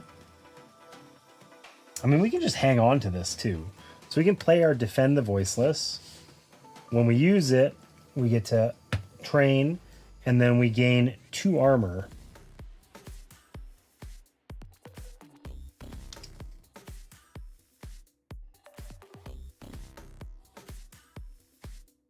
And that's it. Like, we could play our overclock for 1 damage. But that doesn't help us do anything. So we're just gonna hang on to it. Okay. So this guy's gonna attack us for 2, which we have 2 armor, so we don't care. Haha, joke's on you. Sucks to suck. All of our tactics are gone. That's this one and this one. Refreshed. Got no armor left. Advance the danger by 1. We can redo the market again. I think the market's okay right now. They are mostly expensive, but it's just the way it's going to be, I think. And we do not level up yet because we only level up when there's no threats, unless we need to add one and there's not enough. We don't quite level up yet, but soon. All right. So we do get to draft from the second one here. Okay. Dodge. We don't want that. Wrong faction. Ooh, a tactic. Do 2 damage and discard a card. That would help us get that thin deck. Do 2 damage for each training you've gained this turn, even if your level could not advance. That's going to be hard to use. We generally do get a fair bit of that, but that's going to average out to probably similar value to this, whereas this one we can just discard cards with. Now, it does cost us 2, which is pretty expensive, but I don't know. We gotta try. Gotta try some things here.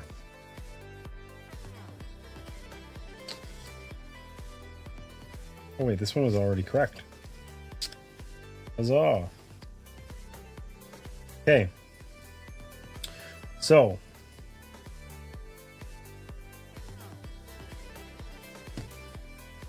They still have, they've got 1 health, 1 bonus, so if we attack with this, we're going to do 2 damage, which will kill any of them, so we can kill 1, get our strike card into our hand. We can also discard a card. We want that thin deck, but we upgraded a bunch of things. I think we get rid of our spare credits. Like, for a card draw, it's so... It has taunt on the back, which is annoying, and then we get 1 credit with it. Like, it's depressing. We actually want to get rid of our strike, but they're tied up right here, so oh well. Okay. That was 2 to do. I would like to buy this, but I think, I need to... I mean, I guess I get to resolve these in any order, I think. So, if I play my overclock, it gives me a credit, and I do a damage. And then... oh yeah, if I have 4 or more upgrades on cards on my discard pile and in play. So I think I have 3. 1, 2, 3. I guess I haven't purchased the upgrade yet. So that sucks. Oh well, whatever. We're gonna lose all of our tactics and stuff anyway. I'm not gonna have anything in my discard pile soon. I might as well use it. Okay, so we can we can buy this pistol. Let's not forget that first. For 3. Aunt Oreda has a laser pistol under the counter. She just never told you about it. And then when we use her ability, we get to focus. That sucks. We can do 1 damage and then focus, which also is 1 damage, unfortunately. So that will let us, it'll let us kill this guy for 2.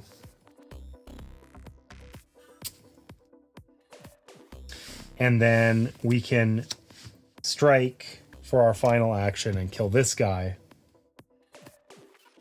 And then we're not taking any damage or anything like that. We've deleted everyone. Strictly speaking, we get to level up right now. So both of these level discs go up by 1. All tactics and allies go away. We can optionally get rid of any single card. We're going to get rid of another strike. Or a strike, I guess. The boss adds a card to our deck. We're going to shuffle them all. Then it's the threat phase where we're going to take no damage.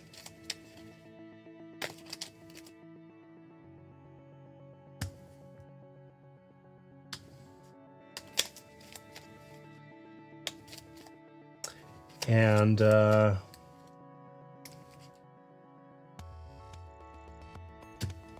we get to clean up. So we get our 3 things. Our armor gets reset to 0.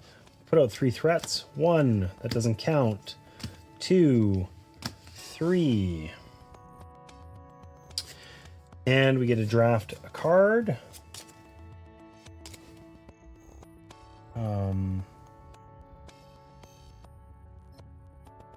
So we've got the lessons from a blade master. We're just not taking any council or any non Viren or council cards. So 1 attack, 3 armor. If you've defeated 2 or more threats this turn, gain a action. Not terrible. Ambassador, 2 damage. Train once. Until the end of this turn, this card counts as any 1 extra faction type. So this has good synergy with all of the things that we have that have like focus on them and things like that. 3 armor feels tempting, but otherwise this feels like a little bit lackluster. I think I want to take the ambassador card.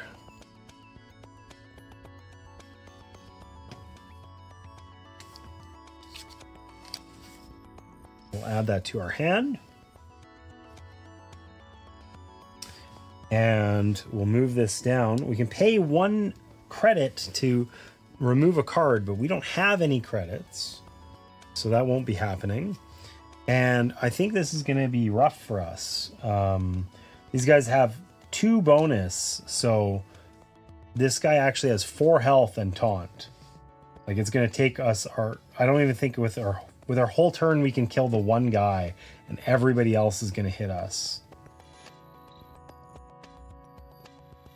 All right. Oh, we can't even actually do that because we don't have enough actions. So we can play our ambassador for 3. I didn't notice that when I signed up. And then when we exhaust it, we get to train, which will be good. And we get to do 2 damage, which is also good. But it has to go here. And then we actually, all of the enemies stay on the board. And we have no actions left. So we're going to take a bunch of damage. 3, 6, 7, 9. We just lost. Okay. Amazing. Amazing. The difference between, I think, expert mode and hard mode feels like there's one extra round in there where you'll have time to get your deck going, and I feel like it's going to matter a lot, basically. In short, it is hard on expert just to, like, you hardly have any actions you can take, and then you die. You know, so I feel like maybe expert a little too tough for me. It might be a very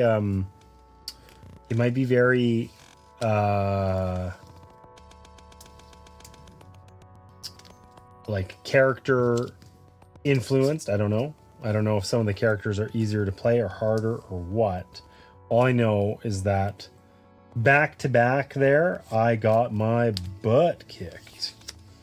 So I think one thing that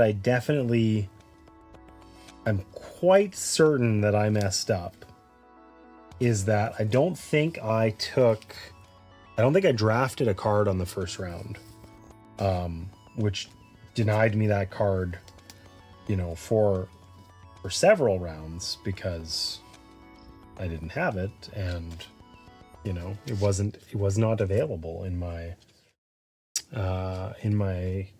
deck, and I went through my deck twice, so that probably didn't help. I don't think that lost me the game or anything, but I'll have to try and get that right this time. Okay, we're gonna try that again. We're just gonna try it on hard rather than expert, so that I don't just immediately die.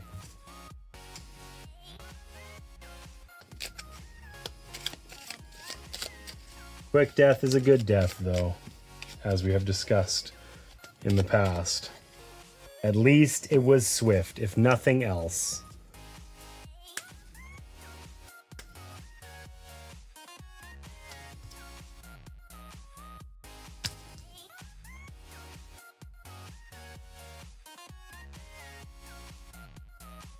Whoa, this is like hugely expensive. 7.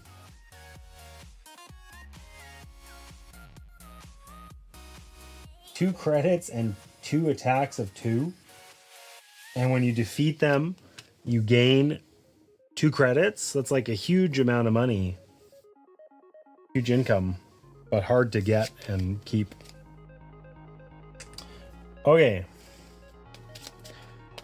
I think once again we only went through, I think only the deck 1 and 2. I don't know. Or 2 and 3 rather.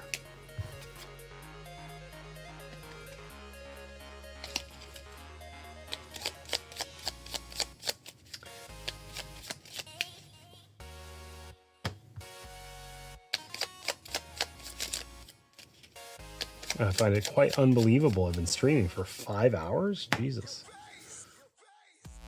Seems wild. All right.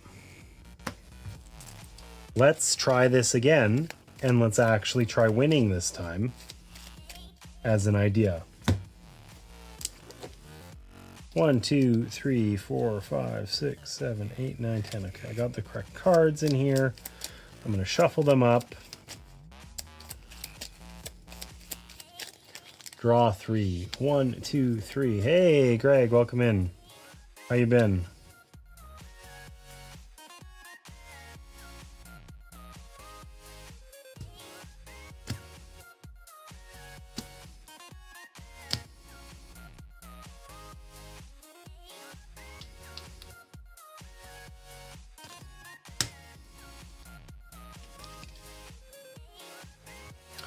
Okay, I think we got objectively the worst possible card draw. We started with probably 3 strikes. We did. So we have almost no agency. We have very few options for what we can do. And all the hard cards are out, including the 2 both fast cards. So we have 5 cards. We might just lose in round 1. That'll be fun. You came just in time, Greg. All right.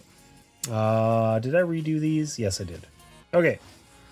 So, this went really badly. Almost all of the upgrades we got are expensive. And we have to deal with these taunting things before we can do anything else. And we can at best remove one from the board on our first turn.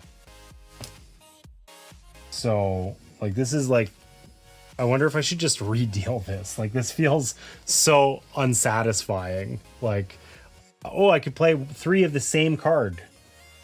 Or, you know, I mean, whatever. We'll try. So the only upgrades I can buy are this one and this one. This one gives me an extra action, which literally does nothing for me. This one is at least somewhat helpful. So I'll pay $1.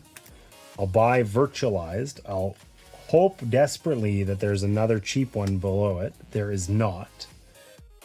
So I'll pay or play that. I can do 1 damage. I will do that to the Virenian doe, so I take less damage. I gain an armor, and I gain a training. So I did 1 damage here. I'll spend a second card. I can't buy any of the upgrades or anything. I can get this one, but it's useless. Actively bad. I will kill this doe. It will go in my hand. I can spend my spare credits to get a 3rd credit. But I don't think that that makes any of these upgrades. Yeah, I still can't get any of them. So I'm just going to hang on to this strike because it's not going to make a difference. I mean, yeah, because I have to attack this guy. And he has 2 health. So my strike won't kill him. So it isn't going to make a difference. So I'm just going to hang on to it. We got that 1 armor, but we're going to take 1, 2, 3, 4, 5 points of damage. So 4 after accounting for our armor. All these cards go away. And we get to draft. We don't have to put anything else out. Because, oh, yes, we do. Because 2 of those cards are fast. All right. We get to draft a card. What do we got? We just finished the game of League. It was a terrible loss. Oof. You hate to see it. So we got the Caligari Scrapworks. Probably not taking that one. 3 meters under, which is situationally very tempting right now. Or the Viren Tactics. Let's just armor up. One of these times, going for armor and whatnot is going to work. It's going to pay dividends. Surely this will be that time.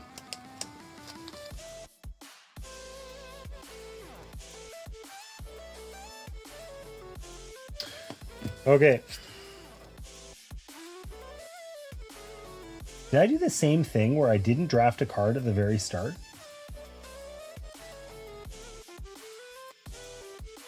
So I shouldn't have had just 3 strikes, because I would have had another thing there, right? Shit. That's really irritating. Why do I keep forgetting to do that? It's really hard to reconcile now too, but it like changes the whole trajectory of the game potentially. Oh well, too bad. Okay. How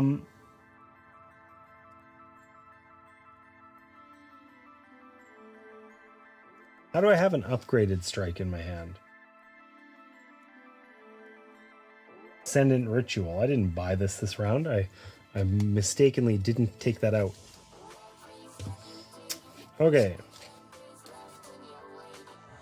So the good news is we're just going to lose, and then I can't make that mistake again. Because I have almost nothing I can do. Been a while since you had a drink. I can kill the taunting guy. I can play my Viren Tactics.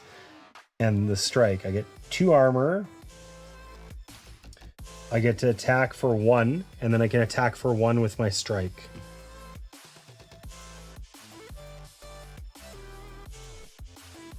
And that lets me kill this taunt monster. And I've spent 2 actions to do it. This lets me get money. To the rescue. I mean, it's not even worth playing yet. Yes, it is. I get 2 credits. And that's it. Okay.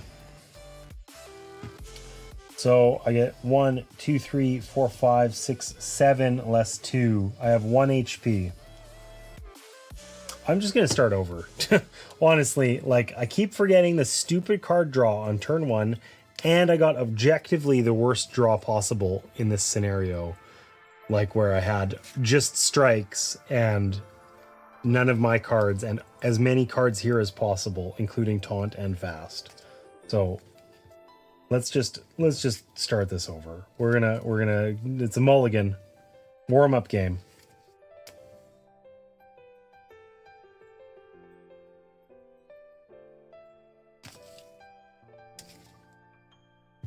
And this time I'm gonna remember.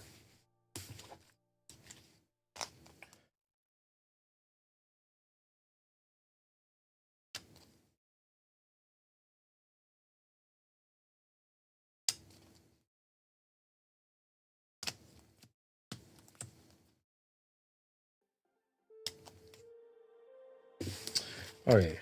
1, 2, 3, 4, 5. Been a 6, while 7, since you had a 8, drink. 9, 10. It has not. I literally just had something to drink a second ago, Time Roller.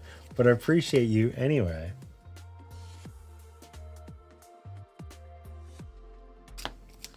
That's the one I was missing. All right.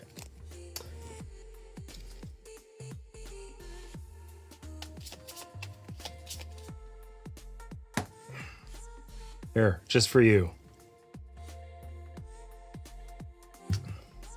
Time Roller wants you to fix the camera. What's wrong with the camera? I feel like you're just redeeming things to troll me now. Oh wait, that's your face. Ooh, Been a while since you okay. had a drink. Okay. I see how it is. Thanks for the stream, but I need to go to sleep. Thanks for being here. It was nice to see you. Hopefully we'll see you around.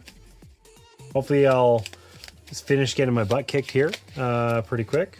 And we can call it a day. But it was nice to see you.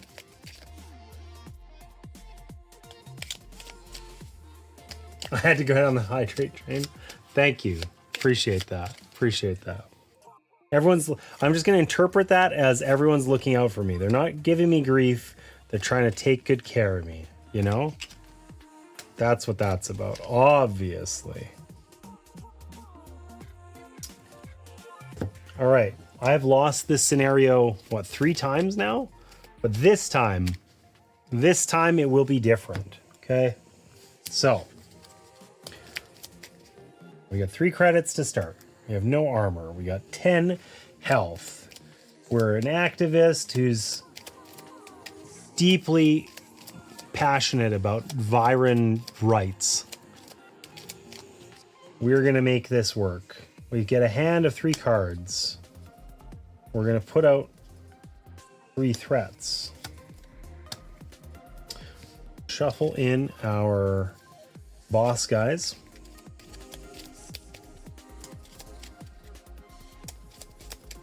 I need to rehydrate after those crushing defeats. Yeah, it's true. The only thing keeping me going is this cold, sad coffee.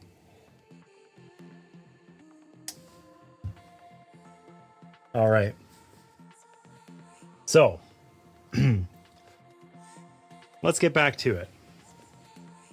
In short, we are trying to defeat the Triumvirate. We have to blow up some of their facilities. We're an activist. We're going to blow up some facilities, kill some henchmen, you know, all in a good day's work. So, let's see what we got to start. And we're going to remember. So the first thing we get to do is draw 3 cards here and keep one, draft one of them. So we got a local target. Deal 2 damage, unite. If X is 3 or more, So number of factions in hand and in play is unlikely we'll be able to do that. But having a thin deck is something to strive for. 2 actions for 2 damage is kind of sucky though. Dangerous dealings. Just $2. If you have 2 or more upgrades on cards in your hand and in play, deal 2 damage. Okay, that's maybe achievable. And hired guns. Bargain 4s. That means we have to pay $4 and we subtract from that cost for each junker faction card. We're not going to have a lot of those. So we either get, you know, a fairly worthless 2 points for 2 damage with an effect we're unlikely to use, or we go kind of off suit and get this upgrade one where we're getting 2 money only. Let's do that one. We'll mix it up. 2 money and the potential for 2 damage. Don't forget to do the drafting thing. Thank you. Thank you. Oh my god, why is there a rat on screen? Never mind, it's just James. This is why. This is what makes me cry myself to sleep. All right.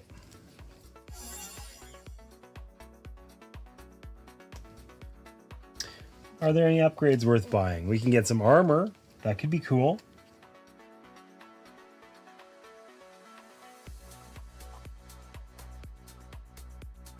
We can afford that and this other one.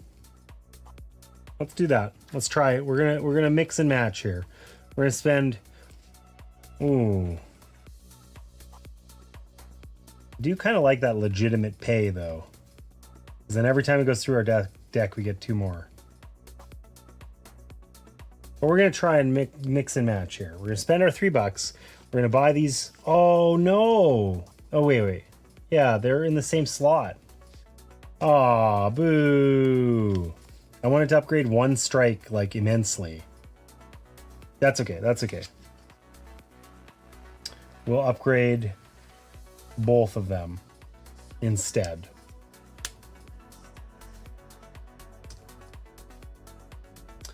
All right. Because now this will work. So we can have some dangerous dealings. We're going to pay 1 action and we gain 2 credits. If you have 2 or more upgrades on cards in your hand and in play, which we do, then we deal 2 damage. So we can deal 2 damage to this Viridian Doe. It's dead now. Okay. We can also play Julita for free. Maybe let's hang on to her for a second. Let's hang on to her for a second. We can play our strike.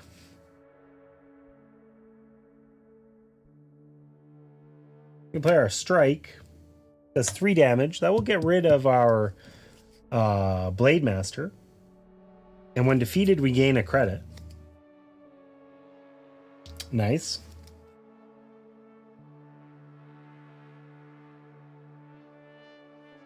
And that means that when we play What's Her Face, we're to the rescue here. So this card lets us unite for every unique faction in place. So we've got in hand and in play. So 1, 2, 3. So we're going to get 3 buckaroonies for free.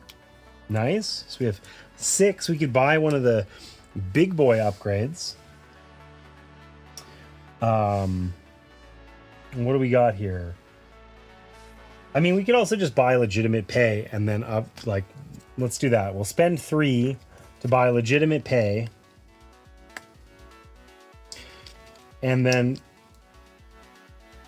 we're going to play it and get our 3 back.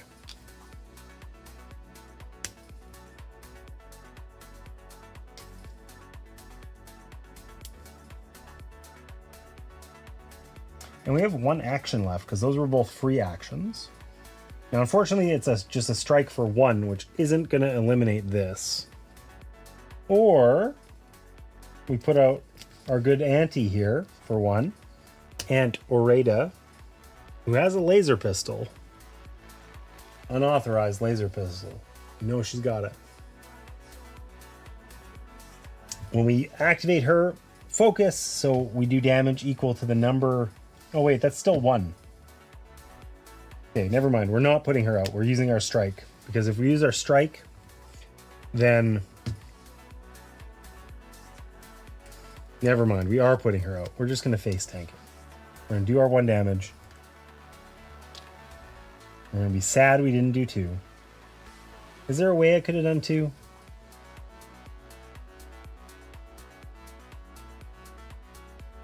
I can buy an upgrade, but all the upgrades are for tactics. I could upgrade my other strike. Then we have 3 strikes that we've upgraded. That seems like a lot. Or no, we would have 2 strikes because this one would be mega upgraded. No, let's just do 1 damage. We'll take a damage and we'll feel badly about it. Okay, so he's gonna do damage. He'll do 1. All of our tactics go away. That's all these cards. Armor's back to 0. We get 3 things. We put out 3 enemies. Our ally stays. This guy comes out 2 because he's fast. This guy comes out 2 because he's fast. The rules are a little wishy-washy there, but I think fast ones... Maybe I should read that. No, it says fast... Yeah, I did read that. Fast ones always come out. Okay. They just literally don't count. We knew that those were hiding in there somewhere. And sadly, this time we didn't train. We didn't manage to train, so we're getting the janky cards. But that's okay. That's okay. Advanced danger by 1. We're going to play just on hard mode. We get to train. We found a card that we actually want. Just an ally that does damage. It costs 3, though. But we really want to keep to the Viren and Council cards. So we're just going to take it and not think too much about it.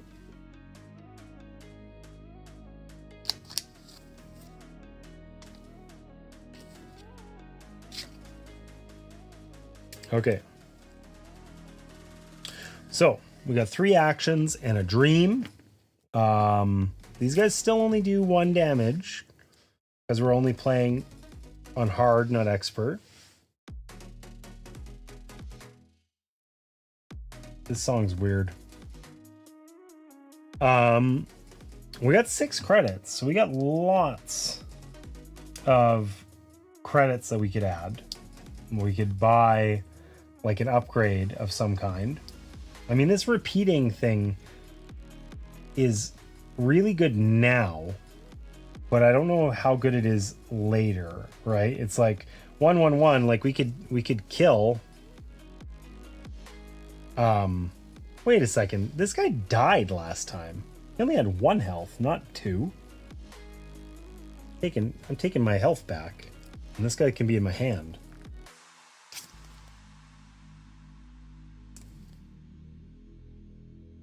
Anyways,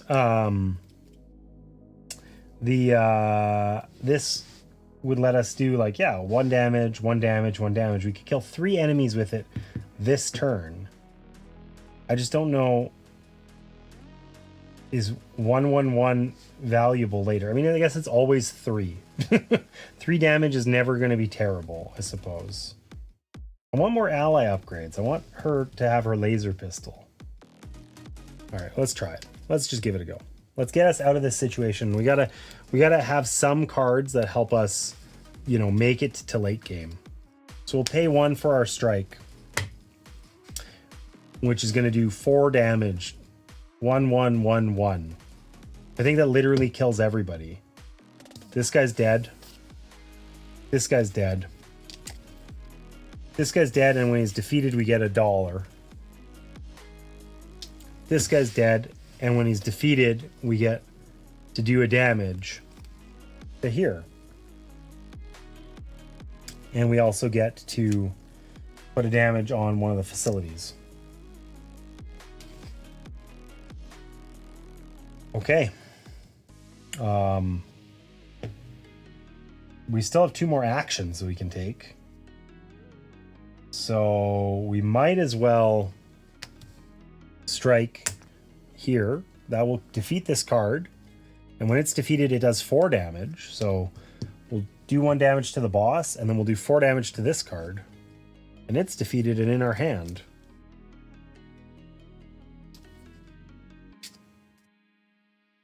And we just turned over our whole deck. I guess having the repeater was really worth it. Really let us slide through that. It will only do like absolute pot shots to everything for the rest of the game. But briefly, for this round, it was useful. Hey, Heavy Tech Mech. Welcome in. Okay, so we level up now. So both of these discs go up by 1. These go away. We discard down to 3 cards in hand. Probably we want to get rid of a couple of our strikes. We can optionally remove 1 permanently. So let's get rid of 1 strike out of the game. And the boss is going to add a card. And then we're going to shuffle these and put them back out. Hey, sit up. Come on now. Come on now.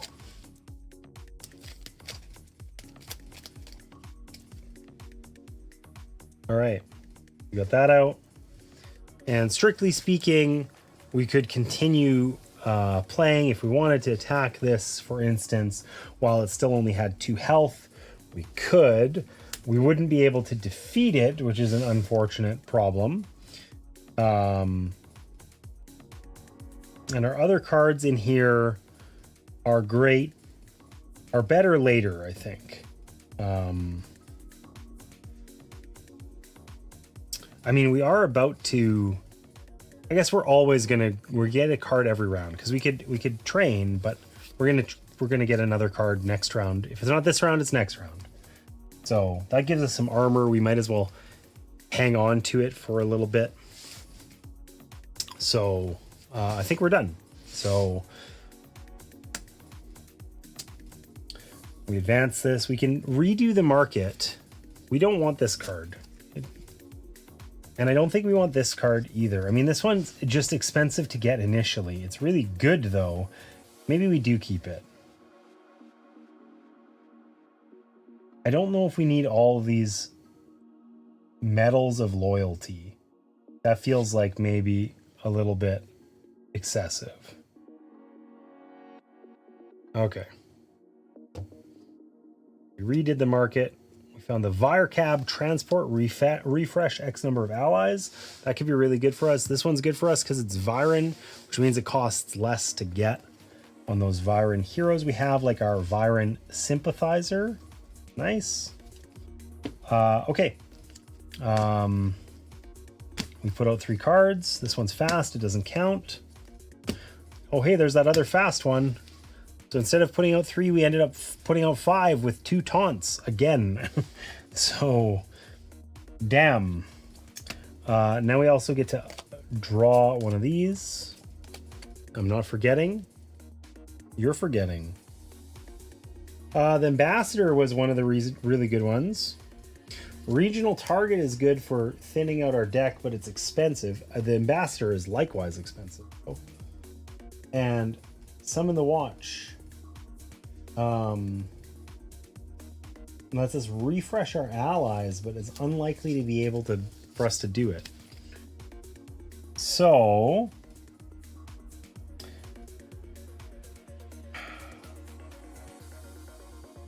I think Ambassador is the card for us. I think that's the one we want.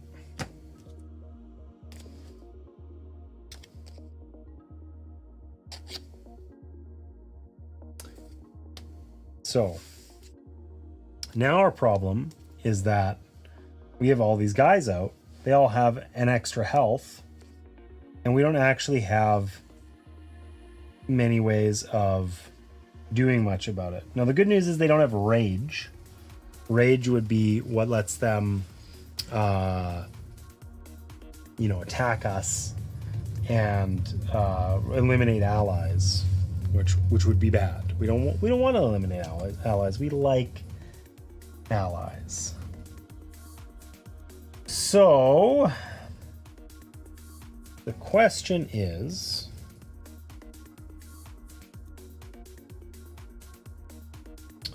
how can we make this work best? We only have the 3 actions. I think that what I want to do is spend my 2 credits on this Viren Badge of Valor. So it costs 2 less if it's on a Viren card, which this Viren Sympathizer definitely is. It makes it cost 2 less to play. So I can play this out for 1 action instead of 3, which is kind of huge. It does 2 damage. Now we need to do 3 damage to this taunting guy and 3 damage to this taunting guy, but this one does more damage to us. Now we don't have any more credits left, so we can't get any other upgrades here, anything like that.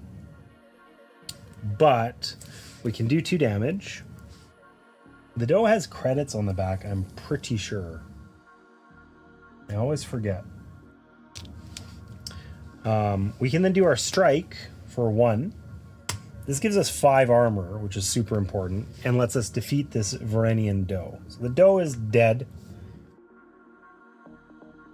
And we get our armor, so we don't die.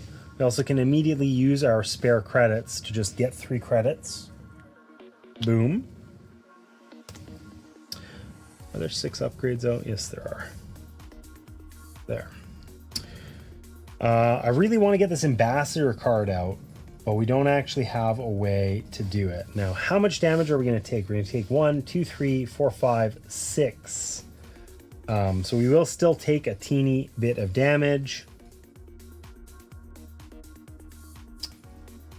I don't think there's a compelling reason why we don't just do this now. Maybe we wanted to have armor for next round, though. We'll get us more armor next round. No, we want to use up our actions. We got to be action efficient too. Okay, so we get to upgrade 1, or train 1 rather, and we focus. Basically, we gain 2 armor. If we were level 3 or more, which we're not, we're level 2, we could lose any amount of armor to do that much damage. But sadly, we cannot do that yet. So we only eliminated the 1 guy, and we are still going to have to put out another card because the one we eliminated wasn't one of the Thanks fast for the raid, ones. L3 Gendary tabletop. Oh, hey. I welcome you 2 lovely people. Welcome in. We just met earlier this stream. Oh, my lights went out apparently after the raid, or they're really dim. Anyways, welcome in. Thanks for that raid. Oh, also, I totally have neglected chat, so sorry about that, Eva. But well, welcome in.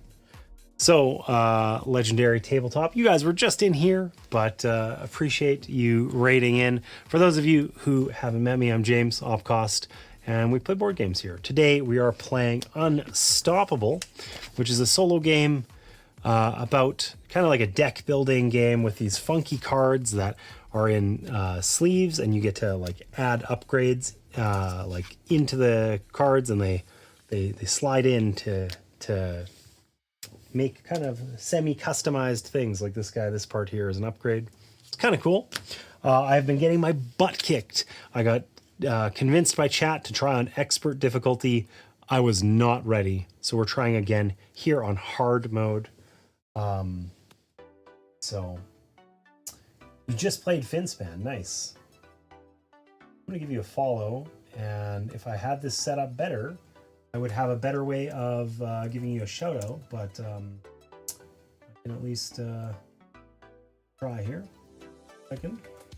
Yeah, those of you who are in chat, Legendary Tabletop was in here earlier and is a fellow board game streamer playing Finspan.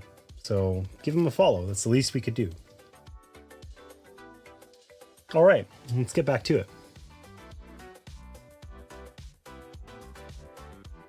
have to wait an hour before giving you another shout out. Or somebody already did, maybe. Maybe one of the mods did and I just didn't notice. Anyways, in any case. Yeah, give Legendary Tabletop a follow there if you can. And let's get back to it. So, Unstoppable. I'm feeling very stoppable in this game, frankly. But what are you going to do? So, we just finished playing our turn. We're kind of out of actions and stuff like that to do right now. So the threat phase happens. We take damage from each of these guys.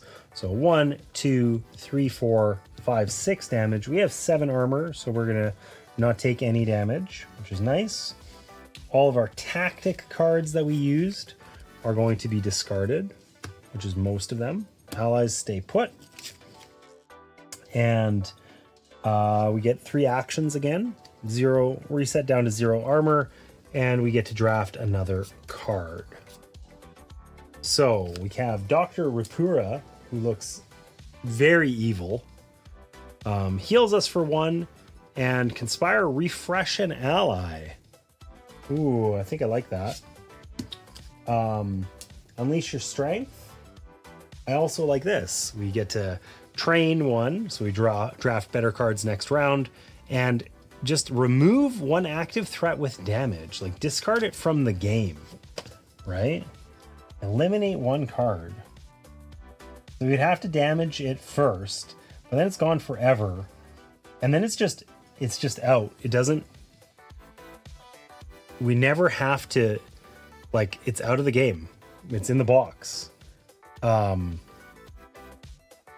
feels pretty okay. Like, we could get rid of some of these taunt cards and stuff. I mean, they do have good things on the back, some of them, but... maybe. Or the Veteran Captain. When you first gain this card, play it for free, and then every time we use it until the end of this turn, all cards you play with a printed cost of 2 or more gain this effect, deal 2 damage when played. So, every time we activate that Veteran Captain... every 2 or higher cost card we have, which isn't a lot, actually, does 2 extra damage. So that guy's not so good. So do we want to be able to heal and refresh our allies? Or do we want to be able to just eliminate annoying enemies?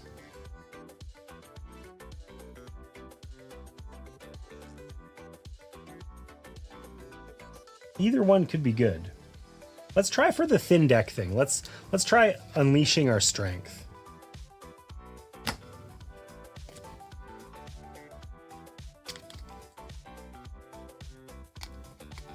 That's how you make friends.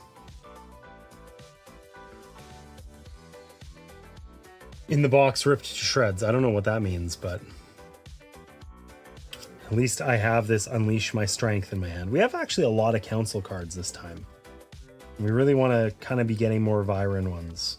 Viren, whatever. I don't know how to say that. Okay.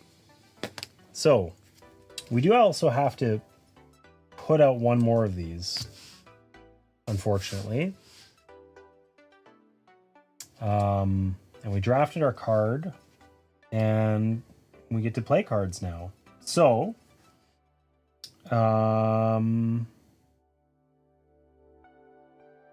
we don't have enough action points to play both of these, which is a real shame. And none of the things here are going to allow us to get action points. Now, this lets us upgrade or train and then eliminate an active threat with damage, but there aren't any that are damaged right now, right? Also, I don't think I moved this up. We could do the market. Is there anything in the market that we want to get rid of?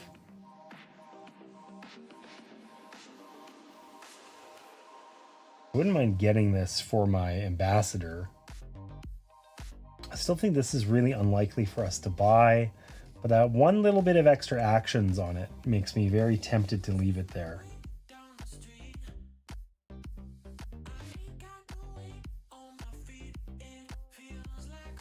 Let's just leave it. Let's leave the thing alone. Okay, so we don't have a good way of making this work. I guess we're just going to hang on to this one. So we're going to play the ambassador for 3 actions. That's our whole turn, basically. We can activate him. So 2 damage and train. Now, these guys all have 1 like extra health. We have to attack this guy first because he's got taunt. So that 2 damage actually only, well, just does 2 damage. And then we can activate our sympathizer and do an additional 2 damage. This guy will die.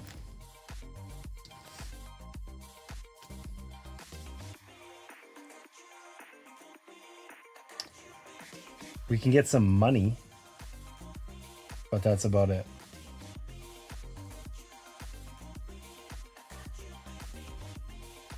What did we want to do? We wanted to get this onto our ambassador, but we've already played our ambassador. I don't know. I think we're just tapped out. I think we're just going to take a boatload of damage this turn, and there's very little that it feels like we can do about it. I mean, I suppose, yeah, I couldn't have even unleashed my strength because we didn't have enough action points. So we're just stuck. We're hooped. We're kind of, this is our life now. Getting all those taunt and fast cards together has been a thorn in our side every playthrough. But I don't know. What are you going to do? 1, 2, 3, 4, 5, 6 damage. Boom. We have no armor. So that happens again, we lose. We're going to put on another one of these. Of course we are. 1, 2, 3, too fast. And we get our 3 action points back. And we're going to draft a card.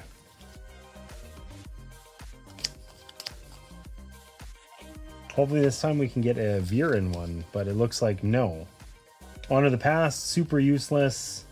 Hidden Cantina, not great. Admiral's Favor, 2 damage, heal 2. Unite, if X is 3 or more, you can get rid of a card. Like destroy it out of the game. That's like that's a pretty nice card, honestly. So, we'll take that one. The Admiral's Favor. Once again, costs 3 to play, so oof.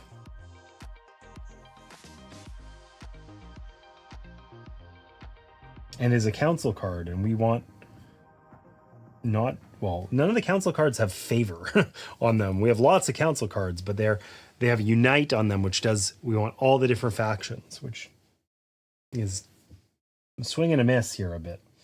Okay, our allies are available, and it is time. So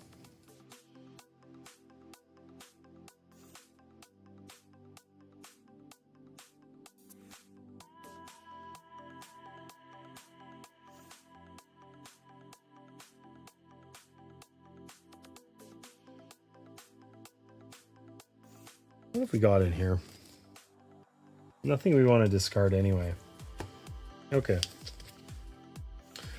So, as much Admiral's Favor, the Admiral's Favor, we can only use once. This would be better off on this card. I don't love that it gives rage on the other side.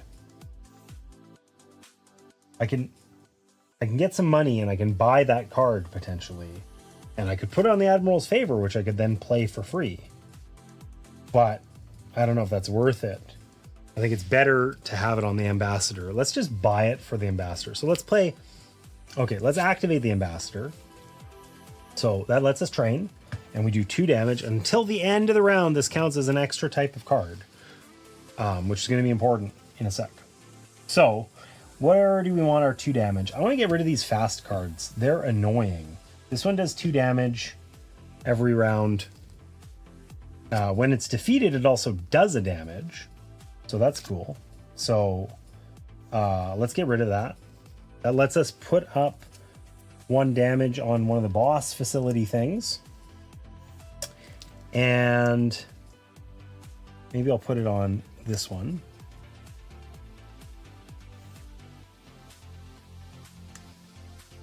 And then it We get to deal a damage. I don't know if it really matters. Let's put it here so we can turn some of these over a little faster, maybe.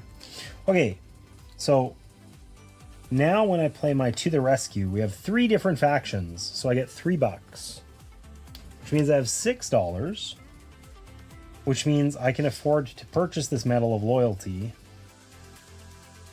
But is it even worth doing that until it's in my hand? Or do I just leave it there until then? I don't know. Like, it's already out. That lets me play it for cheaper.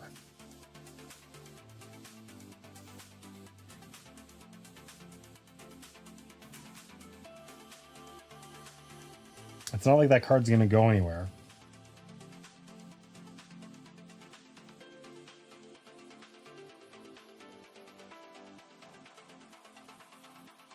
I'm not sure. Okay, here. Let's play the Admiral's Favor. We know we're going to do that. That costs 3 to do. So my whole turn worth of stuff. I get to do 2 damage, which I can do here to this guy. He's dead. Okay, that's going to let me do damage to one of the boss things.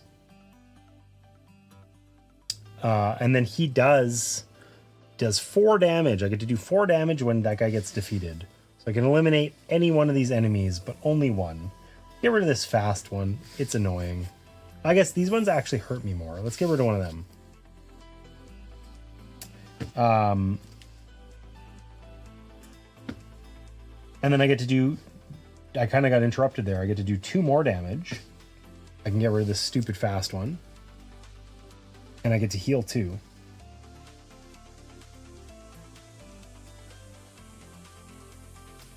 And I wish I had 1 extra action, but I simply don't.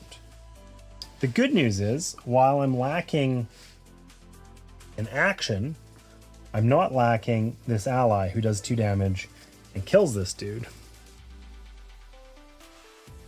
So I managed to sneak my way by, I guess.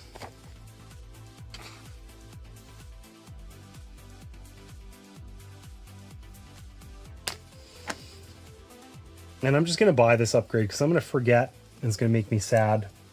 I'm going to spend my 5. I'm going to buy the Medal of Loyalty so that my ambassador is always free to play.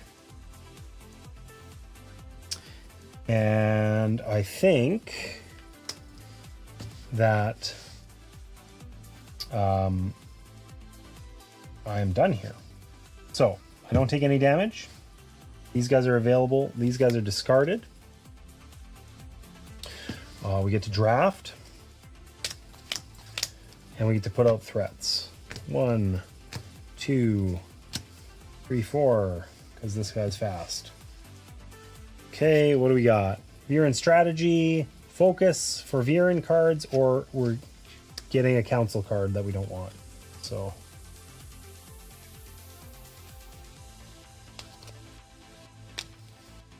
just quoting.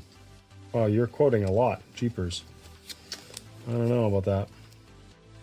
Highly suspect.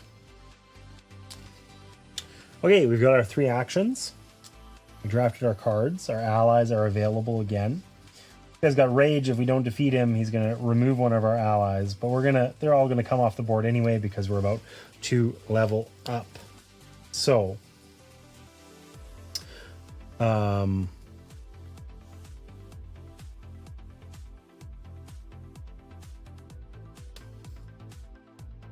these are just strike cards on the back, yeah. Okay.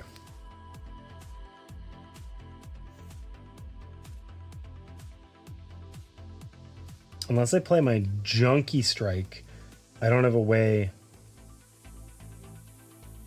Oh wait, yes I do. Okay, so here we go. So I'm going to use my ambassador to do 2 damage and let me train. Okay, that's going to let me defeat this guy.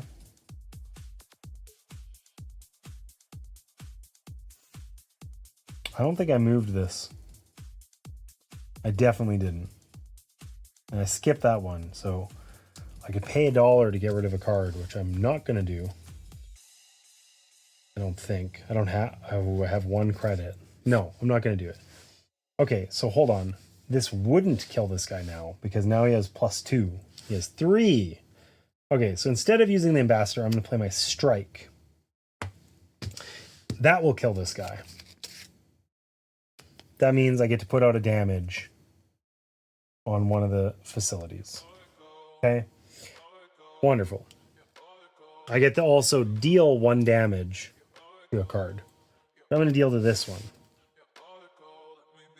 Because then I'm going to play my Unleash Your Strength, which lets me train and then eliminate a card from the game that has damage. So I'm going to eliminate this one. Goodbye, strike.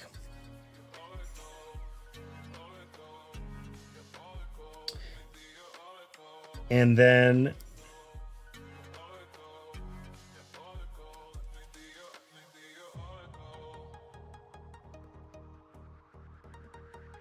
I think I can make this work. I guess that was another action. I got 1 action left.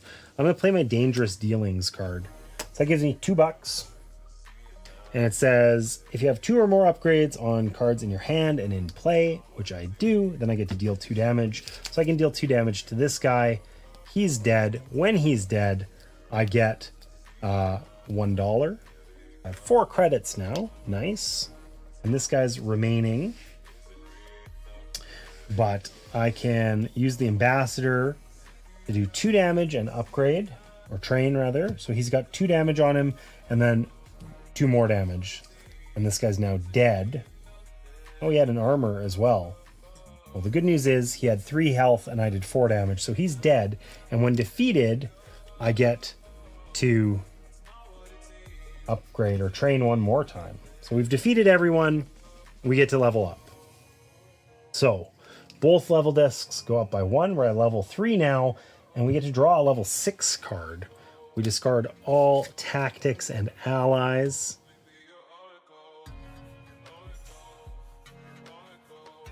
We can optionally get rid of any 1 card, which we do want to do.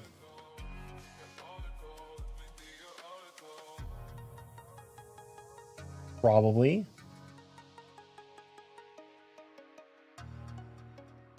Maybe we don't. Oh, don't we have like a basic strike? Yeah, here's the basic strike in our hand that we don't want. It doesn't do anything special.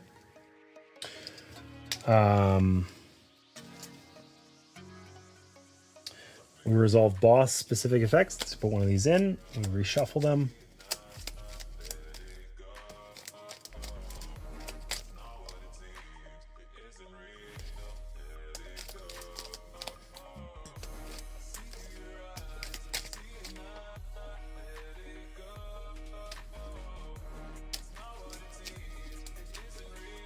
All right. Boom. So strictly speaking, we're still playing. We're in the middle of our action phase, but we don't have any actions remaining. We're not going to take any threat or anything like that. We had to discard down to 3, but we had 3 cards anyway, so life is good.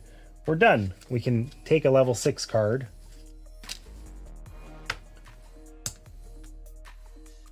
This is going to be super good compared to our other ones, hopefully. So this ally +2 to play and just does 5 damage every turn. Strong, but we don't want silver cards. We did it last time. Uprising. Gain 1 money and deal 2 damage for each action you have after paying this card's cost. While this card is in play, each time you gain an action, deal 2. Okay, so this would be cool if we had a ton of action draw, but we really don't. I mean, it's still not bad. It would be, if we just played it first on a typical turn, we would get, you know, $1 or $2 and do 4 damage. That's not bad, but not amazing. If we put it on something like this, we would get $3 and do 6 damage if we added that to it. It's tempting. And then what's this one? So focus. Okay, so do X number of damage equal to the number of like Viren cards that we have. And it's an ally, so we can use it repeatedly. That could potentially be quite a bit of damage. But the likelihood that that actually works out. It also costs 0 to play. I mean, we got quite a few Viren cards, and it's in hand as well as... That's tempting too. That's tempting too. I want to keep getting more upgrades and have a thin deck, so we're going to try and do the Uprising. We're starting an alien Uprising. Weird crickets. It's also more thematically correct for our, you know, our teenage Viren activist. Okay, so we drafted our card. I really should have put these out first. That's okay. And we got 3 actions. Rage and fast. Rage one's got to go. This guy does 2 damage when defeated. That guy does 3 damage when defeated. This guy doesn't get any bonus from the current difficulty level, which is 2. We can also redo the thing if we want here. This Ascendant Ritual is pretty good. I think it gets less value as we level up because we have lots of opportunities to train actually right now. It's kind of disproportionately expensive maybe. I don't think we're going to do anything with those. We need a way to get more actions. This is the only way I know of, but we're a little poor for it. And none of these give us money. Because that would work out really nicely with our Uprising. We would get $3 and do 6 damage. That'd be cool. Okay, so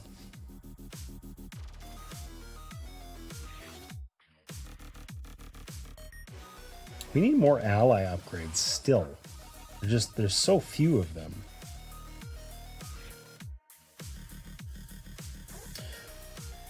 So 3 health, 3 health, 3 health, 4 health, and rage. So if we strike, we get to do 4 damage. We can just do that 4 damage to this guy. 1, 2, 3, 4. When defeated, he does 3 damage, and we get to put up a thing here. So let's put it on this one. When defeated, each player trains twice, and then flip it to the inactive side.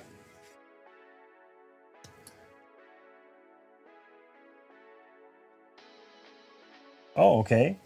New action. So finding the secret base that the Triumvirate uses for their smuggling operation on Mithras was the easy part. The real challenge was figuring out how to rig their shuttle's engines to blow right at the mouth of the hangar, fouling launches for the next month. Still, it was all worth it to see the 4-ship pileup caused by your little accident. So it says we have a new action. Once per turn, we can spend 1 action to train and gain a health. So that's kind of cool. I didn't know that there was stuff on the inactive sides of those. Anyways, the important thing though is we get to deal 3 damage.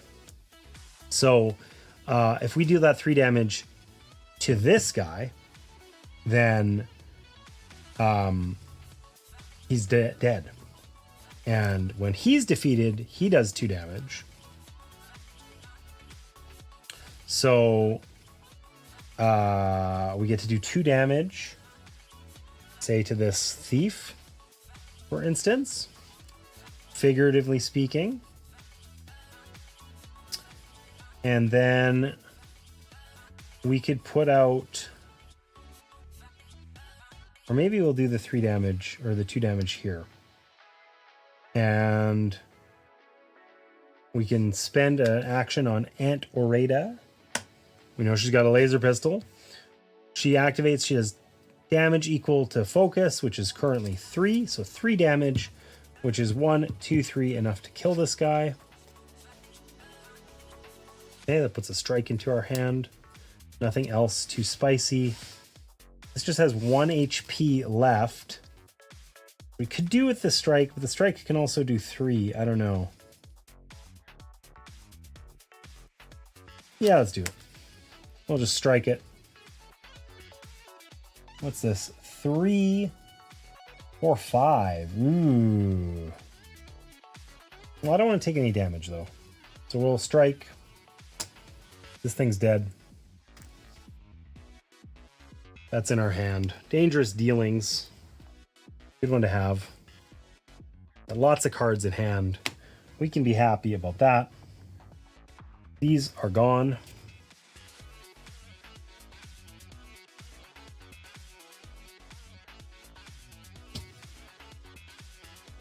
Oh, taunt up here, annoying. I keep shuffling those together again and again and again every time. Sucks to suck, you know? So, we get to advance the danger by 1. I'm not forgetting. It is now 3. I didn't realize that was going to happen. We can do whatever with the market here. I don't think we have any strong allies. But that's so cheap to get. 2 less. Costs 2 less if added to a Viren card. It's free for Viren.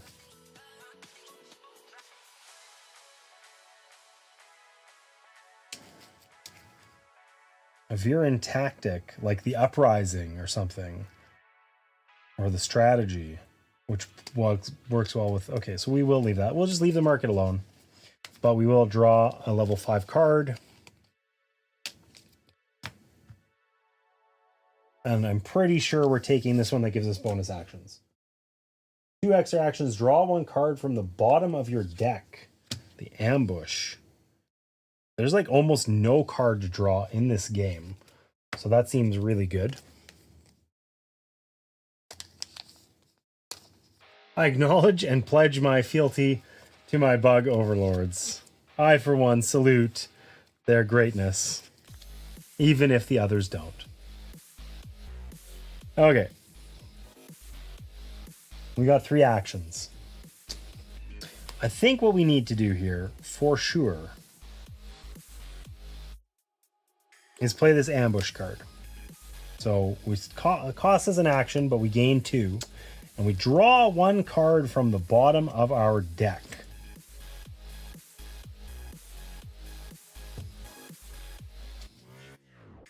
Which is just a boss thing. We just get to put up damage on the boss. When this card enters your hand, deal 1 damage to a boss thing. I'll do it to this other facility. When defeated, each player can discard a card, flip this card to the inactive side. The ground shakes as you trigger detonations that collapse the facility on itself. A powerful chemical odor pervades the air, and you put on your mask as you slip away into the night. Ease is a scourge, and the triumvirate's heavy investment in it is only further proof that you're doing the right thing by taking them down. So we get to discard a card if I want. I don't know that I have any non-upgraded cards that I want to get rid of anymore. I feel like the answer might just be no. So, I mean, Dangerous Dealings isn't fabulous, but it is also one of the only ways I have getting money. And upgraded cards are substantially better than other non-upgraded ones. And this, we're going to scale into everything needs like 8 damage to kill and whatever. So I think we're good. We're at the point now where I can start putting damage on the boss.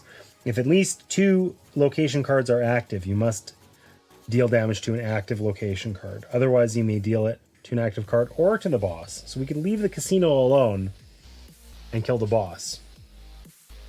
Okay, but the important thing is we have 4 things here. And I don't know that we have... It's so close to working out. But it doesn't quite.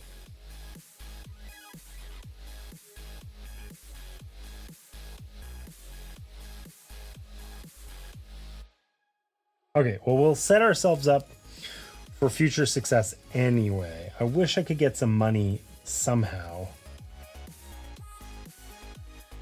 Next time. Okay, we're going to spend 1 action on our Dangerous Dealings. 2 buckaroonies. 2 credits. If you have 2 or more upgrades on your cards in hand and in play... Oh, I don't actually. I have no upgrades on these cards. So I don't get to deal any damage. Well, that was a flub. Well, I just wanted the money anyway. I wanted 6 credits, which is exactly what I have. Just enough for me to buy this Junker Sand Trap and put it here on my Uprising card. Okay, so Then I can play Uprising for 1, but I gain 1 back. And I can do 4 damage, which won't kill anybody anymore. Damn. 4 damage is almost enough to kill somebody, but not actually. So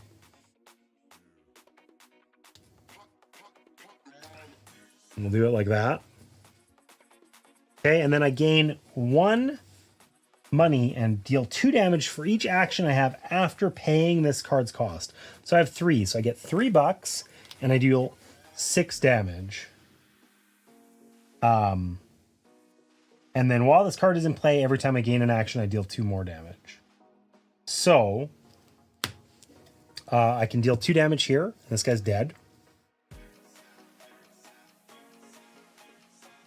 And then I think I have to do this taunt, and I deal 2 and 2.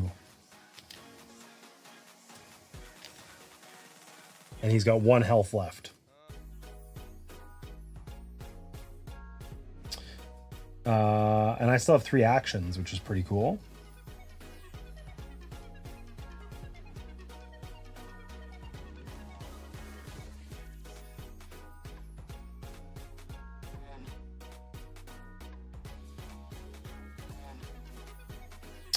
So the question is, the heck am I going to do now?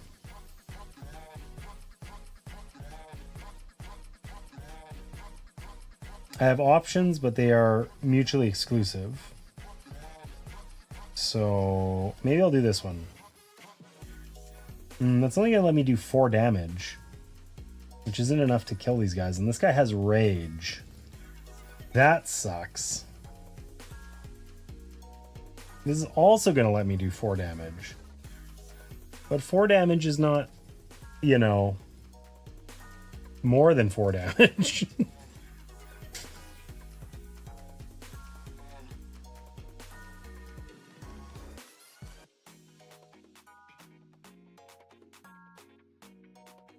The only upgrade I could buy is the armor upgrade, or the free refresh X number of allies upgrade. I mean, that can help me, because I got Julida over here. Okay, so this is free if it's added to a Viren card, which I didn't notice. And this one costs 2, so we'll pay 1 and get it. Unless we want that instead. No, the armor would be cool, rather than 1 damage. We could put that on another card anyway. Oh, now the laser pistol shows up. Sure, sure. All I want is Aunt Areta to use her laser pistol to blast some dude in the face, and takes from till now to show up. Ridiculous. Okay, so what I can do is I can use Aunt Areta, so she gets focus and does that much damage. So that's how many Viren cards we have. We've got 1, 2, 3, 4. So she does 4 damage. Unfortunately, she has to attack this taunt card, but it is now dead.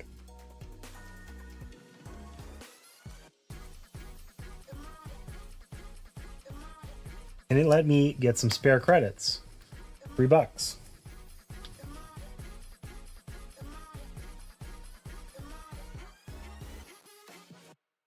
Laser pistol only does 1 extra damage. That's actually surprisingly lackluster.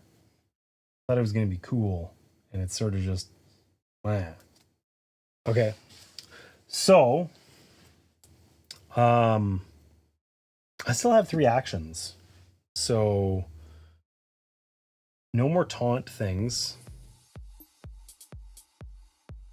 I don't know if this is supposed to immediately be added to the board or stay here. Fast cards. I think it's only when adding if there's a fast card, but I don't know.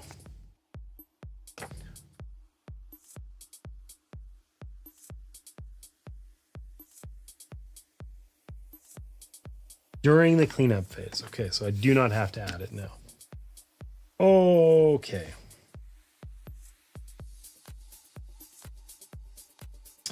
Well, that means that I can play my Viren strategy for 1, which lets me do 2 damage and then focus damage. So that's 4.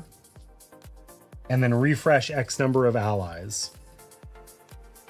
So I can do 2 damage here and then 4 damage over here.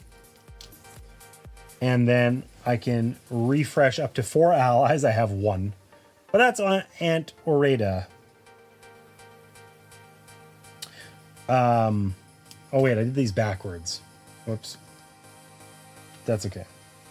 That's okay, no big deal. So now I can use Ant Oreda, and she can do 4 damage and blow this thing up. Boom. When defeated, I can discard a card, which I don't think I want to do. Oh, but I can play my ambassador for free. That investment finally paid off. And when I exhaust it, I get to train. And I get to do 2 damage, which will kill this guy. And when this guy's defeated, I also get to train. So I'll get a level 5 card. Amazing. And that's my Unleash Your Strength thing. Cool. Okay, so I dug pretty deep on that one, I think. Until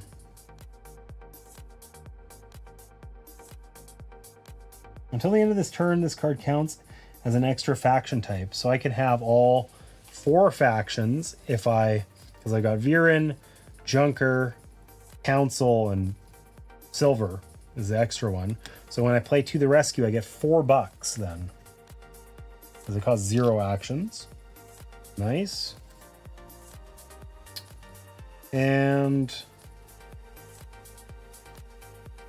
can't really do anything with these otherwise. I could unleash my strength and I could get a better upgraded card, but the likelihood that I could get that one, which is really good, the Elite Peacekeepers, but then I don't get to remove an active threat with damage on it, which is a shame. Delete it from the game even. Let's do it anyway. Let's just use that to upgrade. Okay, so round over all my tactics, of which I have a bajillion. They are all gone. These guys are ready to go again. Oh my god, these are all the fast cards. 1, 2, 3, 4. I think I actually level up right now. Oh, so my card didn't matter. That sucks. Because if we need to add a new threat. We do. We have 3 fast threats. They don't count. We need to add 1 more, and we don't have a card to use. So both discs go up by 1. All tactics. No, we just got our ambassador out. Man.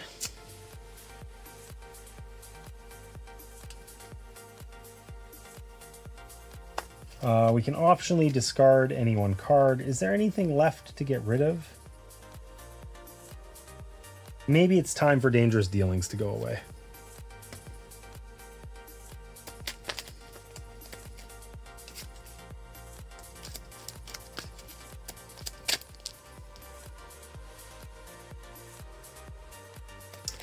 All right, we're almost there.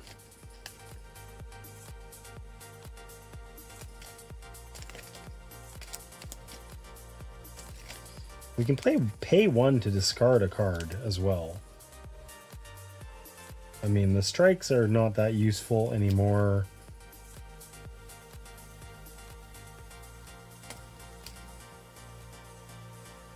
I don't know, whatever. We'll just live the dream. The dream of this amazing deck of ridiculousness. I think I can't win on this playthrough, like on this go through the deck. Like, no. I think there's, well, wait, we've added 1, 2, 3 cards. So maybe I can. There should be 5 cards in there. Yeah, I guess I could. Oh, I guess some of them are here though already. Well, that shouldn't matter. Yeah, okay. Anyway.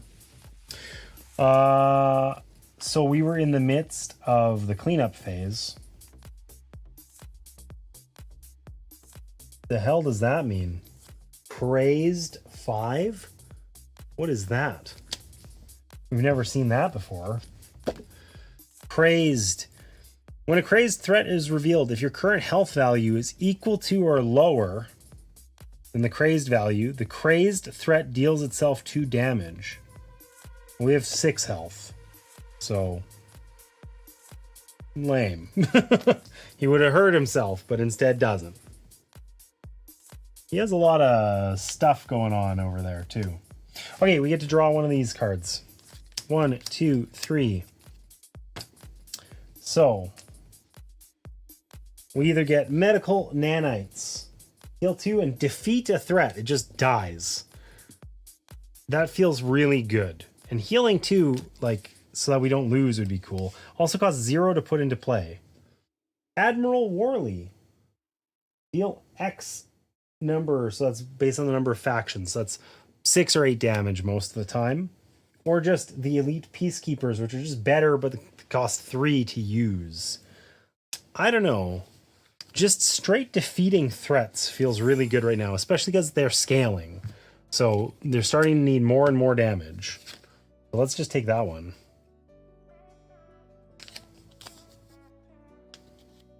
Fun guy. Imagine having a boring wife. I have no idea what that would be like. Yeah, it's true.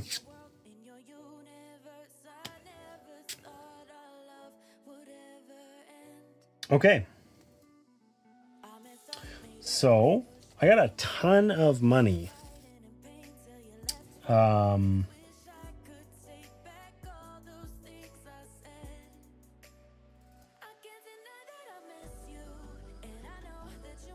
I got a ton of money. I don't have a ton of cards that do damage. I'm going to spend 6 on this replicator made thing. And I'm going to put that on my nanites. So I get to heal 4 and defeat 2 threats. That seems ridiculously OP for 0. For 0 actions. This is amazing. So heal 4. Defeat 1 threat. So, who's the hardest here? These guys, I'm at plus 3 damage, or plus 3. So this is 3, 4, 5. This is 6. So the cultist is objectively the hardest to kill. But when I kill this guy, I get 4 damage back. I mean, I get to defeat 2. So this guy's only 4, 4, 4, 4. So it's these 2, right? So I'm going to defeat this guy. Who's actually 7. And when defeated, I gain a buckaroonie. And this goes into my hand, which is nice. And then I get to defeat another one, and I can defeat this one, which lets me put up a damage on the boss. And also, I deal 4 damage, which is exactly enough to kill one of these guys. So let's kill one of these stupid fast ones. This guy, when he's dead, when defeated, I deal 1 more damage. So that lets me put up another thing on the boss and deal 1 damage, say, over here.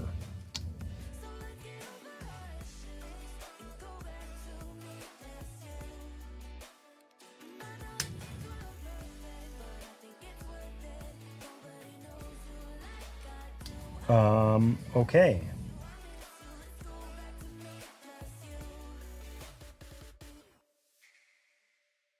Oh, there's a taunt over here that I didn't see was there. That's okay. We can just reconcile that like this.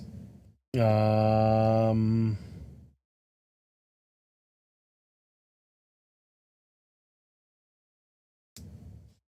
gonna play the Admiral's favor. That lets me heal though, which I can't do right now. That lets me do 2, 4 damage. This thing would be dead, and then it's fair. This only lets me do 3 damage. So, okay, we'll just do it. I'll waste my heal and get that out. This has a unite effect, which would only give me, it would give me $2, which isn't that great. So that cost me my whole turn to do this tactic. Admiral's Favor is expensive.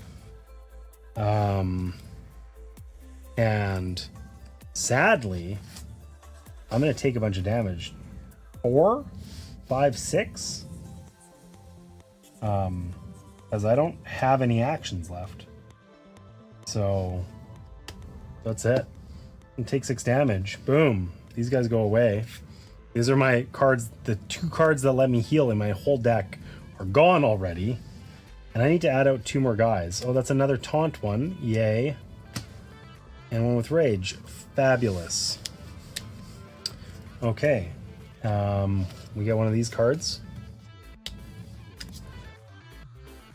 Oh, the Enlightened Hermit. I loved that card. It lets me use tactic upgrades even though it's an ally.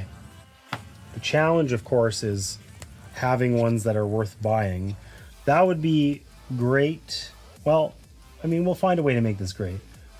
I mean, even this one, I could get an armor for it. And an upgrade. Or I could get 2 upgrades and an armor and an attack or whatever. But I need to be able to play it. So we'll see. We'll see. Okay. So this guy's got taunt and has 5 health. That is our first order of business, I suppose. And I don't have a good way of dealing with him. I just quite unluckily ended up over here with cards that don't do a lot of damage. So this lets me refresh allies. I should play this ally first. But I just need I need $1 extra, but I don't have it. I got $3. If I had $4, I could get the 2000 watt arc or 2000 watt arc capacitor, but I don't have $4. I mean, I can play her. Okay, so look.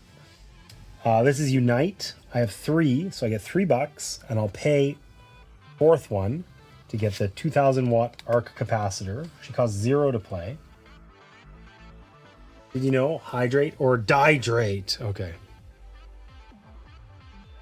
Hope you're happy. And then I'll just spend the extra $1 to get this virtualized, unless something amazing comes out here. Costs 2 less if added to a Viren card. This is not a Viren. That costs 5. Okay, so I can't get that one. That would be an amazing card to get, but I cannot do it. Okay, so I'll pay 1 to put this guy out, and then I can add tactic upgrades to him. And when I use him, I get to upgrade. I actually get to upgrade twice now because of that. And resolve the effects. So I get to do 3 damage to this taunt card. That was a lot of work. I think I just lose the game anyway. I'm doing all this stuff and I'm just going to lose. I gain 1 armor though, so that feels good. And then I can play my Viren strategy, which lets me do 2 damage. 2 damage is enough to kill this guy. Thankfully, because I need a card bad. Of course, I know what that is. It's money. I don't need money. But nonetheless, that's what I got. Okay. And then I get to do focus. I get to do 1 damage and I gain 5 armor. So where's my 1 damage gonna go? I mean, I don't know that it matters. I should get rid of these fast cards because then I don't have extra ones. But then I get to refresh 1 ally, so I'll refresh my Enlightened Hermit. I'll play my spare credits because why not? $3 is $3, and I'll use my Enlightened Hermit, so I'll gain another point of armor. I would get another 2 upgrades, 4, crazy, and I'll deal 3 damage. You know what? I should have put that here, because then I could kill this guy, because he's going to do 4 damage to me, which is terrifying. So let's get rid of this dude. And that goes into my hand anyway. So I think I only used the one action for that. Yeah, because I used him twice because I got to refresh.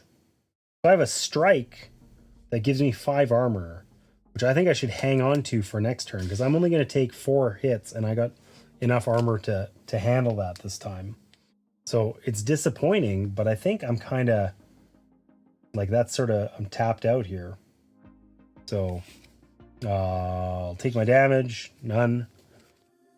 These will get discarded. This guy's available again. He's not amazing, but not horrible. Still have those fast cards. Now I don't have any taunts finally, but these guys are hit hard enough that I need to kill them instead. If I can, which I'm not sure that I can. So I get to draft a good card. What do I get? I get the Relentless Charge. 3 damage, conspire, return this card to hand if you discard another card from play. When this card is in play, allies in play, when exhausted, resolve the triggered effect twice. That's kind of cool. So for 1 round, allies get to go twice. Or deal 5 damage while this card is in play. You may place non-boss threats on the bottom of your deck when defeated. Each time you do so, draw 2 cards. Non-boss threats. So I could defeat this guy. Instead of taking the card, I would draw 2. So I get twice as many cards, which I have been very card limited. Especially because these are like the starter cards. But it cost me like my whole turn to do it. It does 5 damage. And it cost me 3 actions, which is like all I've got money for. I mean, I could put this on it. Oh, wait. That doesn't do it. I thought that was a badge of valor or whatever. This one costs 2 less to play. I could make it cost 1 instead of 3. I mean, I don't got a lot going for me here. Yeah, resolving my ally twice. I only have 1 ally. Okay, we're taking we're going in for House Silver. Had to get there eventually. Okay, so we're gonna spend our $4 dues on this upgrade, so this costs 2 less to play. And then we're gonna play it for 1, which I've already used. So we're going to do 5 damage. These guys all have 3 extra. So this guy's got 5. 4, 4, 6. So I think we just do it on this guy. Deal 5 damage to him. He's dead.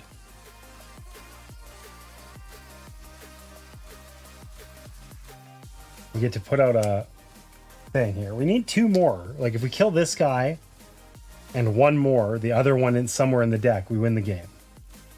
But we get to deal 3 damage. We can deal that 3 damage to this girl. When defeated, we get $1. And then instead of, what does it say? Instead, we can place non-boss threats on the bottom of your deck when defeated. Each time you do so, draw 2 cards. So we're going to put this here on the bottom of the deck. It was a non-boss card. And we're going to draw 2 cards. Which gave us a strike and the other thing we needed. And now, if I can find a way to kill this guy, we just win the game. Which I think we can do, because we got 2 things left. We can play our strike for 4 damage. He has got 6. Oh, whatever. We can use our Enlightened Hermit to do 3 damage. He's dead. Oh. The Triumvirate Hireling is not actually the Triumvirate Minion that I thought he was. Okay, well, he's dead. And when defeated, we can discard a card, which I don't think we're going to do. But these are still here. Thankfully, they're only going to do 2 damage to us at most. And we have 1 armor. So, whoops. I guess it's always worth it to read carefully. Okay, we can play our ambassador for free. And we can use it to do 2 damage. That's not going to be enough to kill anybody. But it's going to make us feel better about our lives. And we could use this strike, but I mean, I think I'm just going to eat the 1 damage and save the 5 armor for next time. So, our allies are done. We take 1 damage and lose 1 armor. These guys are gone. Allies are fine. We get to draft another level 6 card. I'm going to put all these out. I don't see the bad guy. Oh, is he in?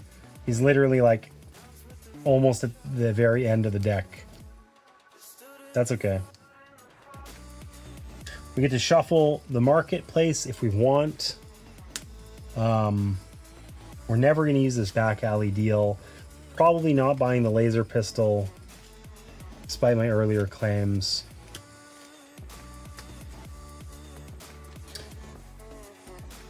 One, two, three. Okay, so we can either do 13 damage. We can split it however we want. Gain $4.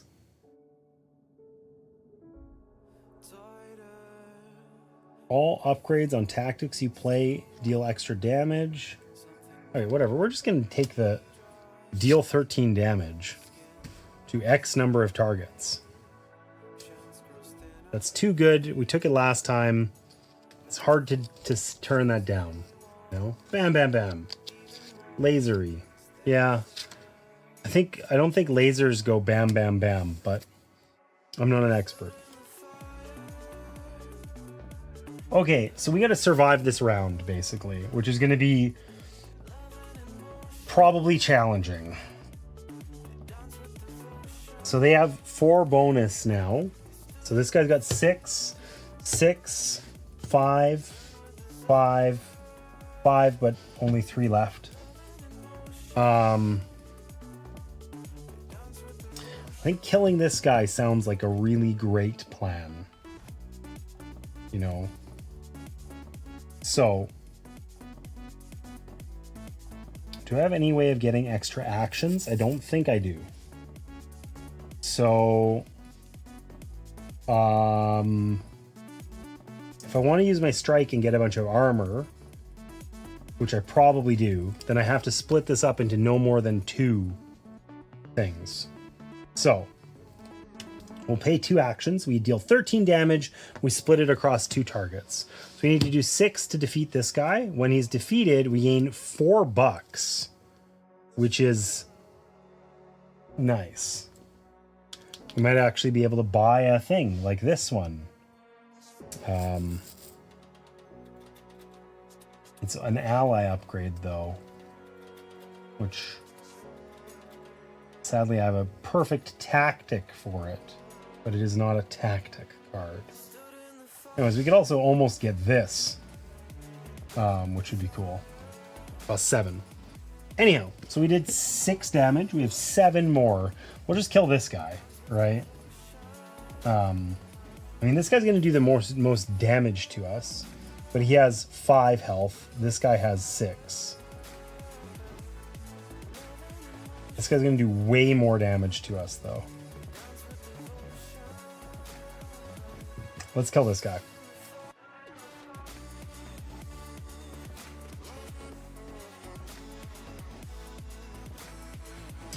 And so this is done. We can deal 3 damage and upgrade our thing here. This guy dies.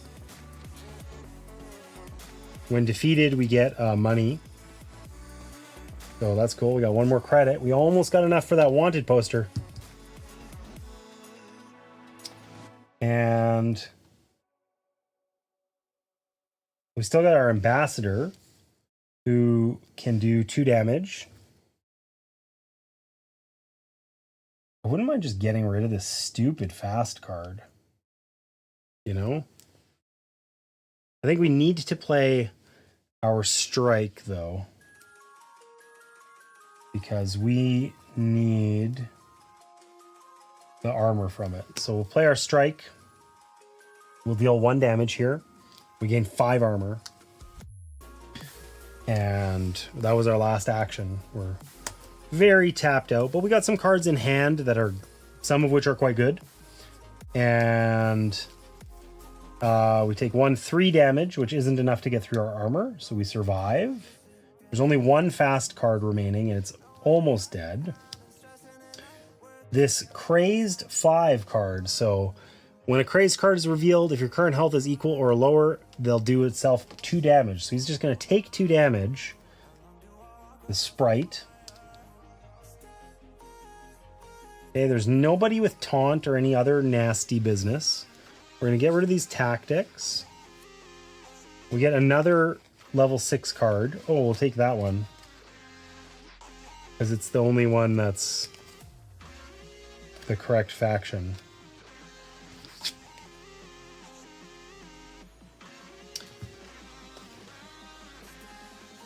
And we get 3 actions.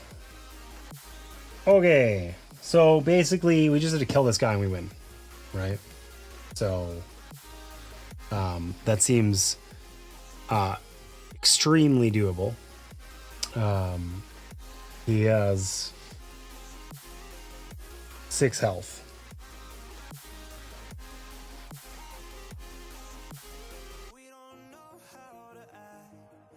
So, oh.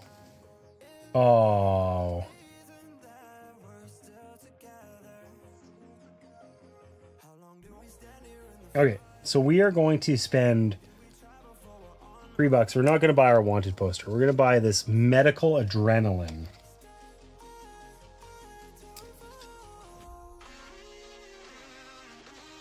And we're going to play our defend the voiceless for 1.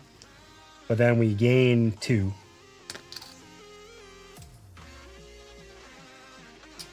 And we get to train. We get 1, 2, 3 armor. And we can lose any amount of armor to deal that much damage. What's this guy got? 2, 4, 8.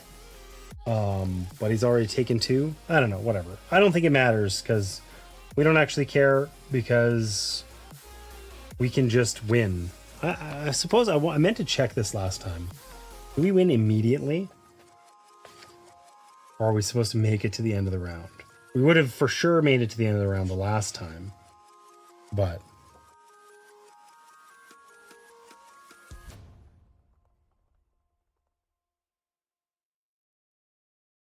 you win the game if you defeat the boss.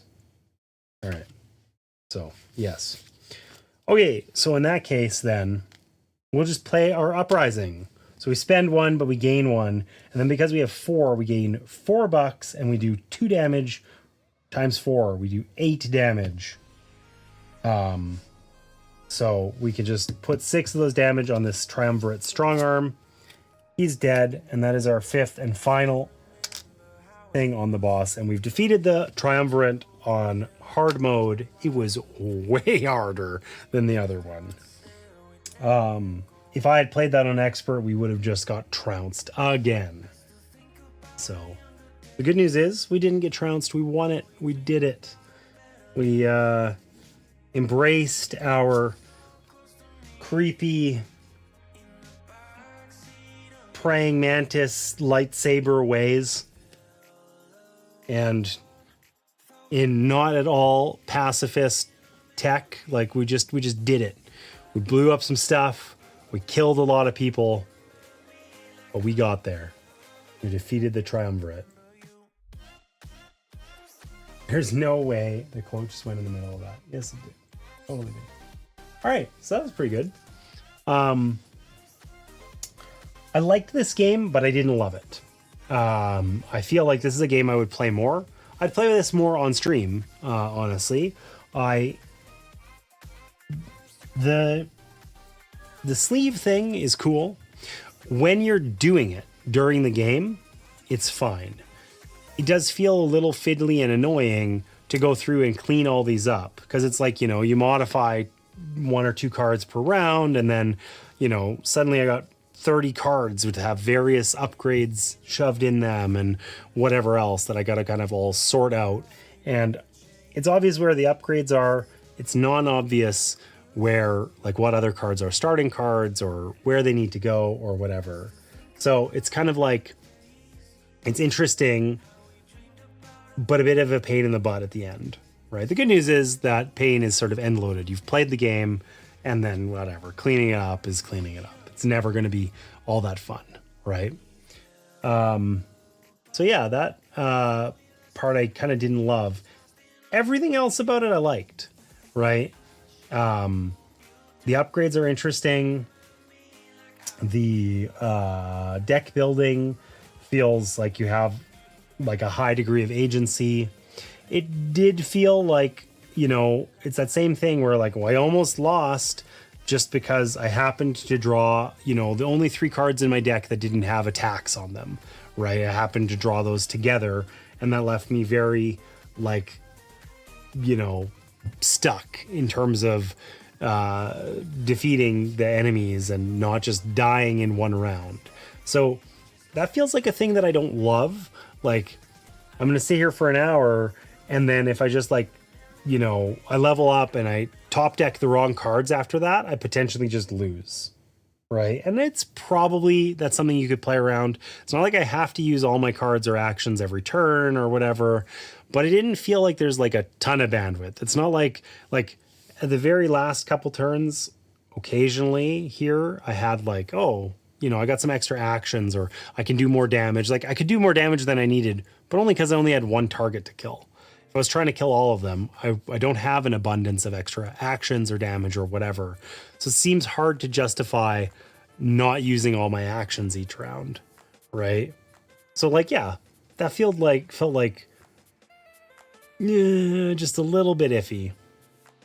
The storyline thing is kind of cool, but also super arbitrary. Doesn't come through very strongly. And I feel like what I wish was happening here is I wish there was more of a campaign system to this, right? It's just kind of like a one-shot.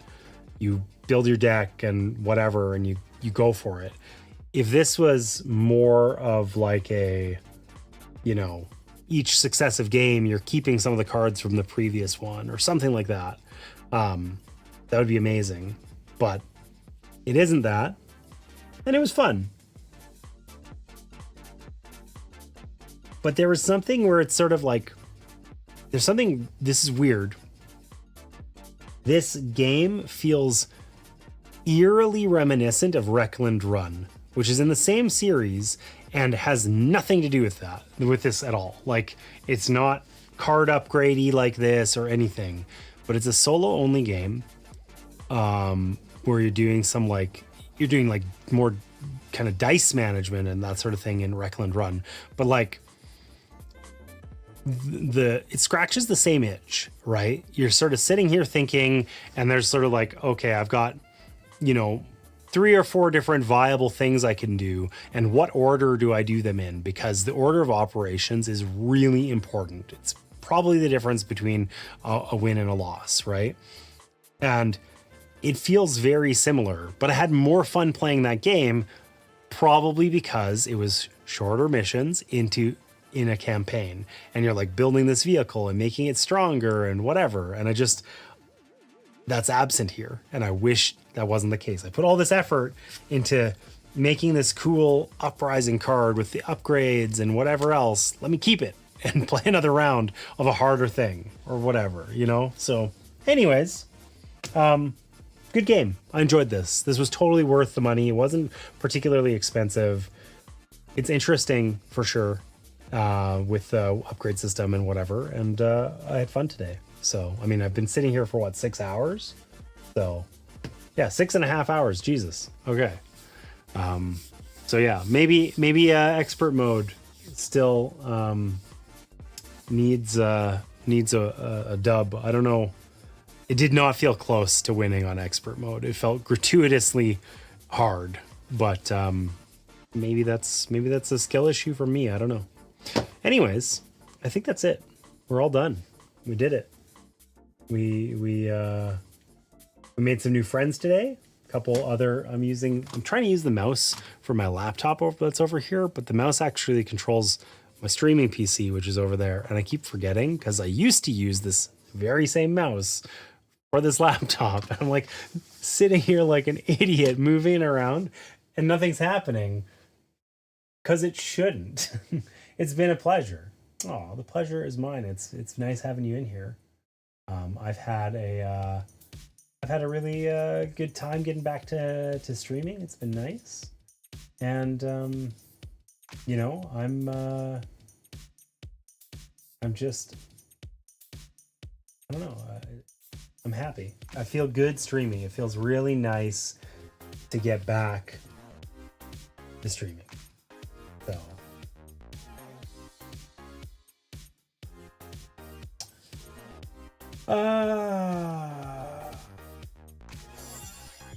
Oh, an ad. Perfect timing. Perfect timing. I'm glad you're back too. Thank you, Allison. Thank you. You know what? We're just gonna wrap up. I should raid. Oh, I don't want to. There's not a lot going on in the board game space. I don't want to have to try and track somebody else down that's a decent raid target. I don't feel like chatting with anyone either. We're just gonna wrap up here and call it a day. It was a lot of fun. I had a blast today. Thank you so much for being here. I'm going to keep streaming really simple for the next little bit. So I want to try and stick to every Sunday. And I do want to get a little bit of extra streaming in here somewhere, but I want to I don't know. I wish there was more hours in the week is what I wish, because I really enjoy streaming with Sarah, and I had started streaming with my mom in the mornings, and I'd like to get back to that. But you know, you do a couple extra streams and then it's like, whatever, I'm doing it suddenly 4 days a week. And that's a lot actually. So, we'll get there, but we're going to take it slow, and we're going to just start with just Sundays for now. So with that, I will see you guys next Sunday, and, hopefully I've inspired you, or encouraged at least, to, find a new board game. Try it out. Life was better when it was simple.